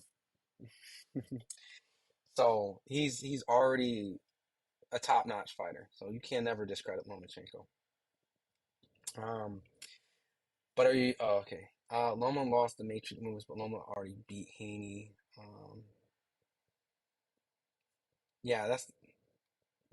Yeah, for the fake Bill Haney, that's the same thing. I literally just talked to Bill Haney the night that you came in, fake Bill Haney. I talked to Bill Haney on FaceTime that night. He didn't even know I was live. So, so I appreciate you coming in here. I got connects, man. Can't come in here with these troll accounts. Like I can't just call. But yeah, but I appreciate you here and having fun. But No, Chad, that's not the real Bill Haney. Um, Loma has the matrix moves, but Loma beat Haney, not George out. Lomachenko is a top-notch fighter. Never discredit Lomachenko. I just feel like this version of Lomachenko in this age is out of his prime. And I think you could agree with that. Man, Vasil's 38. He cannot be the same. That's what I'm saying.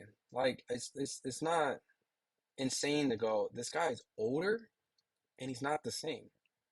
It doesn't take away his ability and his skill set, right?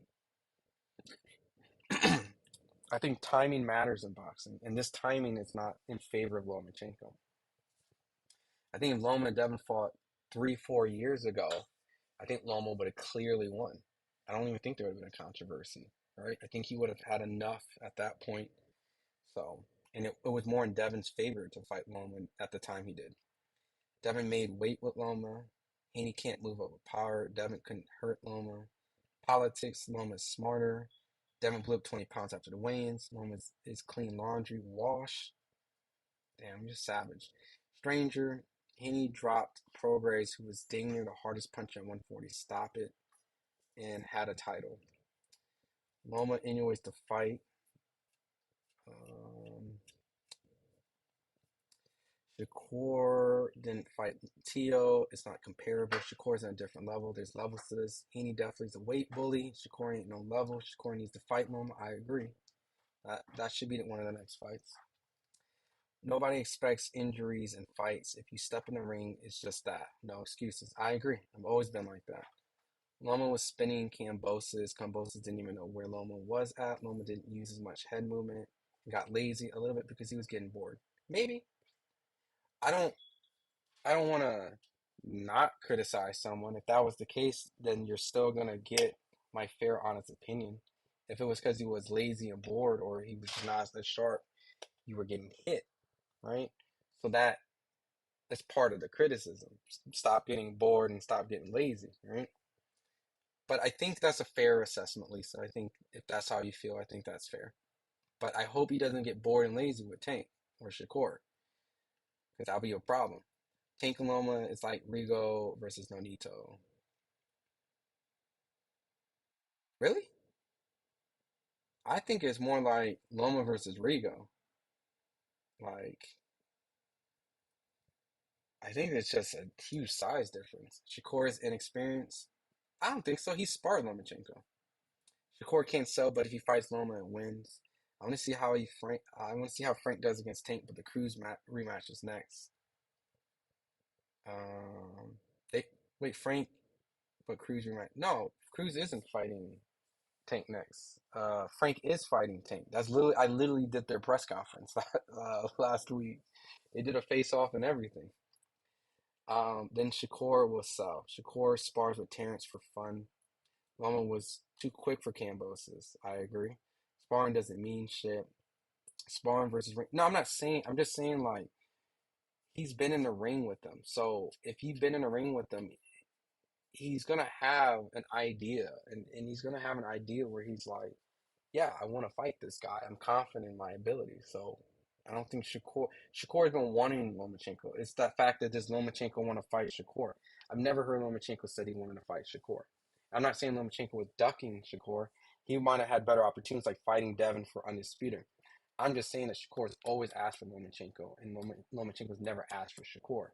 So because of that, I can't criticize Shakur. Like Shakur wants to fight. He wants to fight him right now. When the lights come on, but I agree, the sparring is different. Bud takes it easy with Kerr to boost his confidence. I don't know. I don't know about that. Have you seen them spar? That's not what I heard, you know? Maybe in the beginning. Well, no, not even in the beginning. Bud don't take it easy in sparring, from what I've heard. Not from what I've seen. Like I've seen Bud spar. He don't take it easy on people. You fighting Bud. Bud don't take it easy. That's Bud. He want to whoop your ass. So he can tell you or remind you he whooped your ass. Loma bullshit. Versus Inu's one to make Loma the Hall of Famer now. That's a more realistic fight. Bob's trying to resign Shakur. Will use Loma card against Stevenson. He better. He better. Big money fights. We need to get some bets going. Tank would knock the F out of Loma. Y'all got to stop with the BS. Who won tonight? Lomachenko stopped Kambosos in the 11th round to the body. Um, I'm getting down to the chat, so give me a second. I got a lot. All my money is on Shakur. I said it. Loma needs a unified fight for retirement. Tank ain't that. Tank ain't fought no one. His wins are aging. Bro, Bob loves Loma like a son. He can do whatever he wants. Y'all need to get a lot of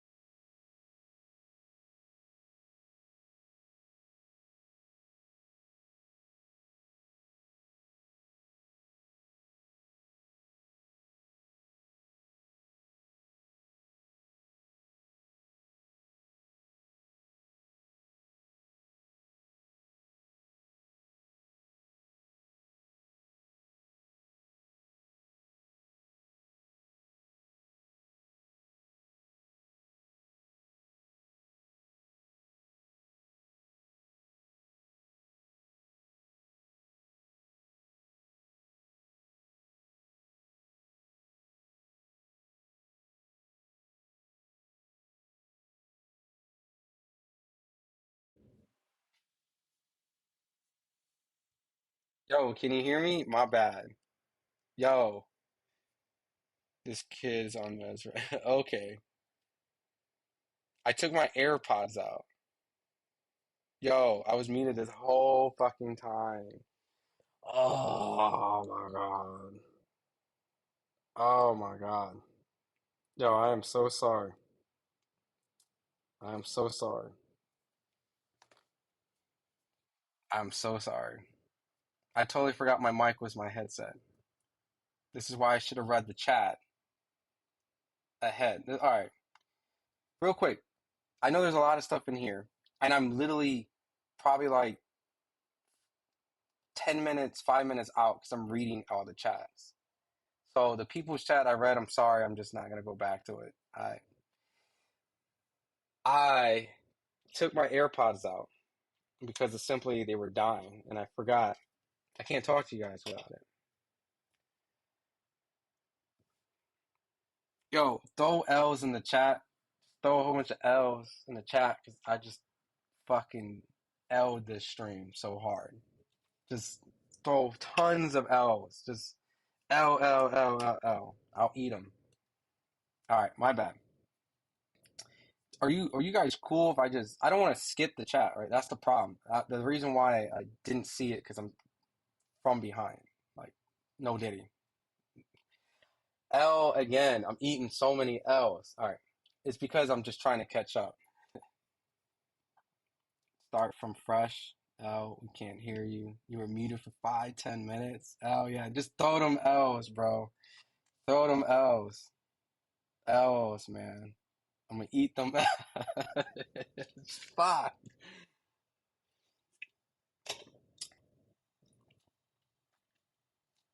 I appreciate you. Just skip. You guys, or you just want me to skip and be up to date? How about this? Look, this is what I'm gonna do. I'm gonna skip the chat. If there was something I skipped, right now I'm caught up. If there's something you want me to read, I'm caught up right now. Just say it. Whatever you want me to read, I will read it right now. If I was deaf and could read lips, it was all good. Go back, go back. Never folded. Yeah. So just, I'm fresh. I'm right here. I'm caught up. Start over. Ethan, no Diddy. Yo, I'm just Dez, man. Start over. Yeah. Okay. I'm just starting over. I'm just starting. So right now in real time, whatever you guys put, I'll just pull up. You gotta tell me them pay-per-view bro buys now, bro. Nah, GM. Not yet. Not yet. Maybe, maybe I'll tell you what I've heard on the low one day. Because you have been super chatting a lot. So maybe I can give you a little insight. No Diddy. I like women. Um, y'all tripping, man. Go to where I first told you that your audio was out. Mama lost to a senior citizen in his second pro fight.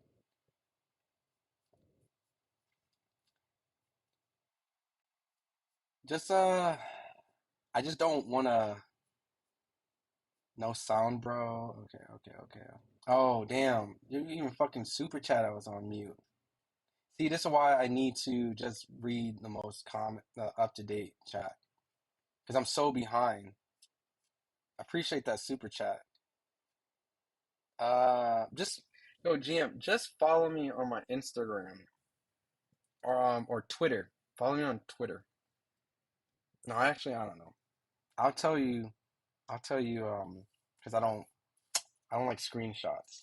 I have to tell you. I'll tell you one day, GM. I got you. I'll give you the hookup. You don't go to fights, do you?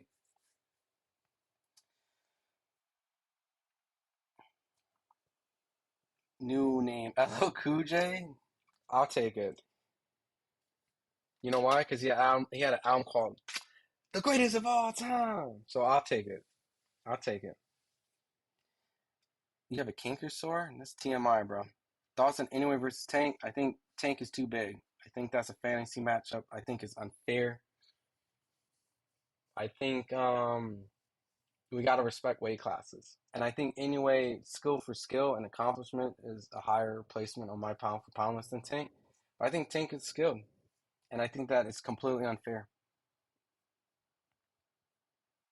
I can tell you on the phone, bro. I'll tell you one day. Give me your email. I don't do anything. Listen, I don't do anything that gets screenshots. So gotta move smart, man.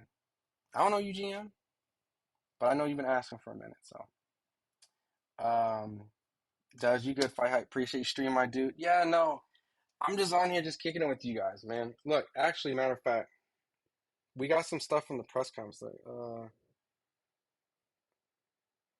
hold on. Mention of Bill Haney, right? Devin's father's trainer, Bill Haney, is now started an official countdown to May 22nd when Garcia's drug test B samples will be open.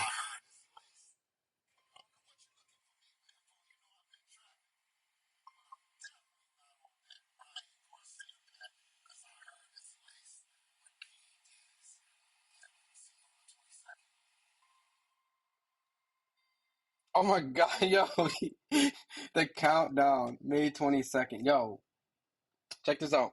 May 22nd, let's do a stream and make it the countdown to Ryan Garcia's B samples, and we'll react, right?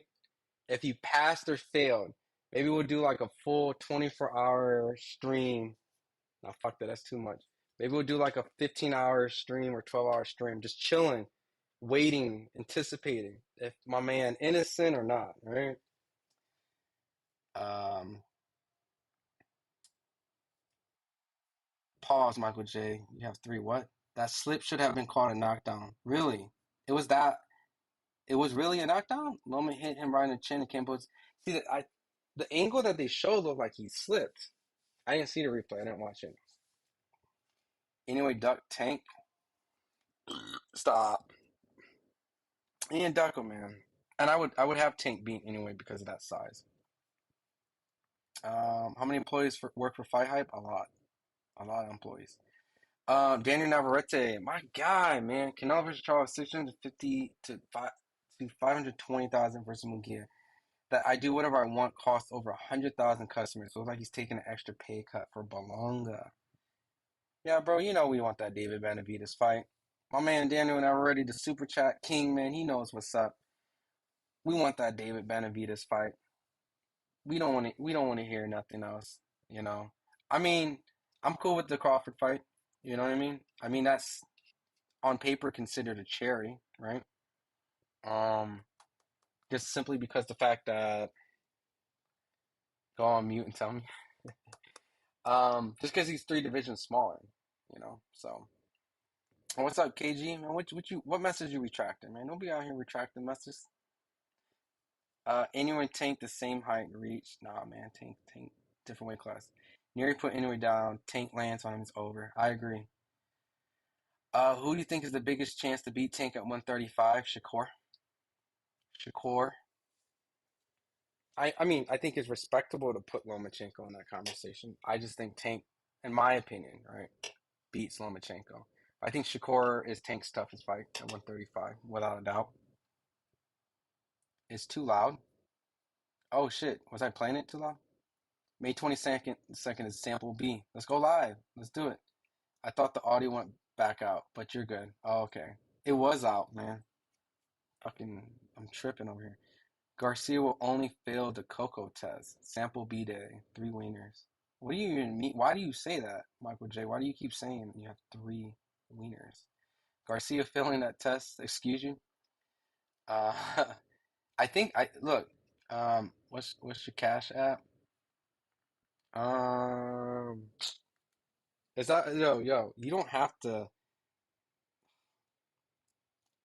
What is my cash app? Nah,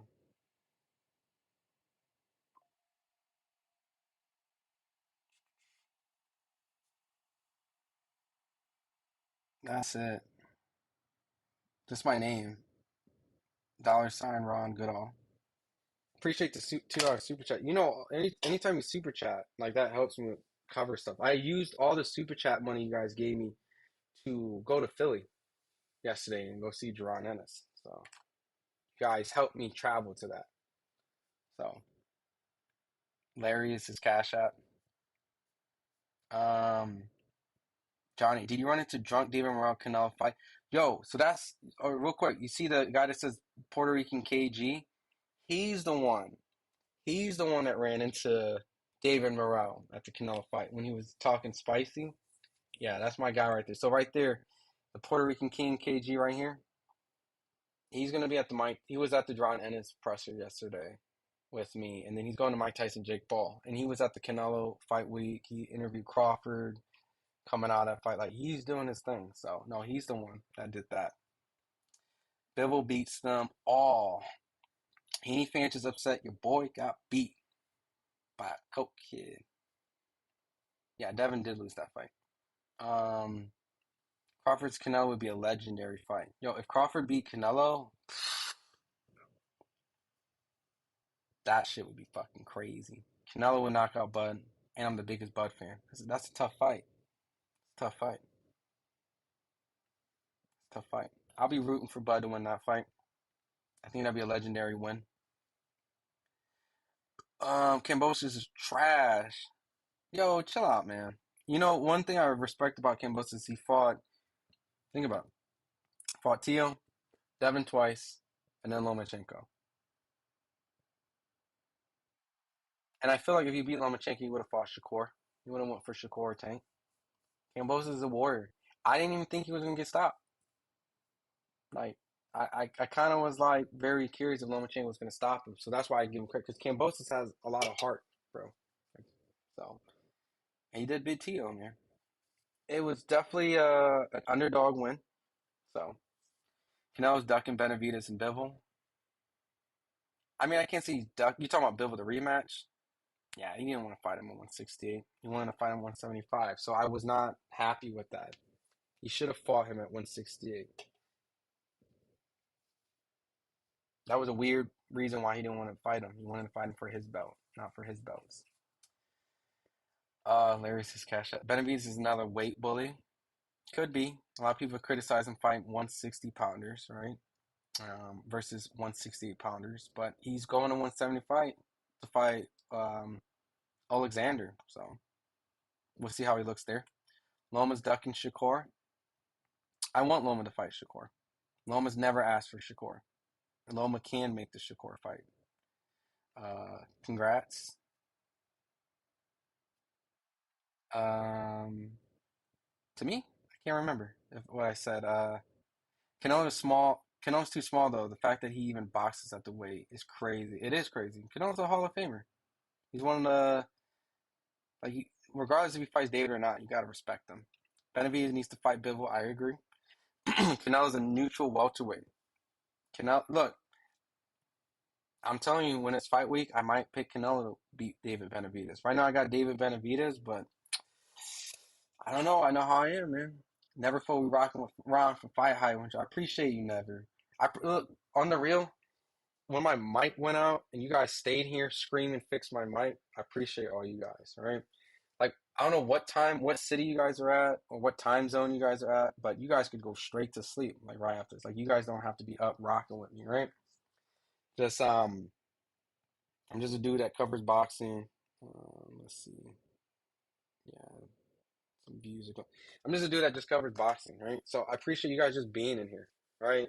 Allowing me to just talk my opinion, my honest opinion, and not getting mad at me about it, and allowing me to discuss your opinion respectfully. So no, I appreciate all you guys. You guys really, really, really make these lives so much easier. So we got to give Gamboa the same respect. Uh, can you elaborate a little bit more about that statement? What do you mean we got to give Gamboa the same respect? Bud wouldn't stand in front of Canelo. He'd be punching back Crawford. Yeah, Canelo, he would move. You know, he's a smart fighter, man. He knows. Even when he fought Spence, man, you notice when he fought Spence, he didn't just come at him. You know, he's smart. That's why I got Crawford as my pound for pound. You think? Oh, good morning, facts. Gamboa ducked for years. Oh yeah, yeah. Gamboa has been ducked for years. Like people don't want to fight him. Cuban fighter, bruh. Canelo's at the point where he's fighting like all these dudes are at the point where they could beat Canelo. Like he's at that weight. He's around those fighters. So,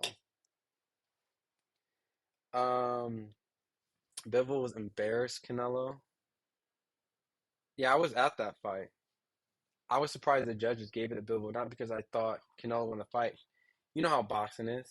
When they gave it a Bivol, I was very happy. So he did beat Canelo clearly. But he should. He's a 170 pounder. And I think us fans, myself included, overlooked, should have won the fight. So, um, Kambosos Rob. It's so funny. Natural. I see what you did there. I slept through all them fights before Loma. Dude, I'll be honest, I had it up, but we kind of ignore those fights. You're in Omaha. I was born in Omaha. So, so, yeah, you can see, like, look, I'll get this I've been called a Crawford bias, not because I was born in Omaha, right? I really genuinely believed Crawford was going to beat Spence, and I honestly thought Crawford is the pound for pound. But I've been covering anyway for a long time. I've told a lot of people.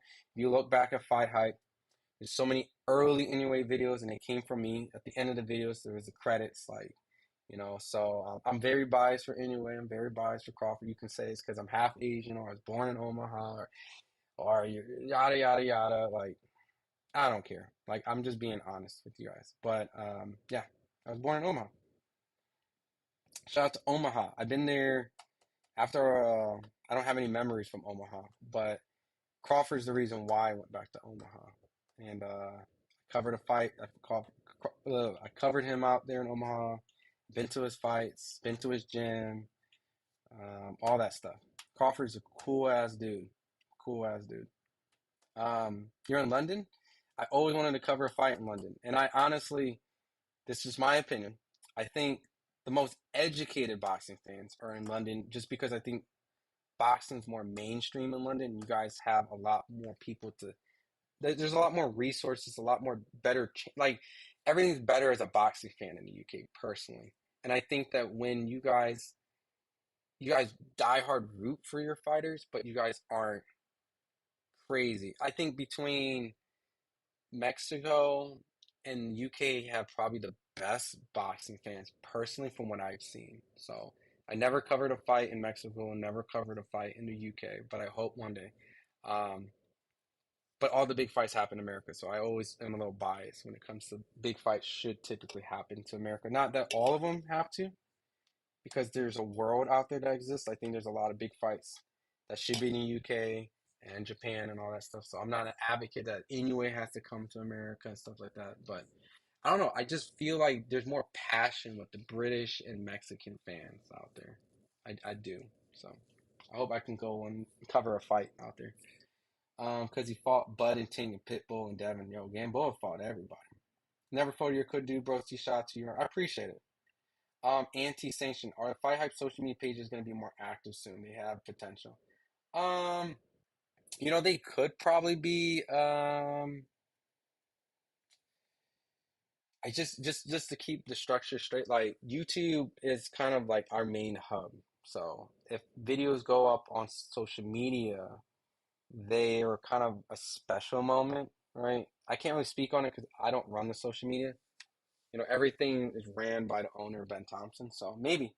I'm starting to be active more on my Twitter. I never use my Twitter because I kind of wanted to be just hiding out. Like, even doing these lives is different. I used to just do my interviews and just peace, and no one knew who I really was. You just probably just heard my voice. So, but maybe.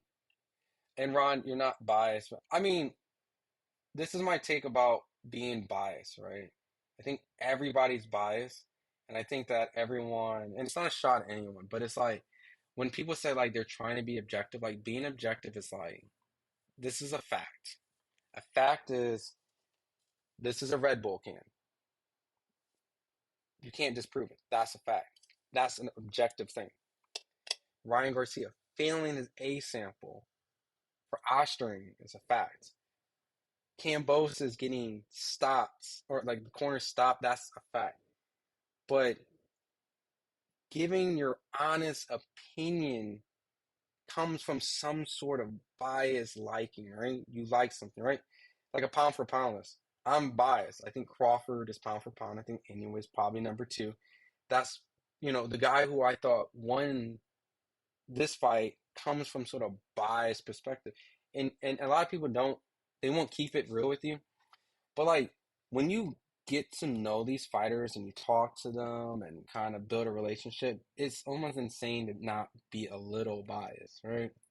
So a lot of times when I interview these guys, I try my best not to be biased, but we're all a little biased, right? Even everyone in chat, like you like who you like. You might like a particular style. So I say I'm biased because I'm trying to just be honest with you guys, you know?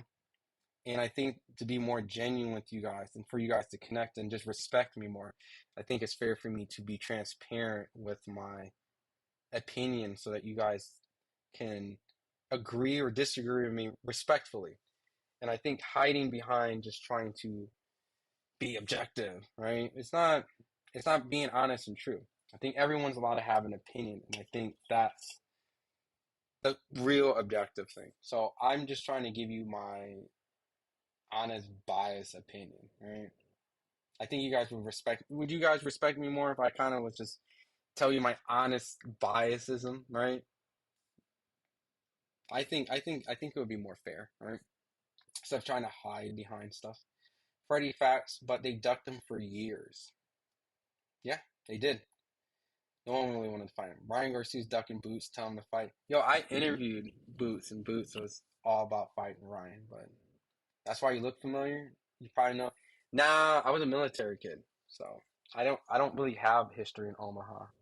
So, but I've been there. I've been there for Crawford stuff. Canelo got beat by Triple. I did think Canelo lost to Triple G the first time. I did. Triple G's better fight against a better fight against Bivol than Canelo. Maybe this fight that never happened. But I did think Canelo lost the first fight. But better be beats them all. Bud needs to stop the boost hype too. Bud should just give him that L. It's a fight that we all want, but it's not gonna happen. You know, Crawford been the best boxer since Floyd and Andre Ward retired. That was my personal opinion, right? But anything can change. Um, Never folded. Oh my, I just read that. What up, Johnny? You still in Philly? Nah, I'm not in Philly. Not in Philly. But I ate. If you're from Philly, I ate my boy KG, who was in the chat, who covered Jerron's with me. He took me to Geno's and Pat's. I got the Pat's fries. He recommended the Pat's fries, and then Geno's for the cheesesteak. It was good. My son beats Ennis and Benavides. No, they don't. Saudi. I don't know if I understand what that. Anyway's a hype job. Tell him to do random blood and urine tests in Olympic style. I don't think Anyway's a hype job, right? Can I give like my honest take on Anyway, right? I thought Anyway was special back then, right? It still is, but I meant like I saw some special in him because he was like a guy who everyone like praised when they were praising like Lomachenko for like moving up and fighting and progressing pretty fast. Like Inoue was doing that in the smaller weight classes, and he was fighting like essentially like the best Japanese fighters in these 50-50 kind of matchups. Then he started blowing these dudes out of like just destroying them. And if you ever watch smaller weight classes, these smaller weight classes they don't really have crazy hellacious knockouts. They're kind of like drag out brawl like fights, very dramatic. And what Inoue was doing is he was fighting in a way where it's almost like what he's doing right now. It's just like you're asking for this dude to fight Tank Davis. The dude started at what, like 112 or something? 112? And you're asking him to fight at 135 pounder, which I get it. Bigger weight classes, bigger jumps and stuff like that. But what makes him so special is that you can see his talent level and his skill. And when you're a pound for pound like fighter, you're supposed to destroy your weight classes. And he's destroying his weight classes. He's cleaning them out. He's fighting all these guys that he's supposed to. and he's fighting them at a level where it's almost like you need for him to fight someone so much bigger than him to prove how great he is. The conversation is now, he's not good, is he great?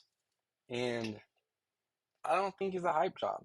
I think you could see talent. I think you can watch, never photo. I think you're a guy who knows boxing. I think maybe it's just like you feel that something might be a little off and you want to find out the truth. And the truth is to put him in there with someone who you feel is the truth.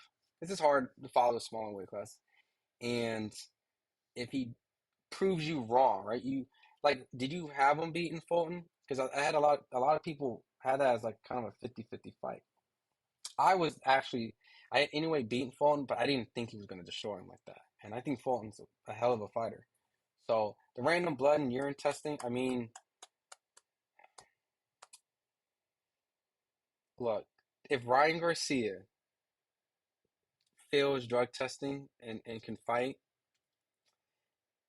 not saying that he did it on purpose and we don't know his beast, then what's going to stop people from doing it here if he comes here, right? So I don't like to put that coat on people until, I mean, he has the WBC title. Like, I don't understand. Like, does Inoue not do VADA testing? Like, Inoue VADA testing? Like, does he not do VADA testing? Yeah, he's never not did VADA testing. Like, he just did one for Neri, or yeah, he did one for Neri. Um, so that random testing still exists there for him. Just it's just in where's my screen? There you go. It's there. He does do random drug testing. I think there's been a lot of rumors swirling around because of that. So, and it's unfortunate.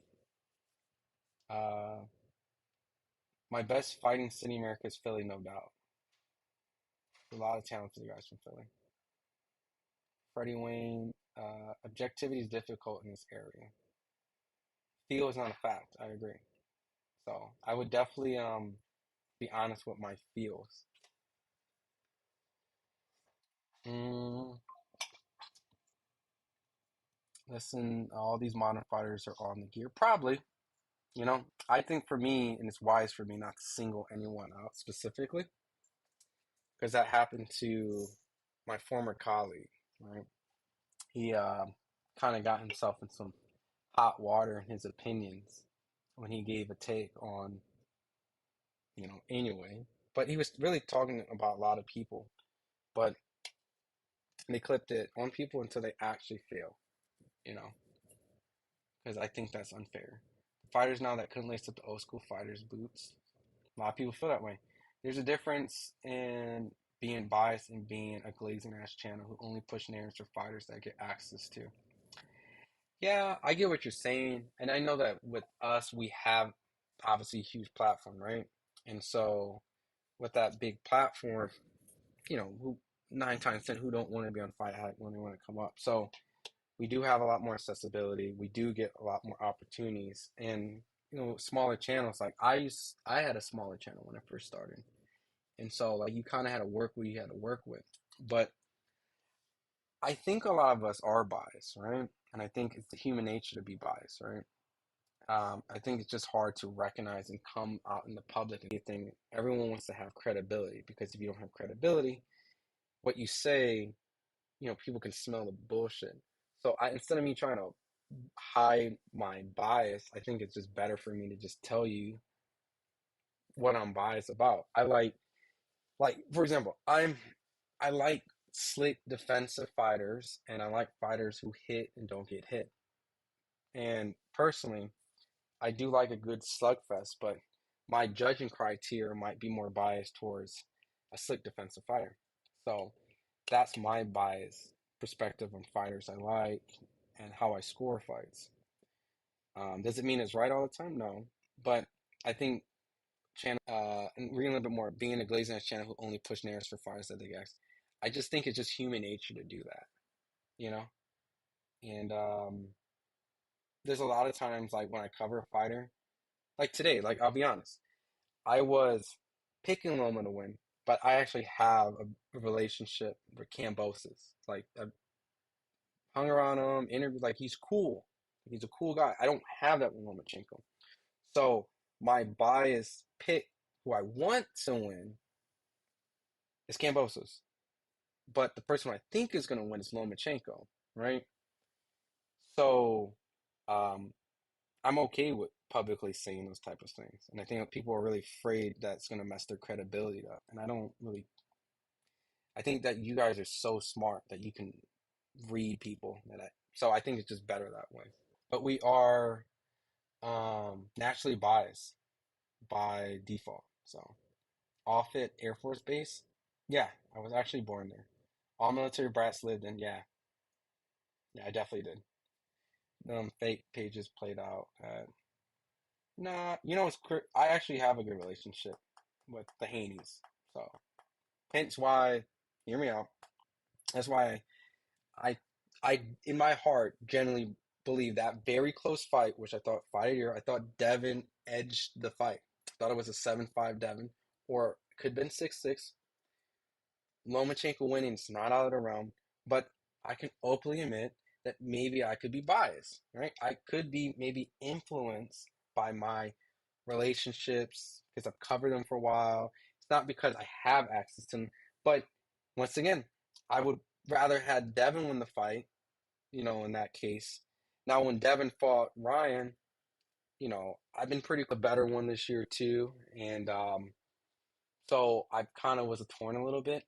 Um, but I had a better relationship with Devin and Bill, so um, I felt bad that they lost that fight, and I felt happy for Ryan that won the fight. So I think a good example of a fight right now that I'm kind of torn is that I covered Jaron Ennis for a long time, and I've covered Cody Crowley, and I've openly told Cody Crowley's trainer that there's no secret. Like I feel Jaron's going to beat Cody.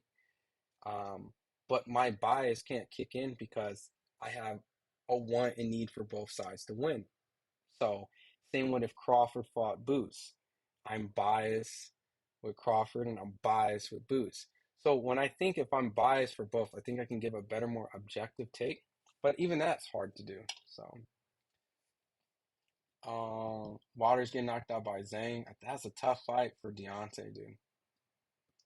That's a tough fight. Um, Jim's Philly cheesesteaks the best? Is it? I haven't had a lot of cheesesteaks out in Philly. I'll be out in Philly a lot more, so I'll definitely look into that. Um, Anyway has mutant strength. He does. This is the real William Haney. You're funny. Anyways, on the gear, trust me. You think so? I hope not. I want to give him the benefit of the doubt. He hasn't done anything to make me believe that. Poor Deontay. Anyways, one of the is the one that Pac-Man joke cycles. Anyways, the mutant from the MCU. Anyway, ain't great. He can fight. Let him fight out of Japan. He's fought out of Japan 3 times, but we'll see. We'll see if someone, because business wise, it doesn't make sense, right? He's been making a lot of money in Japan. The smaller weight class, that's the Vegas out there. So I think that's a narrative against him, but we'll see. If someone brings him out of Japan, has to be money, right? But yeah, I would like to see him fight a big fight out of his comfort zone. But he's fought in America 3 times. But I get what you're saying. It's a valid expectation to be a world champion. But 31-1, enough already. What are you talking about, Brian? Which fighter are you talking about? Ryan was either trying to bulk up or cut weight with that supplement. Maybe it was a weight cut done bad, right? I mean, he was trying to cut weight. We're gonna find out. May 22nd. Your boy's gonna live. We're gonna find out. We're gonna react together. When the Class A testing come back positive with Ryan, they done the nose test. Let me ask you this, bro. Who wins, Hagler, Canelo? I got Hagler, but I could be biased, right? Um, I know Hagler's never moved out of 160. His fights have always been guys that have been from 147 and smaller, or 154. He's never, um, I don't know. And Duran is an all-time greatest of all time. So if Duran was able to take him the distance 2 times and Canelo's bigger than Duran, I just want to be biased because I thought he beat Sugar Ray Leonard. So yeah, I think Hagler, right? But Canelo's career hasn't finished yet. So I think whatever Canelo does will help determine that. Right?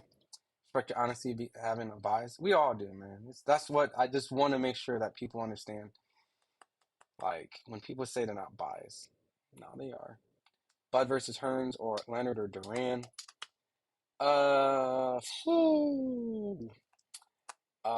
That's fucking hard, dude. All right.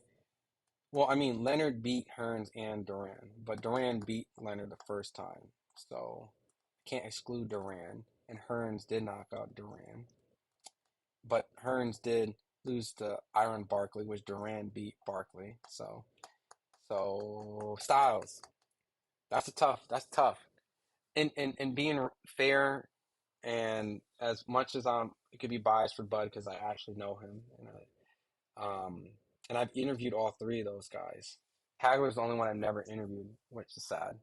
Um, I think Bud may lose one of those fights. He might win 2 out of the 3, but all those guys have a loss against one of each other for a reason. So dude, that's so impossible. I mean, Bud might lose all those fights. Like, you know what I mean? Like, dude, it's a fantasy fight. Bud could win all those fights. Bud could lose all those fights. Bud can win 2 out of the 3. Bud can win 1 out of the 3, right? So it's almost impossible to go undefeated against all those guys, dude. That's hard. And I feel that way with Floyd too. I feel like if Floyd fought all those guys, he would have a loss. It would be hard. Lewis versus Fury. I'm biased. I think Lennox Lewis is one of the greatest underrated heavyweights of all time, next to Larry Holmes. The size is a big deal. I think a prime Lennox Lewis beats a prime Tyson Fury. Um, you pick Cam by split decision. Hey, sometimes you gotta go out there and throw them because you're gonna look like a G when you get one right. Prince 19 versus Lomachenko. Damn, you love these fantasy picks. That's tough. Prince in his prime was special. He had his holes, right? I think Prince packed a punch. Um, I don't want to sound like an old head, but I think Prince Nassim would edge Loma just because he has a punch.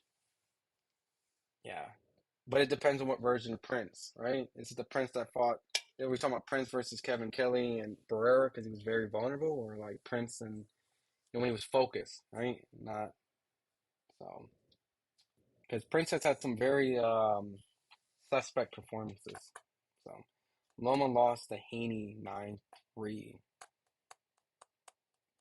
That's the first time I've ever heard a 9-3. Heard it 8-4. That's pretty bold. Loma lost to Haney 9-3. I don't know about that. But I respect your opinion. I did think Haney won the fight, but I thought it was 7-5, maybe 6-6. Um, Loma said during the post fight that he could wait up. Bob told that a new fight for another belt could be November. I hope it's not Navarrete and Loma. I'll be pissed. That's not the fight I want. Fan on boxer count at 115, 113 favor of Loma. Loma won 9, 10, 11. Damn. Hagler kills Canelo. My guy Hagler did beat Leonard. Yeah, I did think so. Loma in the tear after schooling Loma and now stopping Kambosos. That was a good win. I wasn't for sure if he was gonna stop Kambosos. Um I needed him to I don't know, maybe I'm just being too hard on Lomachenko, right? Maybe I'm just being too biased. They all beat Bud. I'm the biggest Bud fan. You're not KO and Canelo. Canelo has a great chin. That's when boxing was its best. No ducks, less politics. Right? The money was actually more into making the fights that mattered. I don't like to think like that. I'm always gonna ride with Bud. He's in my boxing era. Yeah, those fights will never happen. Lennox beats Fury easily. Yeah. I watched Prime when I was 10 years old. Special Fire Prince wasn't focused against Burn. That's what I'm saying. So it depends on what Prince and I seen. I'm surprised you guys aren't tired. All right. Um, Let me see. Let me check something real quick. And we still got 100 live in here strong. Man, you guys are the reason why I'm still up. Um, as during Loma Kambosos was annoying, I don't need pans or paint. That's what they had. JL Special Fighter. Change trainers. Emmanuel Stewart, yo. Yeah, when he did change it. Yo, Marvin Hagler, those are three guys I never got to interview. Yeah, so. No, CEO, the fight's over. We're just kicking it, chilling right now. Lomachenko stopped Kambosos in the 11th round. Dropped him twice officially. Some people said unofficially three times. Manny Augustus was better than Nassim. So I said that was one of his toughest fights between Cotto and Emmanuel Augustus. You're at work? Sit down, John. That's what's up. You won 3,000 when Bud beat Spence. I knew it would be a blowout. I did too, JL.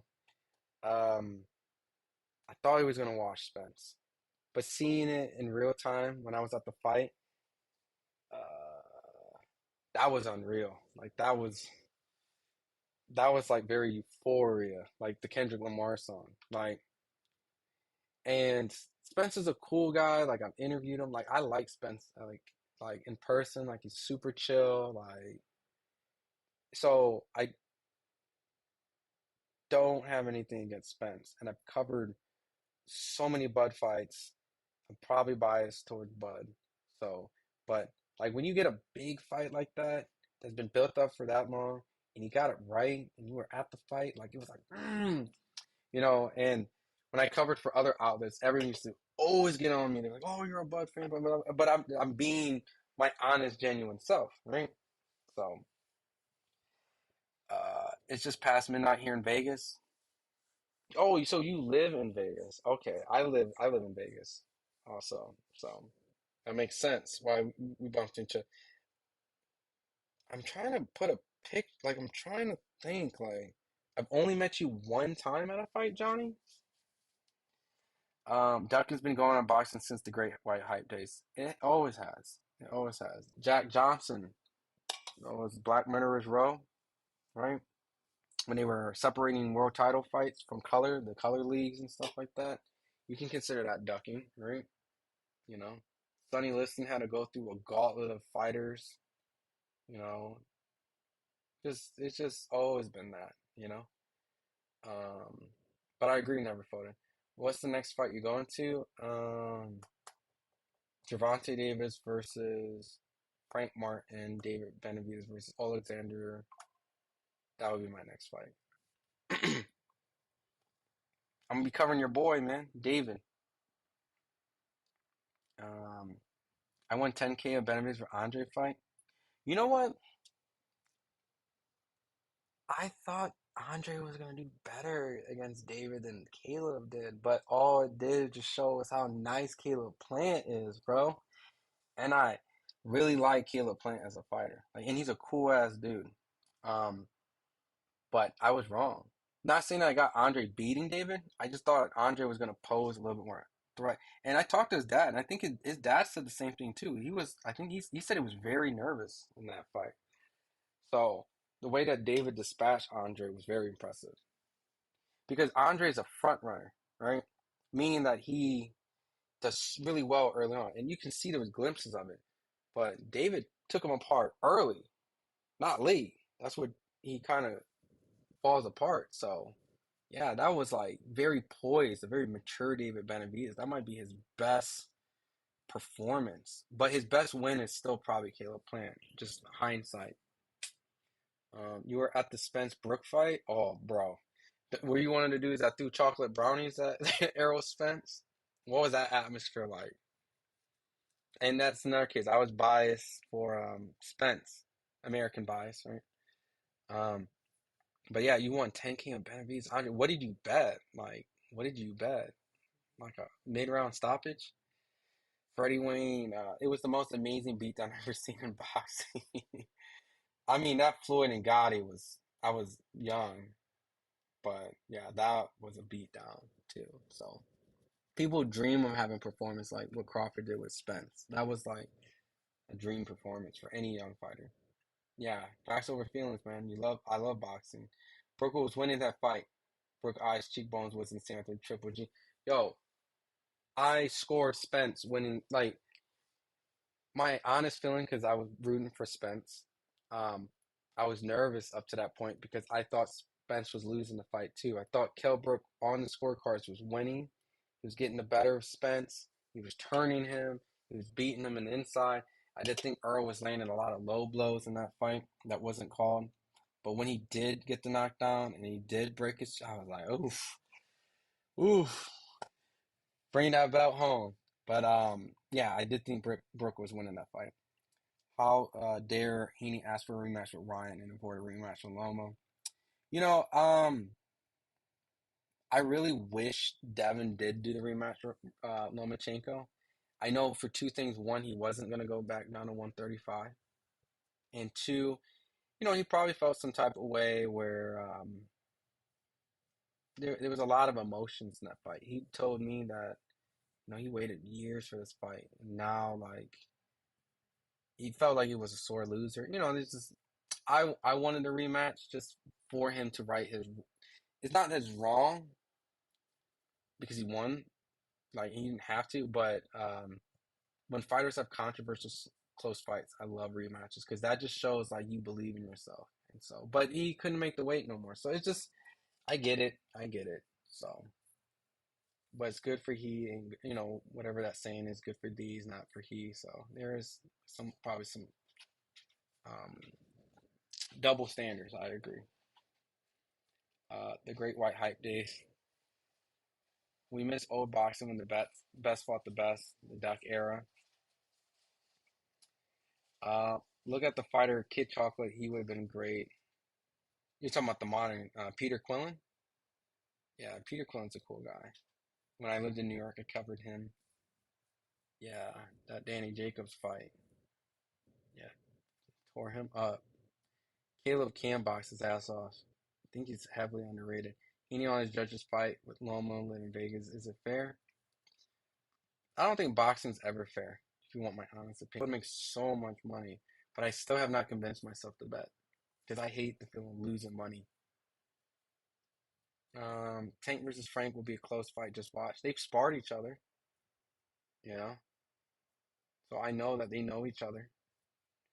If Caleb had power, then we can talk about. I mean, I just think the guys he's fighting are just tough, dude. Uzdeteki later is the guy that finds out that he fails for drug tests, and David Benavidez is a monster, and like he's fighting Canelo. Like, yo, sometimes when you fight the best, you come up short. He's only lost to Canelo and David Benavidez, right? And he didn't get stopped by David. Fucking crazy. Yeah, once but I've seen you working multiple times. That day you were working with Sean at the MGM, the David Plant fight. I had floor season, was taking a bathroom break. Damn. If you see me, Johnny, just come up to me like, yo, it's Johnny from the chat. Just I'll put a because I know Sean likes to walk around when he was working with FightHype and chat with everyone. I'm always working, so I'm kind of like not saying I'm the shy one. 'Cause I'm not shy. It's just I'm the one that doesn't do these lives. So now people are probably going to come up to me more often, which is cool. So now you know what I look like. But you already knew what I look like. So yeah, mid-round stoppage. Nice, man. I wouldn't have guessed that. I thought David was going to get a late round stoppage or it goes the distance. And he knew it was an undercard Davis Martin fight. So Gary Antoine Russell's fighting Alberto no Alberto Pollo? Stephen Fulton's fighting for an interim title on that card. Terrell Goucher's fighting Adamas. These aren't all official out, so I might be telling you guys stuff a little bit. Thomas is defending his WBC title. Stephen Fulton's fighting for an interim. Gary Antoine Russell's on there. Yeah, that's all I think I know right now. Andre deserves better from his promoters. He was a talent. Eddie Hearn told me Friday that he kind of admitted that he kind of, I wouldn't say failed him, but just kind of like, yeah, like I couldn't get him the fights. So, um, so no one wanted to fight him, dude. DraftKings gets you right. I need a bet, man, but I can't. I have a kid. I gotta be wise with my money. Plus, if you guys are super chatting and sending me stuff, I can't just take that money and bet. I use that money for getting content for you guys, travel, so and upgrade my equipment so my headset doesn't die. And I'm muted for 10 minutes. I'm gonna put one of my earpieces in right now, so it doesn't. Stamina won that fight. Which fight? The Kell Brook fight? Fury Usyk next week. I know. I'm gonna do a live. I'm gonna do Fury live. If I'm not back in Vegas next week in this room, so be familiar with this room. You might see me here for a little bit. Doing some stuff on the East Coast. Ron lived in all 50 states. Yo, I did. I lived in. I was born in Omaha. I lived in Queens, New York, Long Island, Brooklyn. So I was born in Omaha, lived in Queens, Long Island, lived in Toledo, Ohio, Maumee, Ohio. Then I moved to Texas, around Wichita Falls. Then I lived in by Cleveland, Ohio, then San Francisco. Then I moved to Brooklyn. Then I moved to LA. And then I moved to Vegas. And I'm probably going to move somewhere in the East Coast to get out of Vegas. Because Vegas is cool for boxing, but it's a shitty place to raise kids. I don't want my kid to go to Vegas schools. He went into hiding for a month after 90% of both fans and pro boxers in Loma beat him. Did he go in hiding? I have a terrible memory. I don't think he went hiding. Facts were Fury all day. I got Fury beating Usyk, even though he looked like shit in the Francis fight. No, not Peter. Caleb Plant's a good fighter, but he just can't finish. His body gives out. He, the opponents he faced just keep coming at him, dude. It's tough. Canelo, Benavidez, Uzateki, like a lot of pressure, dude. A lot of pressure. Um, oh, the original Kid Chocolate, right? The OG, yeah, the original Kid Chocolate for sure. Facts over feelings, Jay Canelo Benavidez is very talented. Canelo ain't ready to pass the torch. 50-50 fight. It is. Do you know the judges for Usyk Fury? Mm, I don't think they. I mean, let me see. I'll be honest. I haven't really invested too much time in Fury Usyk. Do they have the judges?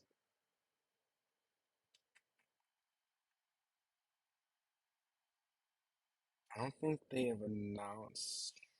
One day ago, referee confirmed Mark Nelson of Minnesota. Okay, so that's who the referee is. I don't think they have the judges out right now, so I know they wanted six judges for that fight before. Plant couldn't get Benavidez off him, and the ref was saving Plant. Yo, I was at that fight, and I swear to God, I was thinking the same thing. Like, this ref is fucking saving his ass, dude. Like, that ref saved him. Because I can't remember what round, but David was putting the ass whooping on him. Yo, Plant's a G. bro. I don't know how he did not go down. That ref did save him. I'm afraid if Fury feels uncomfortable, he can easily try low blows. Maybe. I wouldn't put past anything that Fury does, you know? Fury is a crafty veteran, so he would do what he needs to do. Plant versus Andre. I got Plant. I think Plant has earned my respect more and more each time he fights. Adamas and Janabek is the fight. That's the only fight in the middleweight. But yeah, Janabek's kind of nice, bro. But when he fought Denzel Bentley, he had me second guessing. Like, let me back off him a little bit, man. Maybe that's me not giving Denzel Bentley a lot of credit, right? And it's easy to, right? Because the hype's with Janabek. When I was covering that fight, Janabek's actually fight. I gotta cover that fight too. I don't know who the hell he's fighting. He's fighting some guy. I gotta check my email. It's out in Vegas. So that fight, he's gonna be fighting in June. But yeah, that's the fight to me. Andre couldn't sell period. He did that Rock Nation deal, backed out of the Charlo fight, took the matchroom route. Really, it's unfortunate because he was supposed to fight Billy Joe Sanders, and that never happened because he failed his drug test. Uh, it was refreshing to see a ref do a great job for Lomachenko after he missed. You know what? I have no complaints with that ref. I didn't even think about the ref. Maybe, well, some people said the call when Loma dropped him, they said it was a drop and he called it a slip. So technically, if that's true, I didn't watch the replay, then he didn't do a good job. That's a very crucial part about roughing is to calling knockdowns properly. So from the little angle I saw on the TV, I thought he slipped, but on the replay said it was otherwise. What's bad about Vegas schools? Um, I mean, not gonna put stereotypes, but like I'm half Asian, and you know, uh, my woman's Asian, so I'll put like Asians are really big in schooling, and Vegas schools are lower ranked in the United States, right? If you look around, like so the expectation is to be like in a top five school state, and so I'll probably maybe one day move to Virginia, you know, for that particular reason. Yeah, Vegas doesn't have really great schools. I still think Floyd lost to Canelo though. I mean Castillo. But you know what I love about that? Um, Floyd gave him a rematch, and that's all we ask, right? When you have a controversial fight, and instead of just running with the win, like Andre Ward fought Sergey Kovalev again, just do the rematch. Prove that wasn't the case. So, but yeah, that was a close fight.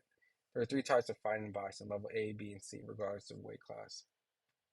What do you mean, three types by that? Uh, Fury versus Usyk would be fireworks. I hope so.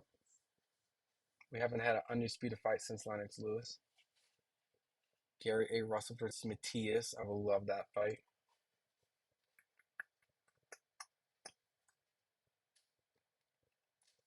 Fury's no, you're fine. You can do whatever. They could see me.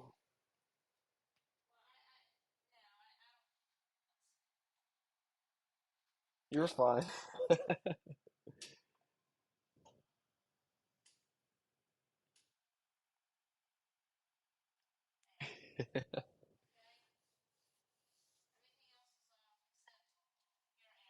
Perfect. I like that. Perfect. Whatever works. I appreciate it. Thank you.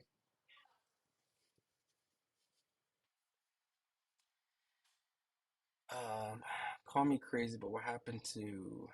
Oh yeah, Fury is trained for this fight. He looks jacked. Ramirez Perez. Call me crazy, but what happened to Andre? What happened to Boots Ennis? Only reporters and fans were in the audience for the press conference. So Ramiro Perez, I was there. I was there. A lot of the stuff that I was getting, all the interviews I was getting. Um,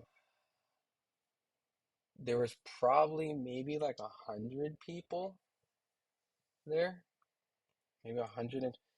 Um, it wasn't a crazy packed thing. He had a lot of support. He had a lot of family. So maybe there was like maybe maybe like 100 people, right? But only reporters and families were honest. So it wasn't packed. I'll tell you that. But to give a little benefit of the doubt, it was on a random Friday in the middle of a working day, right? People do work. They can't just skip work. But yeah, it wasn't packed. You just keep it at that. Maybe they should have did it later in the day, right? What do you think? You think there should have been a night press conference so that people would come out? Fury will dominate. You will see the weight advantage in this fight. Yep. I see some comments ahead of me. Um, where does media watch the fight? You're talking about like, so there's a few things. So there's media that depending on the magnitude of the fight, right? So some fights are really big and a lot of people want to get in there. And a lot of times those big fights they want to sell as many seats. So they don't want to give free seats to the media, right? They want to sell everything on the floor if possible. Because that's where they make their money. So there's a select few media that gets floor seats. I'm one of the fortunate ones that get floor seats to these events, i.e., big platform, things like of that nature. So they'll have like the big reporters on the floor. So they'll have like FightHub and FightHype, the big YouTube channels, and they'll have like the Mike Hoppingers and the Dan Rafaels and stuff like that. So we'll sit typically on the floor. They have probably like 2 or 3 rows. Then some of the other media might sit a little bit further up, like they'll kind of have a section blocked off, like kind of where the fans sit, but a little bit higher. And then depending on the arena, they might have like a bridge, like the worst seats in the arena, the ultimate nosebleed, the worst seats possible. But the media gets to go and still be at the event and watch the fights. Worst seats ever of all time. Like the T-Mobile, they have the bridge, and it's so high up there, like fuck that. But and then if it's a super big fight and you can't let everyone in, so they got floor, they have auxiliary, which is up, and then if it's a super big fight, they have a tent, and they put the remaining media in a tent, and they watch the broadcast in another room. So, but they will allow them to talk to the fighters after and things like that. So that's where media watches the fight. So I've seen every fight, almost every single fight I've watched. Yeah, every fight I've seen was in person. I think I might have had one when I first started out with a big fight. I think I might have won like a tent. I can't remember what fight I had to do a tent. But that's just when I was starting out a long time ago. And then I've been in auxiliary and then I work my way now. I do a lot of floors. So I'm very blessed. I watch all these fights on floors. One thing is winning, another thing is getting whooped in the ring and getting a win. I agree. Who do you like, Pitbull versus Ryo? I like Pitbull momentum, but I wouldn't be shocked if Ryo pulled it off. Don't answer? What am I don't answering? Fury won the first fight. What are you talking about? 3-year layoff and boxed his head off. Did I miss something? Are you talking about the? I thought Fury won every Wilder fight. If that's what you're talking about. I thought Fury won the first fight. I predicted Fury to beat Wilder in the second fight. Little surprising how easy. Just because of the fact that I just thought Fury was gonna box a little bit. In the third fight, I was surprised that it was as competitive as it was. I was screaming my head off at that third fight. I lost it. That was the fucking craziest heavyweight fight I've ever covered. And boxing ain't about race. It shouldn't be, but there's elements in boxing that, there's a lot of pain. And, there's always race in it. So Maryland, Virginia, absolutely. Amanda, you don't have to sugarcoat it. The schools are here among the worst in the nation, period. We moved here so I can make a ton of money on the contingency that we lived in Summerlin for the schools. Oh, well, I mean, what up, Amanda? They are one of the worst of one. I mean, I can't speak on it because I don't have experience, so I guess I did tiptoe around it. Um, yeah, so I just don't want my son. I want my son to have a good education, a good so. But I'll come to Vegas a lot. I do love Vegas when it comes to entertainment, and you can make a lot of money there. So, and you lived in Summerlin? Yeah, I live around Summerlin right now, so that's where I'm at. Floyd beat him in a rematch, but Floyd lost against points, and they still gave it to Floyd. Straight BS. Hey, I'm glad he did the rematch. Um, who's the American contender to become world champion in the heavyweight division the next year or two? The closest one is Jared Anderson, right? I don't think we have a big heavyweight pool, but the one that does stand out the most, if there is one, is Jared Anderson. So if you think he does or not, it's up to debate. But I believe if he beats Deontay Wilder and they fight, then that will answer it. Did Wilder beat Parker? Did Parker have eggshells in the clutch? Nah, bro. Parker definitely beat Wilder. Usyk has not suffered any single legal knockdown, even against Triple G or Better Beef as an amateur. No, he didn't get knocked down by Better Beef. I mean, I would have to watch, but that's what everyone says. But no, if that's the case, then yeah, he technically never. If that's true, hmm I'm not surprised though. Hayne versus Lomo 2.0. Boxing is a business, also. Office building. Is that your mother-in-law? No. Um, I'm in a different state right now. I'm not in Vegas. I'm doing some family stuff at the moment. So, out of respect, I'm just in another area, so I'm not talking super loud late at night. Yeah, I'm in a business office right now. Alexander, they aren't heavyweights though.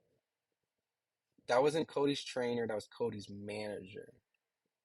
Cody's trainer is Ibn Kaysen. He trained Samuel Peters, the Pulevs.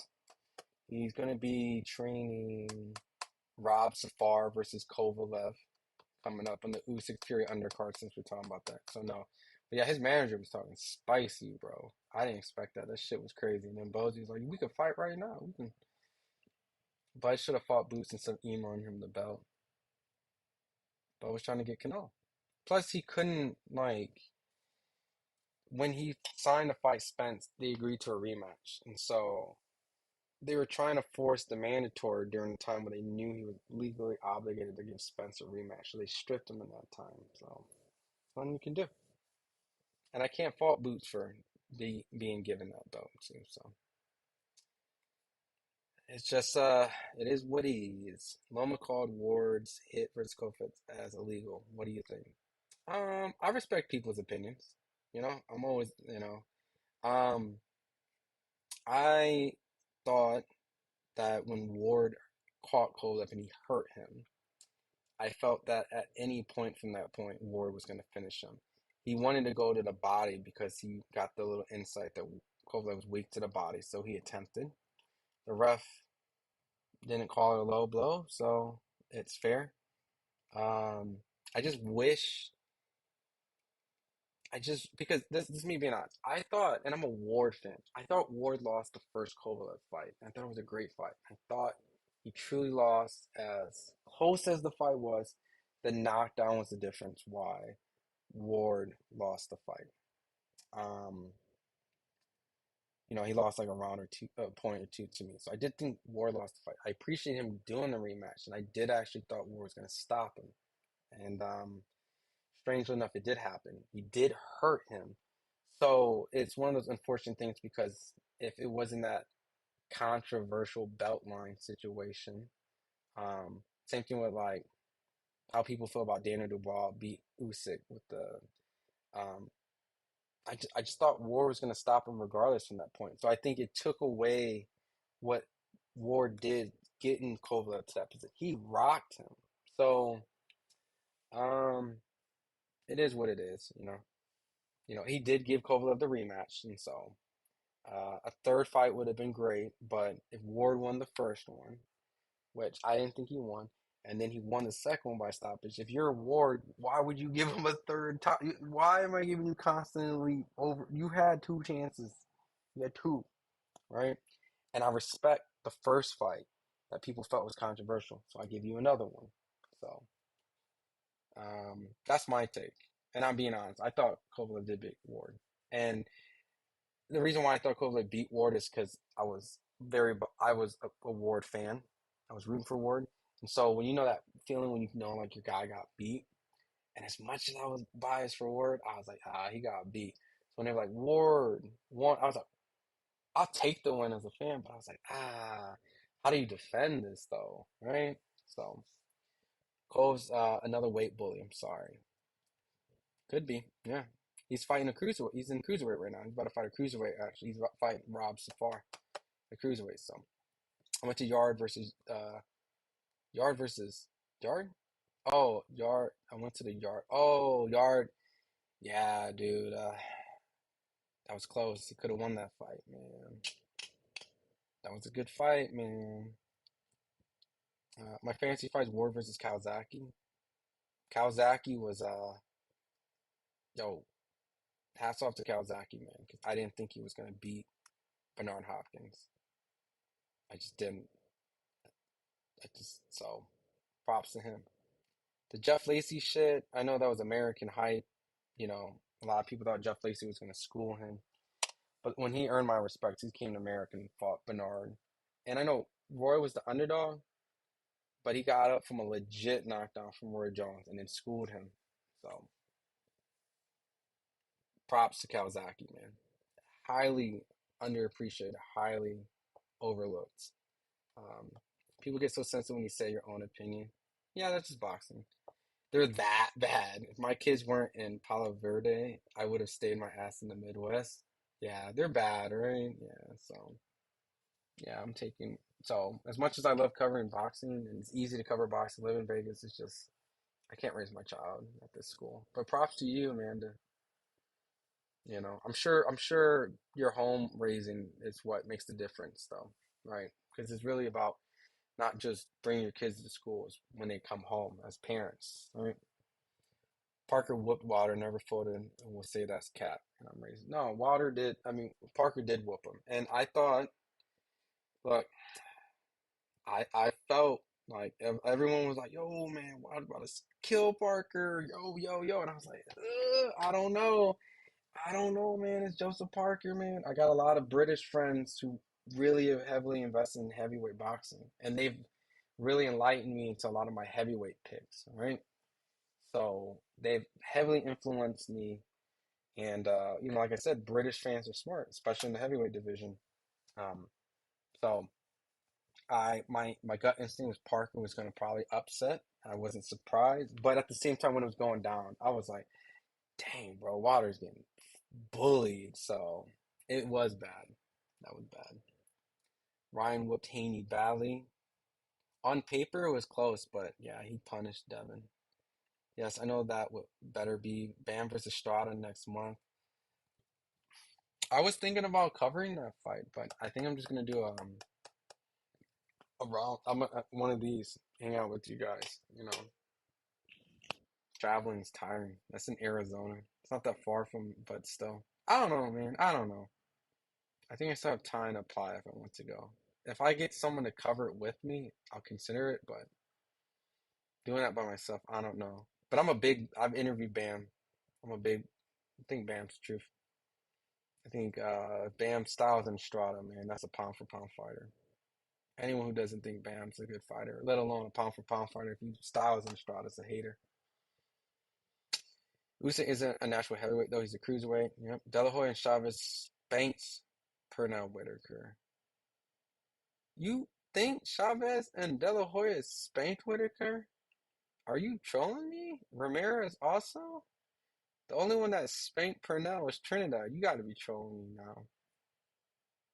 Yeah, you're trolling me. You're just testing my patience. Boxing, Myskos paid the bills, yes, but he ain't thought a proper big man. AJ's a pumped up bodybuilder, and then Frank Bruno. You know, I used to think that, but AJ's better than Frank Bruno. Yeah. No disrespect to Frank Bruno. I just think AJ's just better. But you know what's actually crazy? When you want to break it down, Frank Bruno is the reason why Matchroom kind of got taken off, right? Frank Bruno, right? Frank Bruno is a Matchroom fighter, right? So then after that, Eddie Hearn, son of Barry Hearn, comes and gets AJ. So AJ is essentially the Frank Bruno for Eddie and Frank for Barry, if I'm not mistaken. So yeah, I can see that. But pumped up bodybuilder, nah. AJ won a gold medal. I know it's controversial, but still. Tony Weeks doesn't get any fights anymore. He'll get one, but yeah, I totally forgot. He got a lot of criticism. Usyk has fought many top guys in amateurs. Triple G, Sean Porter better be Usyk beats Fury than he does in all bars. Yo, if Usyk beats Fury, this top pound for pound shit's getting crowded. Bad year for y'all, 2023, 2024. Ryo versus Colbert was a masterclass. I thought, you know what's crazy? I told Chris Colbert's trainer in that first fight, bro, I'm like, why are y'all taking this fight with Ryo, bro? Like, it's not a good fight. So I told a lot of media guys, I think Ryo's gonna win. And they're like, for real? And they're like, yo, Chris Colbert, yada, yada, yada. So when I was at that fight and they said, Ryo, Chris Colbert, I was like, oh, so technically I was right in the public opinion, but I was wrong, right? So when they did the rematch, I was like, props, right? Like he didn't have to do this rematch, but still dumb mistake, and he got sparked up. So amateurs don't mean shit with headgear on. Yeah, like Usyk fought Sean Porter, not Usyk was crushed Sean Porter, but yeah, just amateur stuff. But they do mean something, but it doesn't always mean something because like Ryan and Devin proves that the 3-3 in the amateurs definitely carried on in the pros, right? Regardless of all the accomplishments Devin achieved, those amateur fights showed that it did mean something because he knew how to beat Devin. Um, let's keep it non-race, guys. All right, not entertain all the. Ward has no.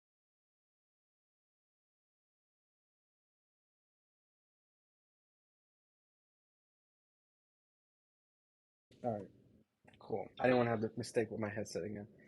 Um, yeah, let's not do the whole race stuff. Ward has no power punch as well as Usyk. Kovalev knocked down Ward fairly and clear. Have to admit he did. No, I thought Ward lost the first fight. Yeah, let's not do the race stuff. Um,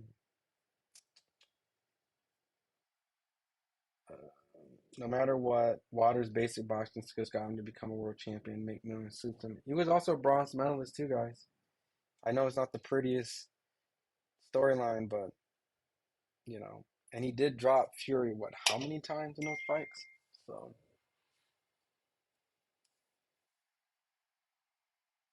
yeah.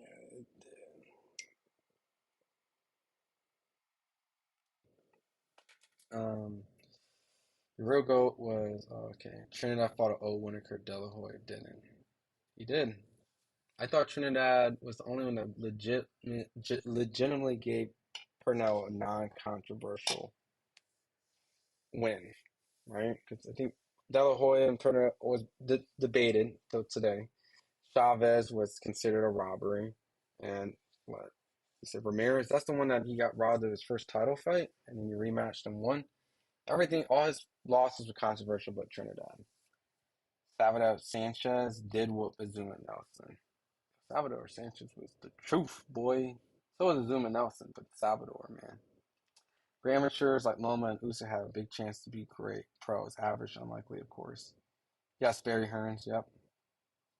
Ryo did get robbed in the first fight. Yeah, I thought Ryo won the first fight. Yo, and he dropped Chris Colbert in that first round. I was like, oh my God. I told his trainer too. I was like, bro, oh shit. But shout out to Sosa Crew, man.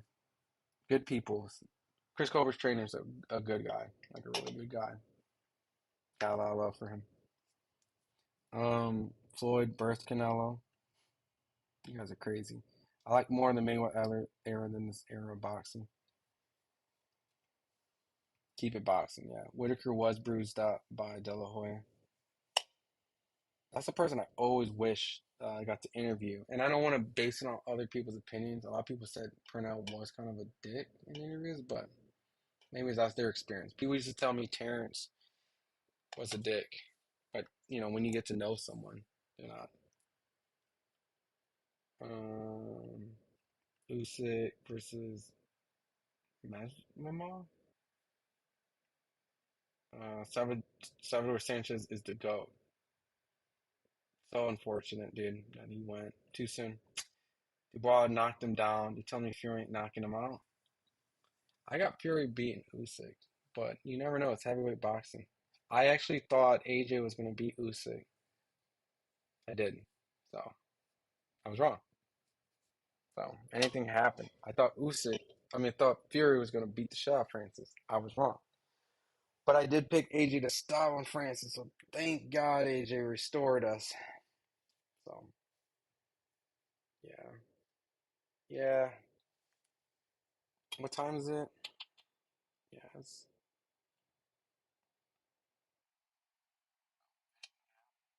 yeah, let's just keep. I'll probably be on here for maybe 5 more minutes, like almost 4 o'clock my time. I definitely have to wake up. But you got any last things you want to say or last comments? I'll read them out. And we do have a lot of content, so just so you guys know, after I stopped alive, we have Kambosos post conference, Lomachenko's. We got all that stuff. All that stuff is up right now, um, which I haven't got to watch yet. I've been in here with you, so Lomachenko team answers Ryan Garcia. Yeah, so we got Loma, Kambosos. Yeah, a lot of good content is up. So, um, let me see if I missed anything.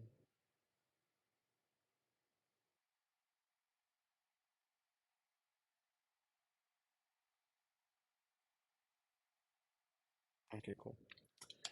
I wonder why 15 rounds were changed to 12. Usyk could have finished Joshua in 13. Yo, Usyk did. He was putting on Joshua that last round. I do wish there was odd rounds like 13.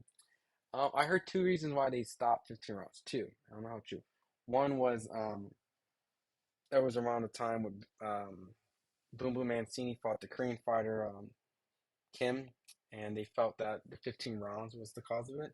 And the other theory was based off broadcast television, the 15-minute rounds versus 12-minute rounds fit whatever advertising schedule or some sort of programming on TV. So they moved it to 12 for that.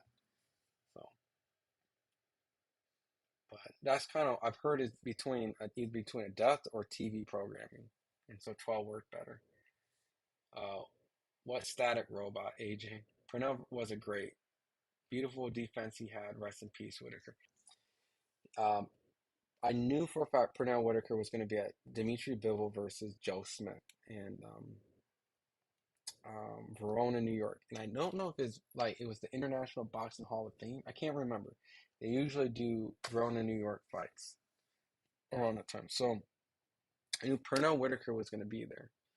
And I was living in New York at the time. And I think the weather was kind of shitty. And I was just like, do I really want to cover and spend money and go to Joe Smith versus Dimitri Bivol and Maurice Hooker versus someone? I can't remember. And I was like, I don't think I am. So, um, I was like, I'll just catch Purnell another time.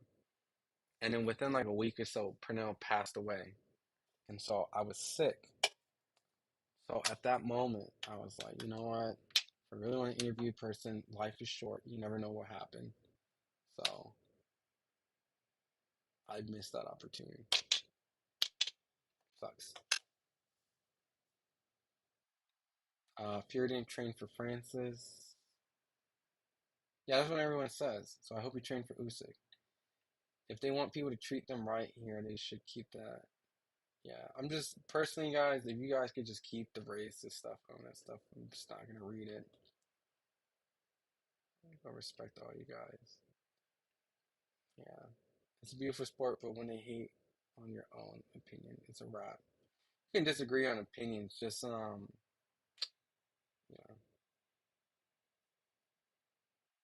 Uh, and for the guy who said I look like Lama, I get all the time respect.